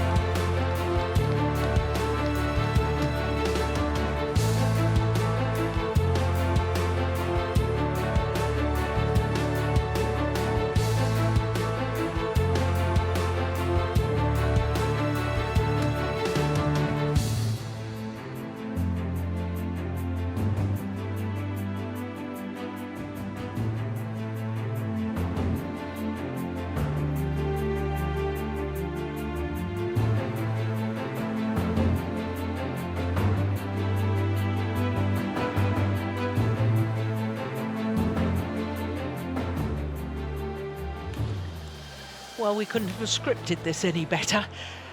2-all. All coming down to the 5th match of the tie.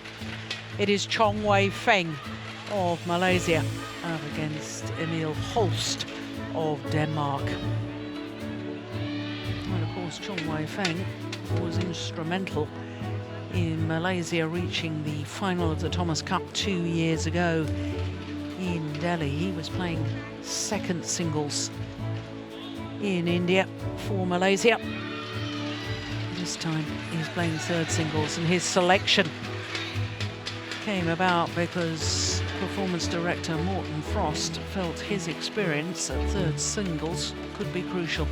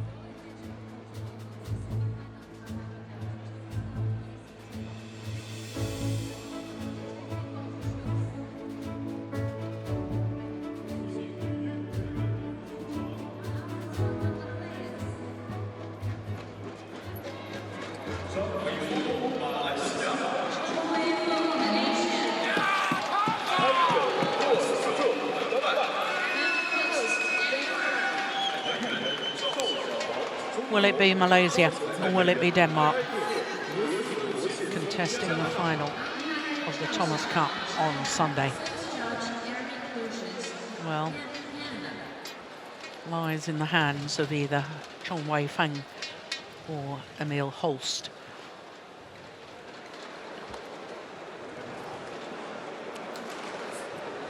Will Chong Wei Feng be able to repay the faith that Morten Frost, technical director of Malaysian badminton, had in him, and saying that his experience could be absolutely vital at the third singles?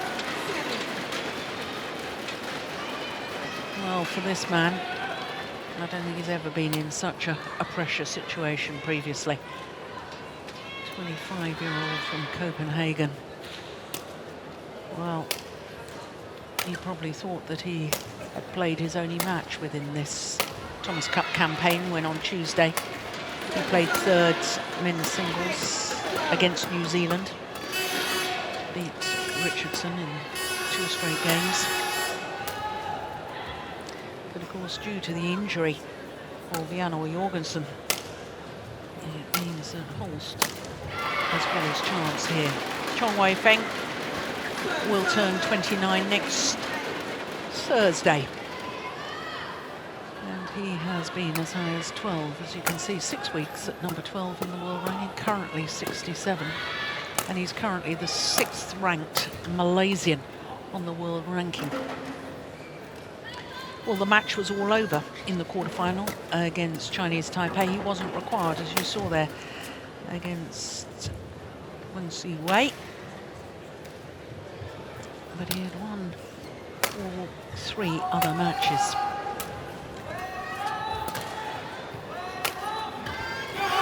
Now from Emil Holst, 47 in the world ranking. Has been slightly higher at 44. Won a tournament this year, but as I was saying, he was only selected once, and that was against New Zealand. Just 28 minutes he's had on these courts in preparation for the biggest match of his life.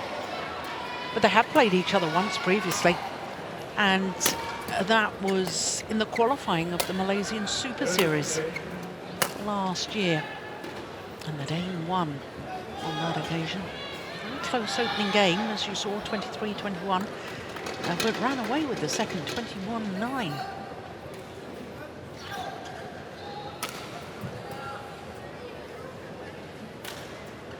Yeah, and Emil Holst, I think, played in the last Thomas Cup campaign in 2014 and actually did quite well as far as I remember, but has been struggling a little bit this year.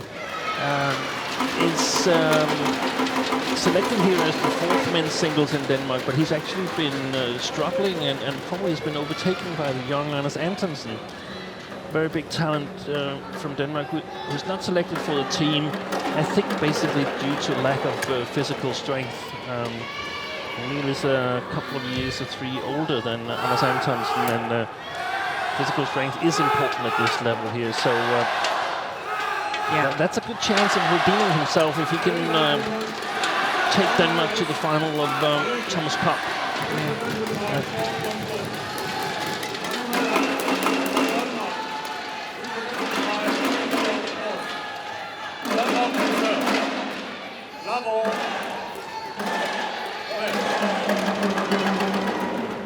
So, which team progresses to the final of the Thomas Cup depends on the outcome of this.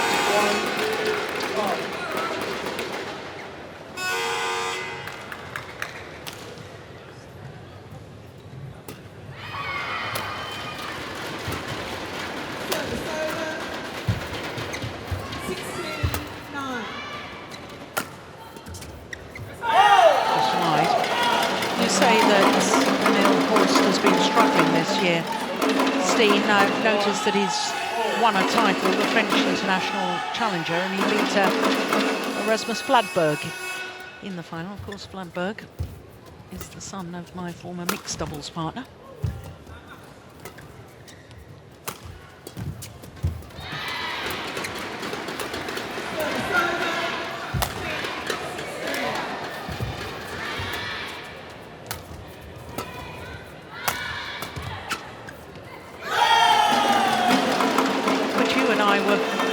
I think it was earlier in the year, or maybe at the All England, because I noticed this Antonsen was, in fact, is he still a junior, or has he just come out? He is still a junior, and I specifically asked you about him.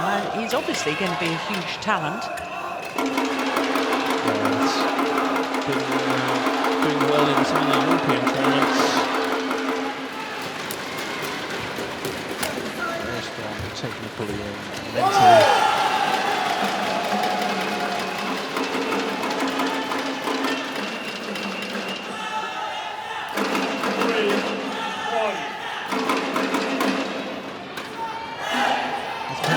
Part that's been lacking a little bit for Holst. He's got a very high-risk playing style. Masters almost all aspects of the game. The thing is to put it all together, make the right choices, be efficient, be challenging, but mix it up well. Yeah. That's been the problem in this match here. It's about applying pressure to your opponent. It's so hard to predict what's going to happen. We saw that in the previous game in the men's doubles, where Malaysia seemed to be in cruise control, but suddenly squandered everything. Yeah. I'm thinking back to the last time Denmark reached the final in 2006, where Zulkarnain won the deciding men's singles against Kwan Beng Hong of Malaysia, and I don't think Kwan Beng Hong ever recovered from that loss. The team was all over him in that match, and I think that's what it's all about here as well.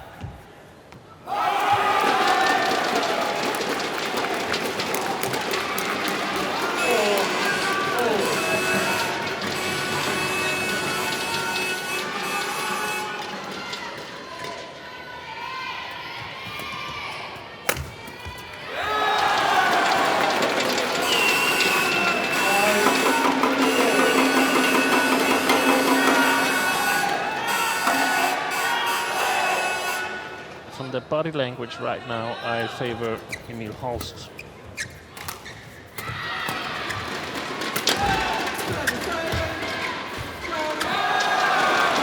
Well, that looked a nervous shot to me from the left-hander. A bad choice. 5 straight points for the Dane.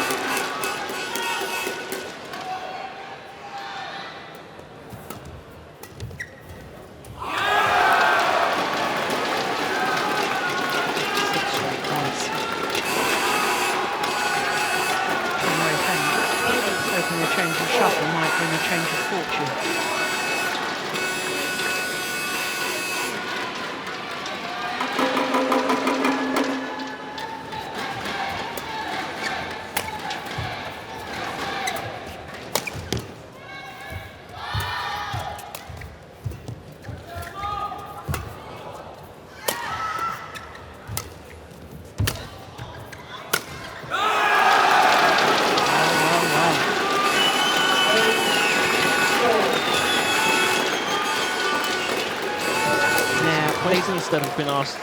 Yeah. He's looking a worried man, isn't he? Chong Wei. Sorry to interrupt. But there's some questions being asked here to Chong Wei Feng. How are you going to score, my friend? That's still to be seen. That's the question asked by Emil Holst. Overdone it. That's maybe the general idea. Get your opponent to make mistakes.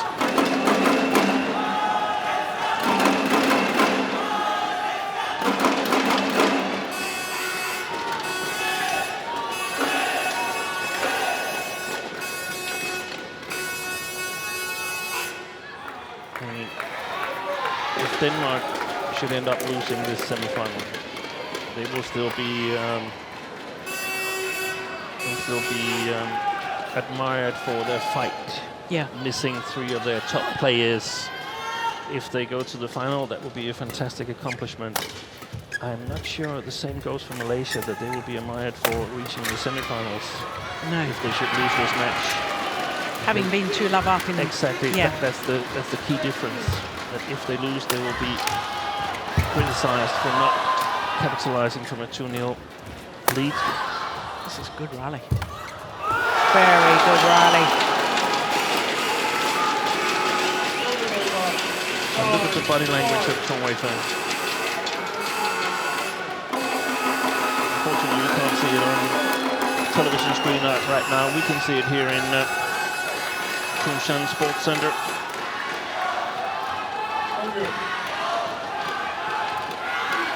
Yeah, I think it's interesting, the body language of the 2 teams at the back of the court as well, Steen. Yeah. The Danes were on their feet the whole time. Yeah. And the Malaysians sitting, looking a little bit worried.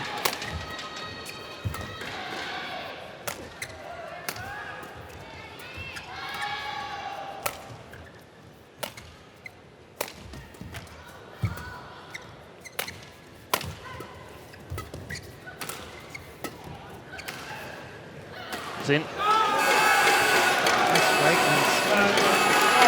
Great control from Holst.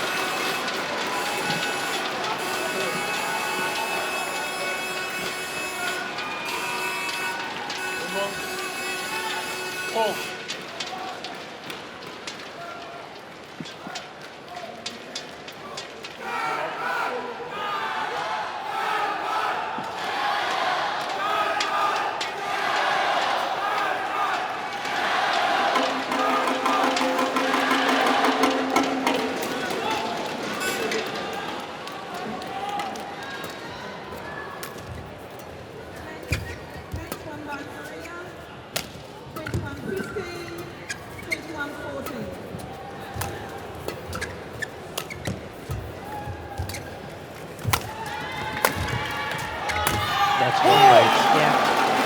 That's one right. Yeah, he needed that. He just lost 9 of the last 10 points.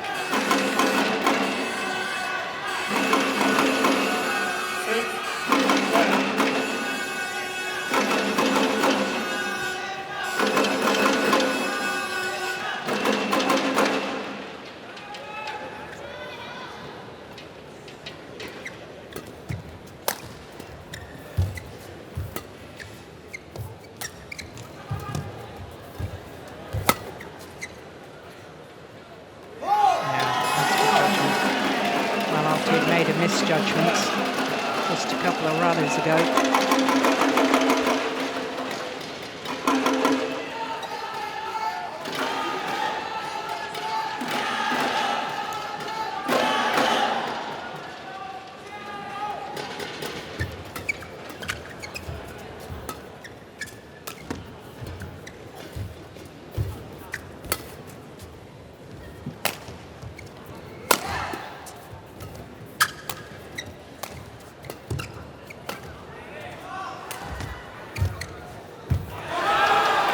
So for the mid-game interval, the Dane with the advantage, a 4-point advantage.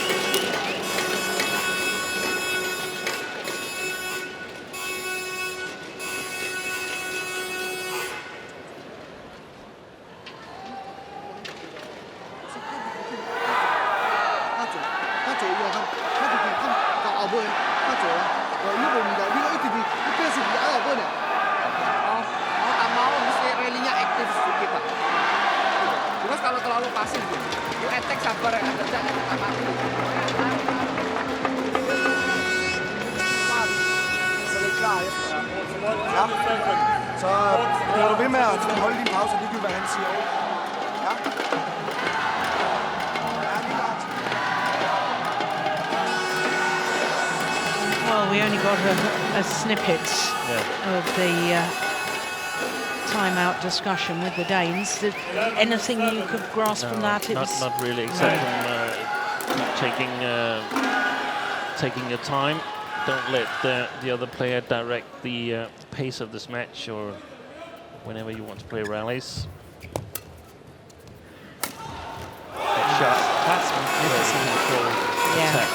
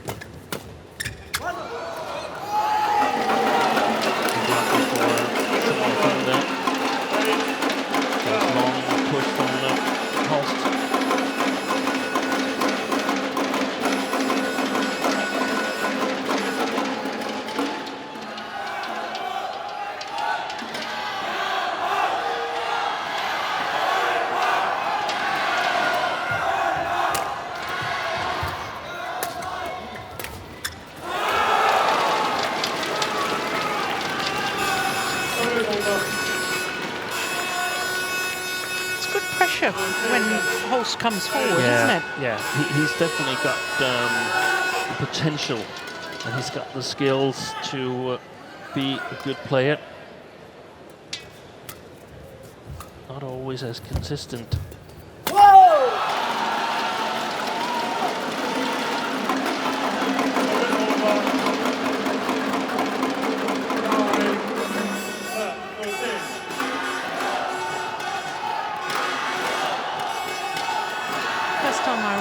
Him play was in the Bitburger Grand Prix Gold a couple of years ago. Yeah, he lost out in a thrilling match. I can't remember against who. Against one of the Indians, I guess. Prannoy. That's right.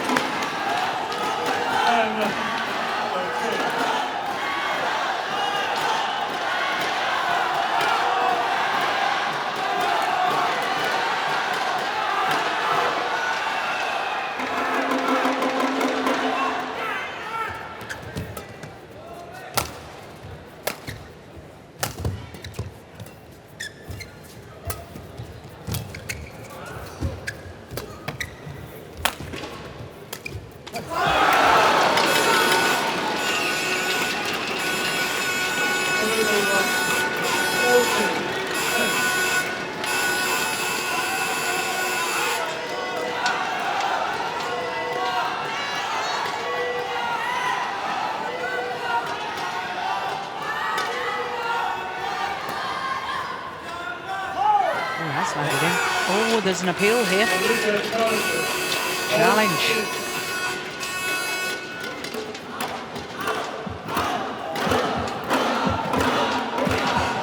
Oh, yeah, it was out.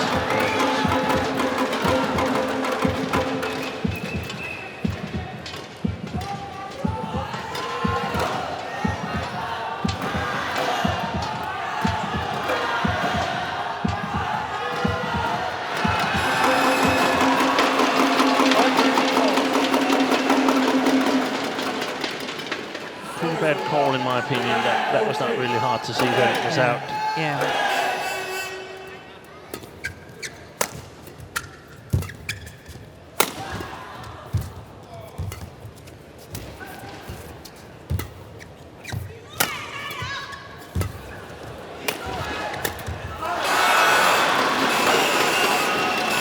Body language.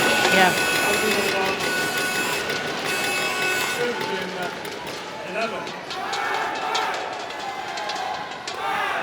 Oh, it's concerning for Malaysia, isn't it?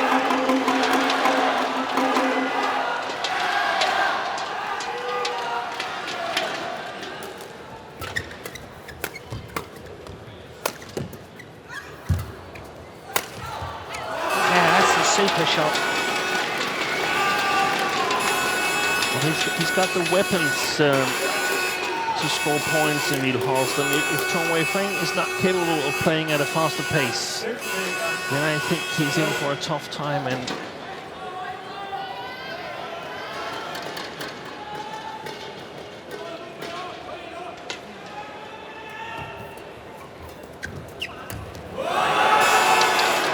well, he points down to the line, Chong Wei Feng.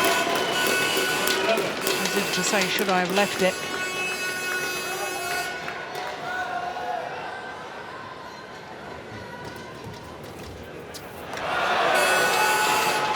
Yeah, it's a breakdown. Yeah. In the first game, we saw a breakdown in the first game, but the Danish men's doubles still managed to come back. But will Chong Wei Feng be able to do the same?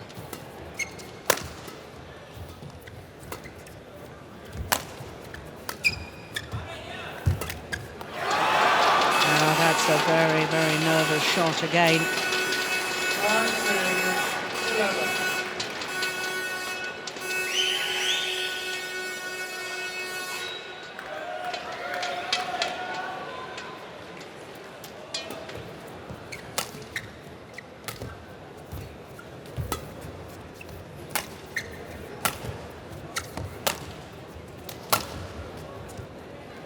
Oh, that's done as well. What a great clear from Holst. And positive Kien Jonassen is saying to Emil, relax, he can't hurt you.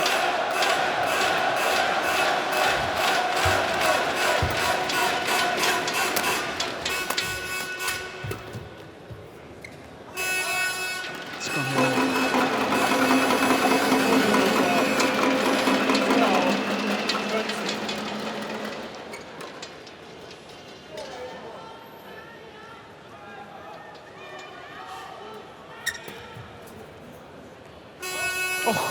Goodness. Well, there's a challenge here from Holst.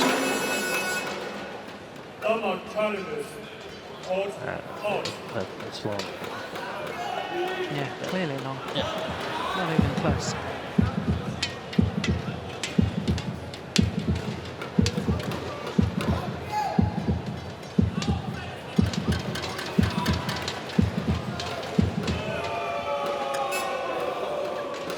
Unsuccessful. Service over 13-20.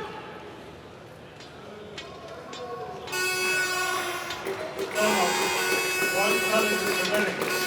Yeah, it hasn't actually service over, but it is 13-20.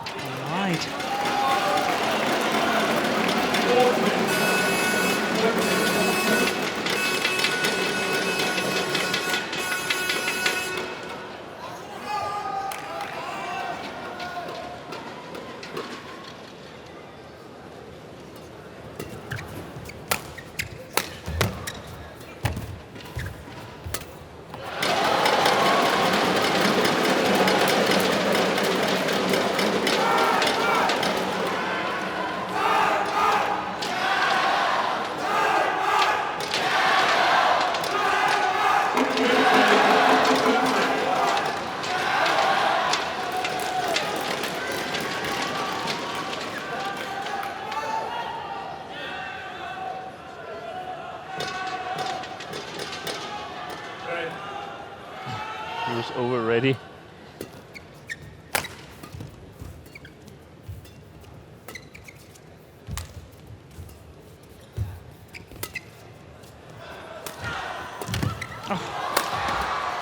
Don't believe it.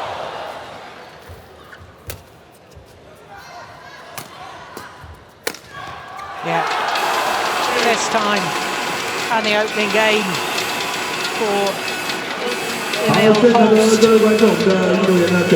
21:50 confirms the umpire. 20 minutes of play.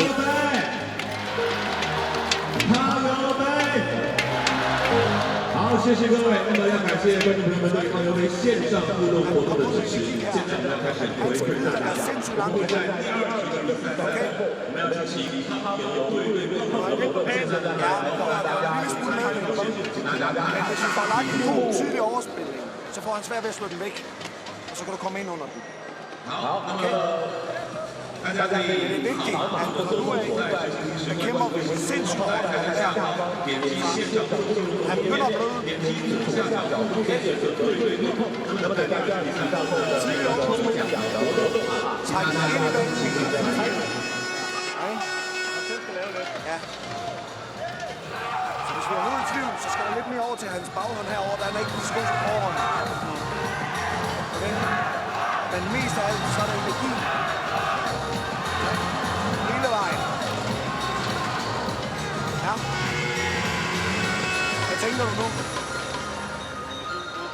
Ja. Ligesom jeg er. Ja, lige nok. Hele tiden være klar i fokus, hvad det er, du vil have ud af hver duel. Jeg skal lige vente på dem. Ja.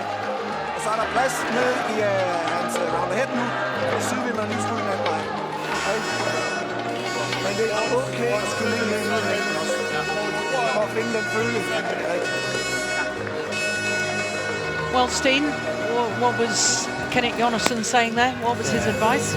The main thing was that he's going to come out with energy, show that it's going to be tough for Chong Wei Feng to get back into this match. Talked a little bit about this. He's playing a little bit with the drift, but not too much. Yeah, still remember taking good breaks. Second game. If he's in trouble, and try to play the backhand side of Chong Wei Feng.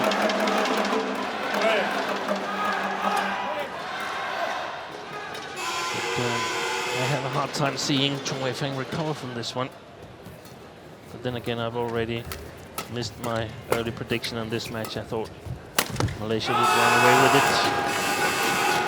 Yeah, well, that was a very nervous round the head looking shot to me.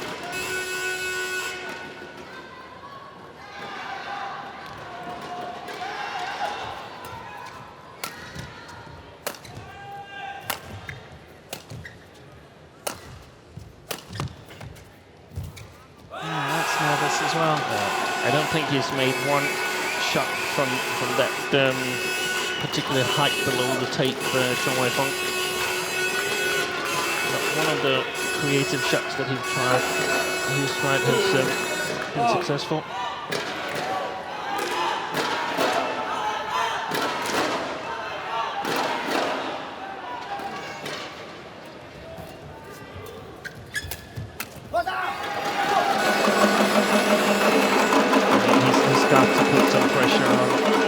Some pressure on Emil Holst, Chong Wei Feng, because otherwise I don't think he can come back here.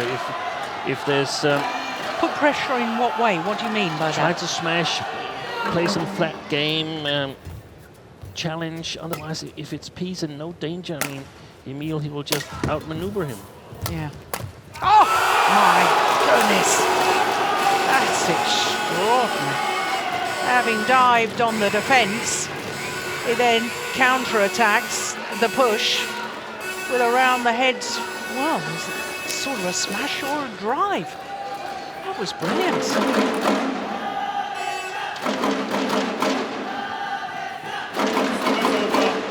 3-1.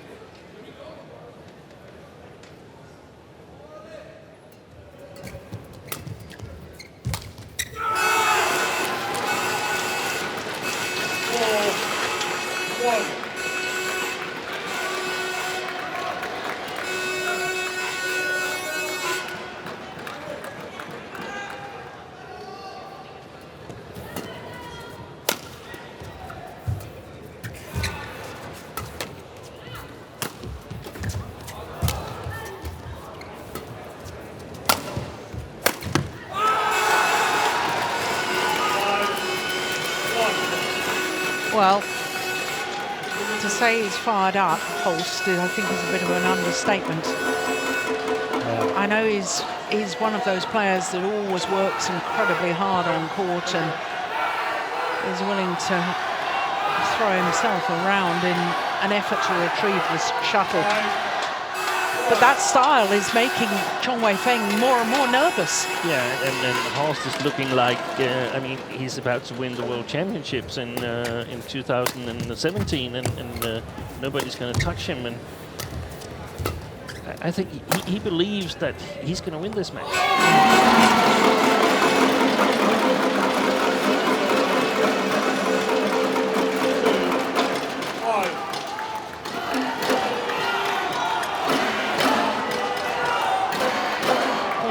Do is think too hard about the enormity of what he might be about to achieve.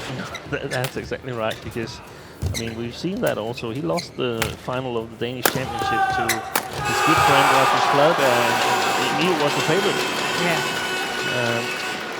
That's where he sometimes has struggled when he's the favorite. But this position here, a little bit of an underdog. The opponent doesn't have the strong weapons. I think he's going to make it.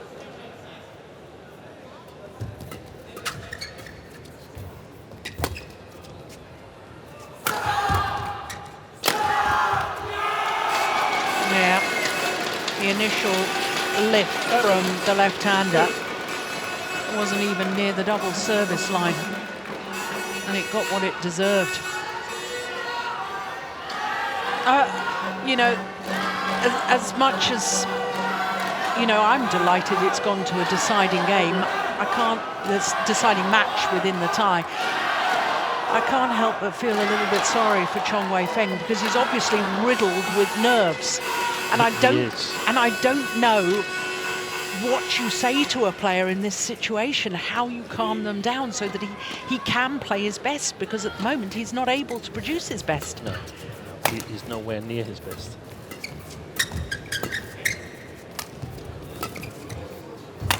This looks better, but then that was good. It was in. The challenge.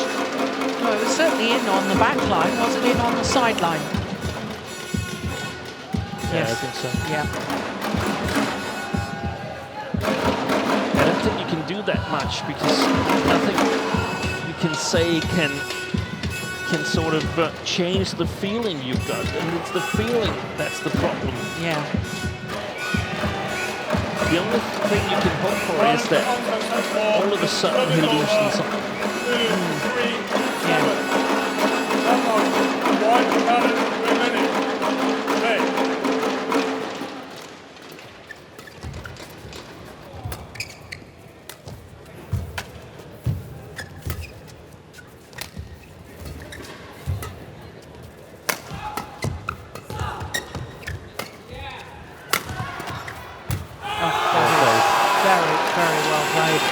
Good follow-up. And Emil is playing some of his best badminton. Yeah. 8-3.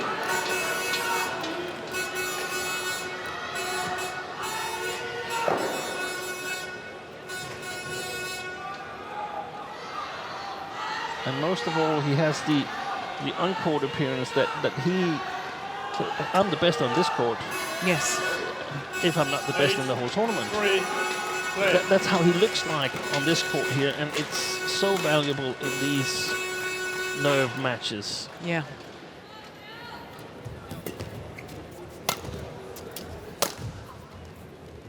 Oh, that's not doing it. That's perhaps a sign of nerves for Holst. That's the unpredictability of these team matches. You never know when and how it will affect the players. Because, I mean, now he's had such a big lead here in the second game. Now he's supposed to do it. Yes. I mean, now it would actually be not so good if he lost the match after being in total control. Yeah. Compared to in the beginning of the match, where still, I mean, if Denmark should settle for a semi-final, that would be a good result and a good team effort. But now everybody can smell the final right now. Yeah.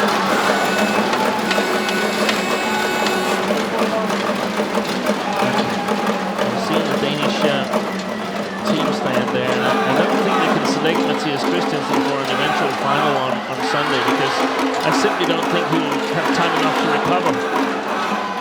He's being the main cheerleader.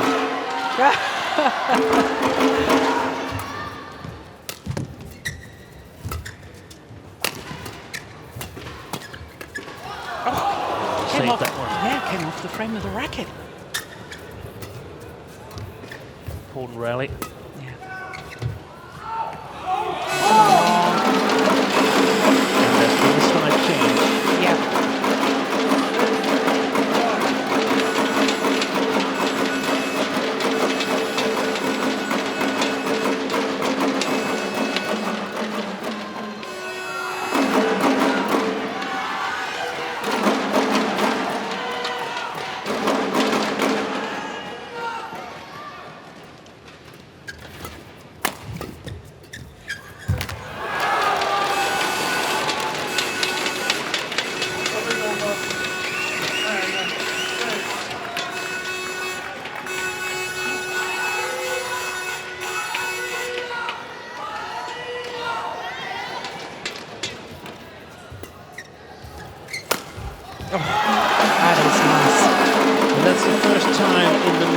That we've seen Chong Wei put pressure on, smashing like this.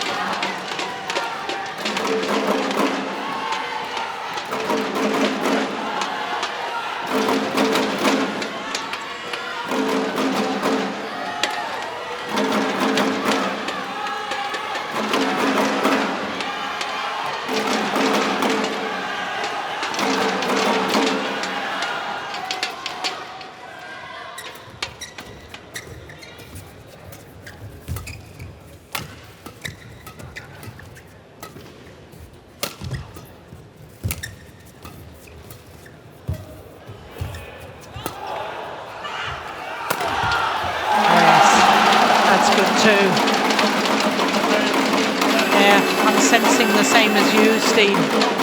Maybe a little change in momentum. Change of pace from Feng's side as well, or at least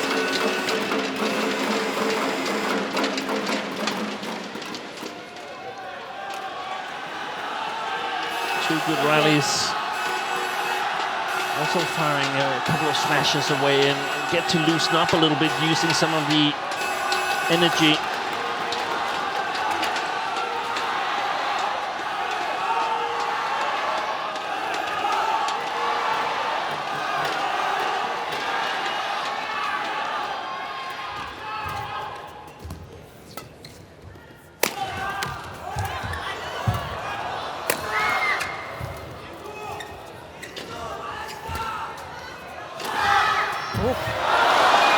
It's out. It's out.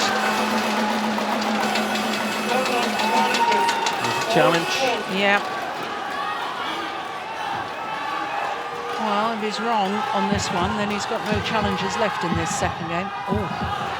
Well, I'm not sure that Hawkeye's going to be able to see that. No.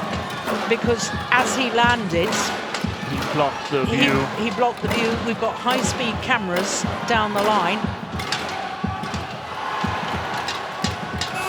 He's pulled in. That's a good challenge. But how on earth the camera saw that, I'm not quite sure. Maybe it's the camera on the other side of the court. Yeah. Good challenge from Emil Holst.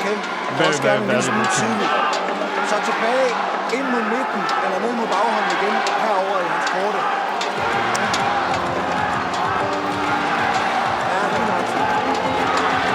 Der er en sav, så må det ikke gå for langsomt. Du må ikke være for langsom på det. Så sætter han sig op, og så begynder han at rykke fra baglinjen.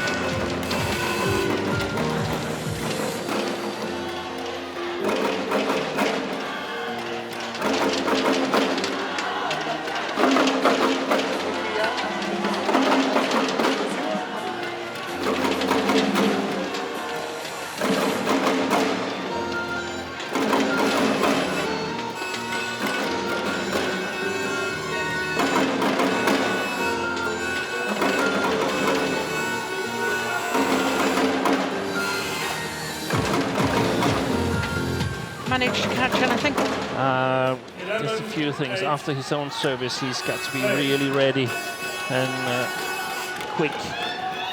Cannot afford to be late on that one. And then there was some tactical specifics that I didn't quite get. No.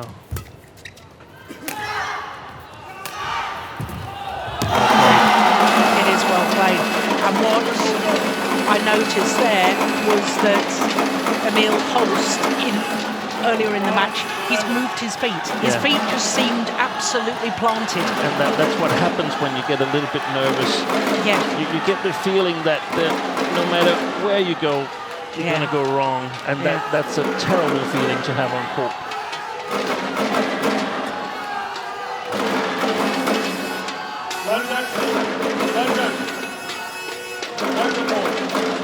Yeah, still sweat on the court surface.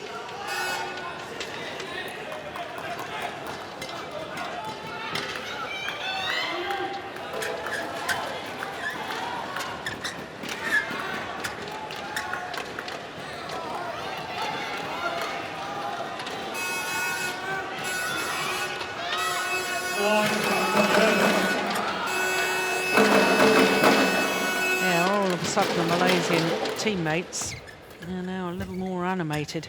That's one in as well. Just 1 point in it.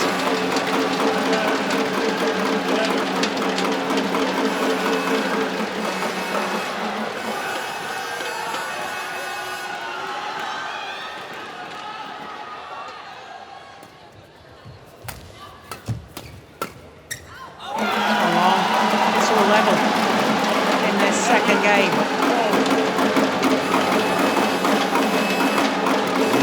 Concerns on the Danish side and a little bit better body language on the Malaysian side particularly. Yeah.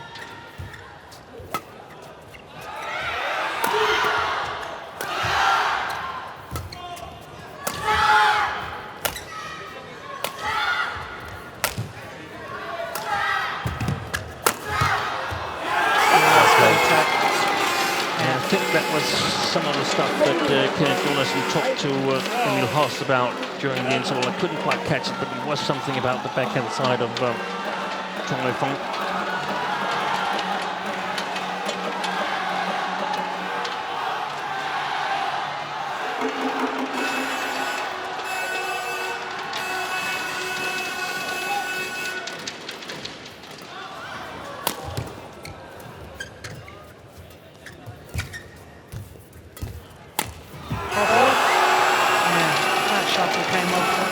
On the head there.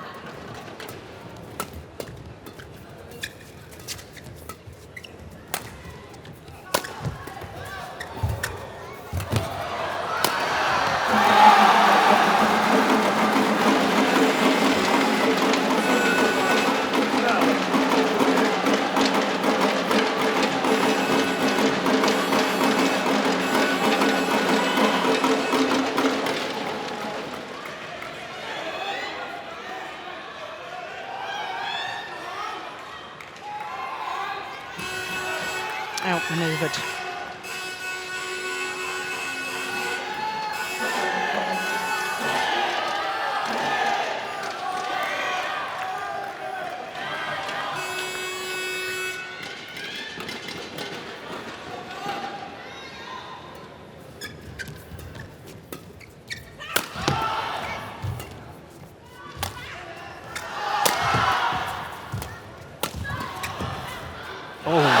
Missed opportunity. And once again, the Malaysian draws back level in this second game.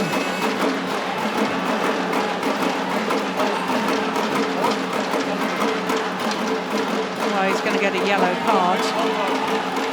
Warning for misconduct because he's left the court without permission. Well, He dived. He knew that the court attendant had to come on and mop up the perspiration. But he must remember to ask permission to leave the court.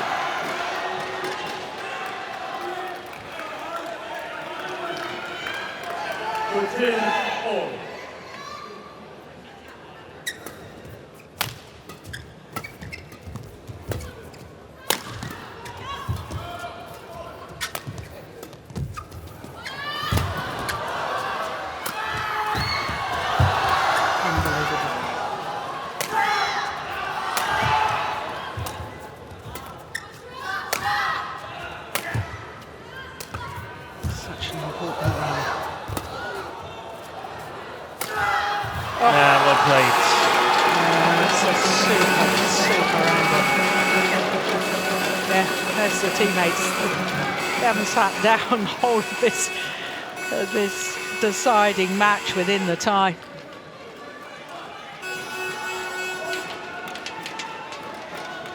Thank you.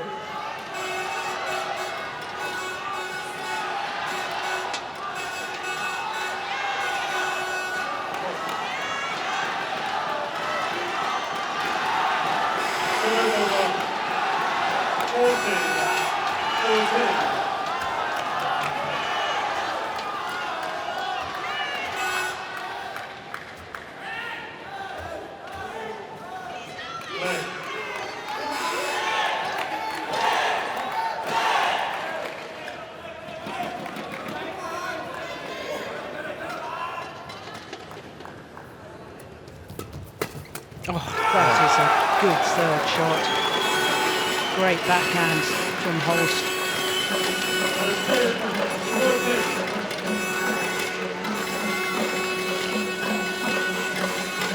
Two strong rallies after just getting warned. Yeah.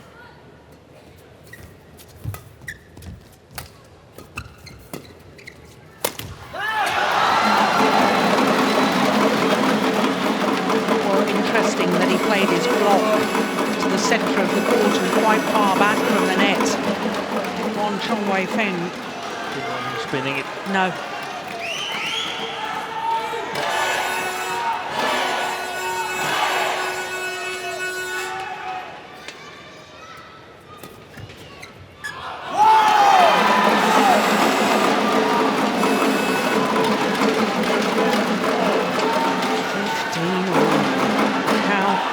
Is this first seats for a decider or a spot in the final? That's it. That's a very, very good lift down the backhand side. Well, the Dane has kept his nose in front the whole way through this second game. And now it's nice to have the first set. Yeah.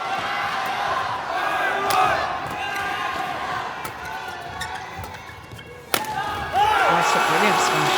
Brilliant. Once again, opened up a 2-point cushion.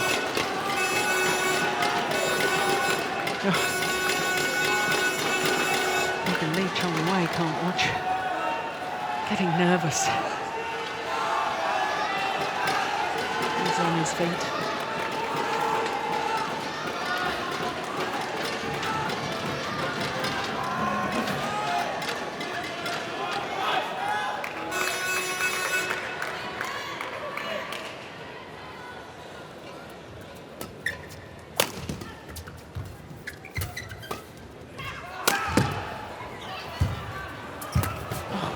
How did he get that back? Oh, and again! Well, that's an extraordinary effort. Well, once again, Holst just leaving the court because he knows that the court needs to be mopped. But I kept a very close eye. That's extraordinary retrieving, isn't it? And he didn't actually ask the umpire. He needs to be careful. Now he's getting told. Yeah. Well, the next thing is a red card, which means a point to his opponent.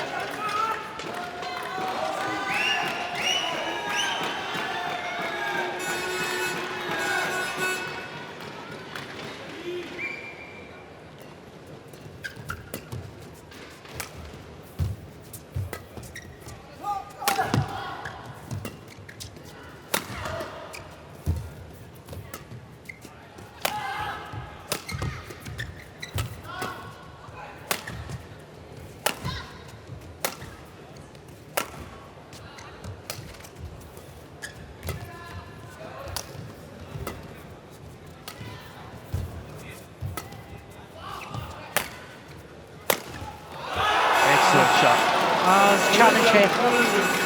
I think it's straight down the line. So do I. From Emil Holst.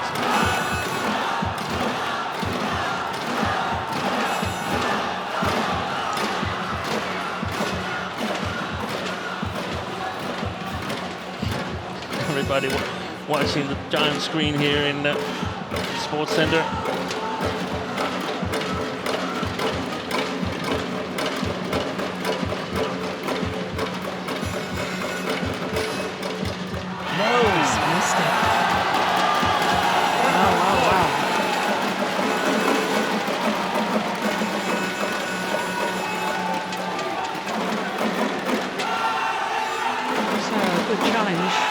Chong Wei Feng.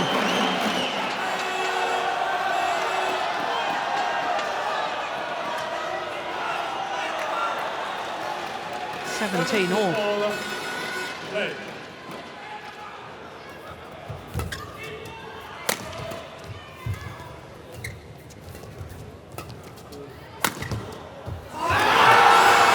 Just can't get his nose in front. Chong Wei Feng. Play by Holst to keep targeting the backhand side of Malaysia. 4 times the Malaysian has managed to get back level in this second game, but never gone in front. He might do now. Once again, all level, 18 all. It's about getting the control now, putting the opponent below the tape. It's much easier to control your nervousness from above the tape. Don't have to be that precise as you need to be in the defense.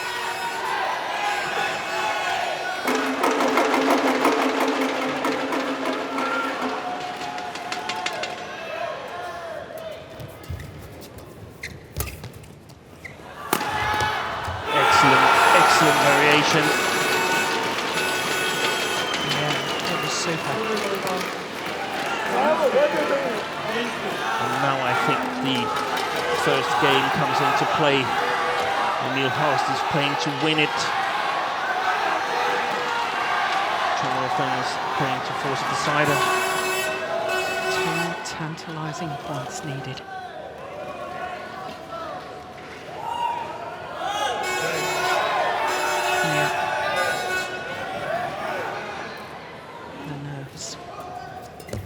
Settle himself.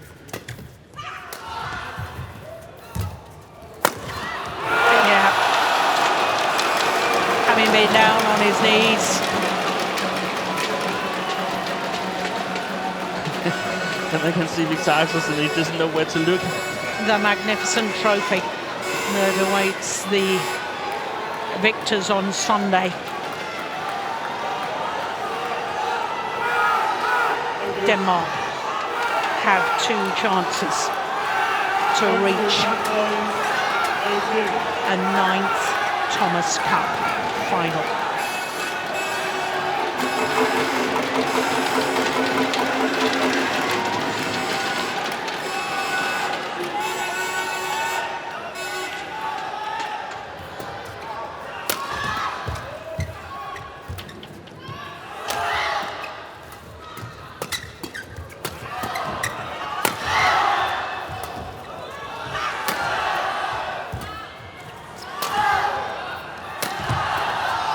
Defense.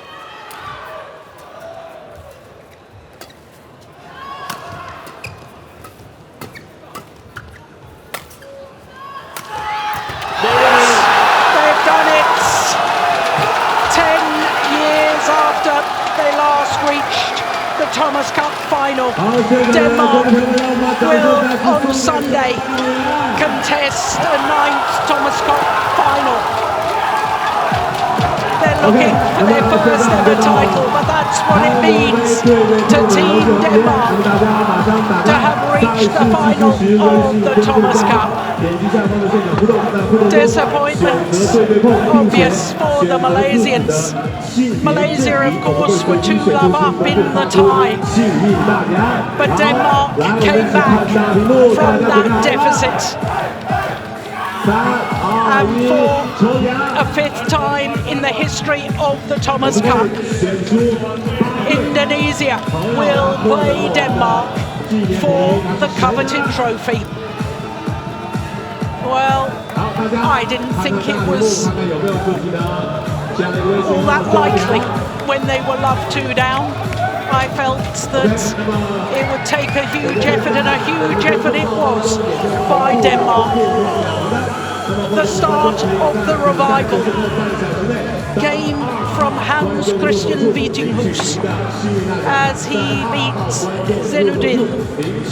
Then the second Danish men's doubles of Astrup and Rasmussen came from a game down to force a 5th and final match in this semi-final tie. And a man who had only been on court for 28 minutes prior to today's semi-final has delivered when it mattered. Emil Holst wins the 3rd match and secures the place in the final for Denmark on Sunday. The delight is quite obvious for the Danes. Well, what a moment. There is confirmation of the score, 21-15, 21-18 in 50 minutes of play. Well, when they weren't at full strength, that really is quite remarkable by Denmark. There is confirmation that they have won this semi-final tie, beating the 5-time former champions Malaysia 3-2 in today's semi-final, having been 2-love down after the first matches. As I say, Hans-Kristian Vittinghus, he started the revival. And by the time we got to that 5th and final match, the momentum, as Steen was saying, was very much with the Europeans, the Danes. What a final it should be on Sunday. As I say, for a 5th time, Indonesia will play Denmark for the Thomas Cup. Denmark have never won the trophy. They're up against a side who is the most successful team in the history of the Thomas Cup, because Indonesia have lifted the trophy 13 times. So much to look forward to. Uber Cup final tomorrow. It will be China against Korea. That at 1 o'clock local time. And then on Sunday, that Thomas Cup final. What a day it has been. The Uber Cup final awaits tomorrow. From all of us here, we'll see you then. Bye for now.